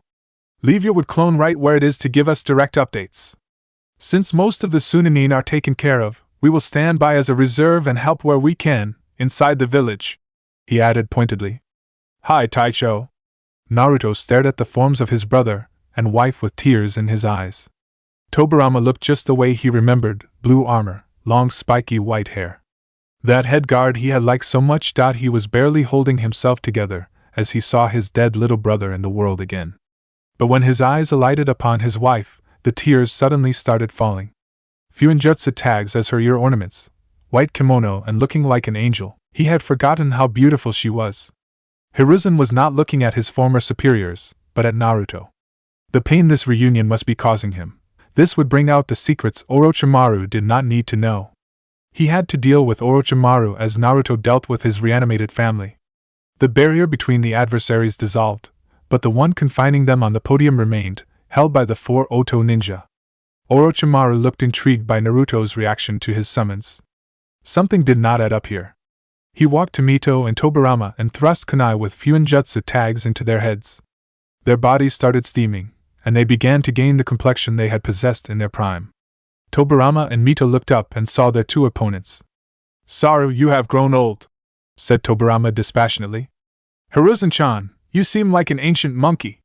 I seem to remember you telling me as a little boy that you would never become older than 12 years. Mito laughed happily. Naruto's heart quickened at hearing his wife laugh again. He couldn't even speak, looking at her. Then it struck him. Orochimaru, you idiot. Naruto shook his head pityingly. Mito glanced at him, as did Tobirama. Who are you, youngster? Tobirama asked in a stern voice. Naruto was incensed, his little brother calling him little? Orochimaru was watching the byplay interestedly. Naruto flared his chakra considerably, and the tiles of the roof were cracking and floating away in pieces. Hiruzen and Orochimaru were doing the same but were drowned by Naruto's strength. Enough conversation, old people. Kill the boy, Mito-san. Tobirama, attack the old man. Konoha will burn under my hand. But nothing happened. Tobirama and Mito were staring at Naruto, their eyes wide. You have the same chakra as my brother, boy. How is that possible? Asked Tobirama. Mito was staring at him amazed. Naruto sighed. She had still not deduced the truth. A fight such as this was no place for a reunion such as theirs, no matter how much he wished it. What? What is happening? Kill them! Screamed Orochimaru, who was looking frantic. Mito looked at Orochimaru with an intrigued look on her face. So you are the one who brought me back with Edo Tensei. You brought me back at full strength, while you suppressed Tobirama's. Youngster, you underestimate the wrong people, said Mito, shaking her head. A dense gray chakra was rolling off her, causing ripples in the air. Bringing me back was foolish if you wanted me to attack Konoha. You did well to shut Tobirama's emotions, but leaving me with complete control of mine was your last mistake. The kunai in Mito floated back out and was crushed into smithereens. Naruto's chakra was saturating the air in a terrible joy as he watched his wife cast off Orochimaru's weak bindings. Hiruzen was watching disbelievingly. He had no idea of Mito-sama's strength. Orochimaru was looking very disturbed at this unexpected turn in events, and he held up a half-rammed seal. Tobirama walked forward as if he were on strings and ran at Hiruzen, while Orochimaru was trying to get Mito back under his control, cursing all the while. Hiruzen, hold off Tobirama, will you? I will deal with Mito and that foolish student of yours. Hiruzen nodded and disappeared, meeting the Naidame for a fierce bout of taijutsu in the air. Naruto stared at Mito, who was making various hand seals, fast. He recognized this technique well. It was incomplete. He had made her promise never to use it again because of the consequences. Why was she? Fuinjutsu, Junsuna Sekai no Kaiho. Liberation of the pure world. The counter she had devised when Tobirama had made Edo Tensei. Only she understood enough to use it. It was so impossibly complex that not even Tobirama could understand the seals. Orochimaru watched open-mouthed as Mito not only threw off his binding like it was nothing, but was actually returning to the living world. He had miscalculated terribly. Mito's body, which had seemed unnatural and otherworldly, was changing. She got color back in her cheeks, and the spark of life returned to her eyes. Naruto was thanking Kami with every fiber of his body. His wife was somehow, inexplicably returned to him. How could that technique have this effect? How? Sputtered Orochimaru. Mito took in her first breath again, an expression of joy upon her face. Hashirama-kun made me promise never to research this technique further, as its price was death. It is an incomplete counter to Edo Tensei, and its price for bringing back a soul from the pure world is death for the caster. Orochimaru had a look of comprehension upon his face. I have to thank you for bringing me back in the prime of my youth, youngster. When I used the liberation of the pure world, my soul, which was between worlds, suffered what might be called a reverse death, bringing me back from the pure world to here. It is a matter of balance. Orochimaru turned to the Sound Four with absolute frustration upon his face. Release the barrier and be ready to run. The invasion is not going as expected. Orochimaru-sama. The four looked uncertain. Naruto watched them with interest, which was counterintuitive. Why would they want to stay in a fight they would die in? Hiruzen sent a large torrent of white-hot fire at Tobirama, who easily stopped it with water. At the same time, the dome of wood holding both Jinchuriki exploded, revealing two figures upon the ground. Yuchito was standing over an unconscious Gaara. The arena was completely destroyed and looked more like a massive crater. Naruto appeared beside Mito, shelving his high emotions. He had to deal with Orochimaru first, and only then reunite with Mito. Well, Orochimaru, your ninja cannot release the barrier. Your work, I presume, Mito-chan? Mito was puzzled at being addressed so affectionately. There was something very familiar about the blonde, besides his possession of Hashirama's chakra and bloodline. Something that made her heart beat faster. She looked at Orochimaru. Indeed. Do you think I would let you leave so easily, youngster? I don't take kindly to people who try to destroy my husband's legacy. Orochimaru looked like a cornered animal. You are truly powerful, Mito-san. Hiruzen appeared alongside Naruto and Mito, looking at them as if all his dreams would come true. I need to face Orochimaru myself, Naruto. Naruto sighed. Can you handle him and Tobirama together? Yes, Tobirama-sensei is not at full strength. Leave things here to me. Naruto nodded. Tell Tobirama nothing. I don't want him to be in turmoil. Hiruzen nodded. The Sound Four looked like caged rats. Orochimaru's anger was palpable. Naruto turned to Mito. Come, Mito-chan. Let me explain to you how I am the exact same as your husband on the way. Konoha needs our assistance.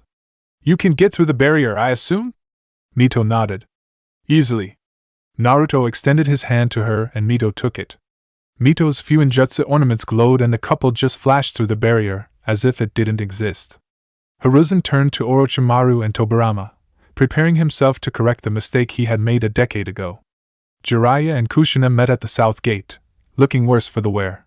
Their teams had managed to completely eradicate the invading Sound Ninja. Jiraiya-sensei, we have several wounded on our team. Can you lend us more medics? Jiraiya nodded, ordering his medics to heal Kushina's wounded. The battle had extremely fierce, but their plan had been good enough to grant them victory.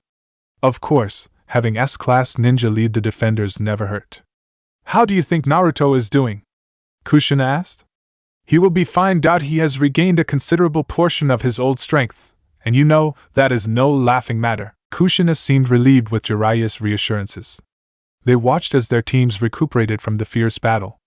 They could not re-enter Konoha till Orochimaru was dealt with. The village's perimeter had to be guarded till then. A young Konoha ninja suddenly appeared in front of the two S-class ninja, kunai piercing him all over his body. Kushina and Jiraiya appeared to steady him, yelling for medics. Jiraiya looked at the chunin urgently. You are a border patrol ninja, aren't you? What happened? The ninja gasped out. IWA.IT was IWA. About 2000. White explosion. Dust everywhere. Border guard overwhelmed. The medics were arriving. Kushina looked stunned, and Jiraiya shook the border patrol chunin, trying to keep him conscious. Hey kid. Answer me. How far away are they? Half. Hour. Before he could ask any more questions, the medics came and dragged the boy away to be healed. Jiraiya looked at Kushina with apprehension on his face, which was mirrored by her. Of all the times for IWA to turn on us. No matter. We have little time for healing, Kushina. We have to reorganize the defense and hold till our reinforcements get here. Send a message for them. Kushina looked determined and a little afraid. Not for herself or Jiraiya. They could survive. She was afraid that her team of A and BU, none of them tested in an open battle, would die. They were already weakened by the sound ninja. Hi, Jiraiya-sensei. By the boy's description, it seems as if Inoki the fence-sitter himself is leading the IWA shinobi. It will need both of us to stop him from massacring Konoha. Jiraiya nodded. They would be lucky to leave alive.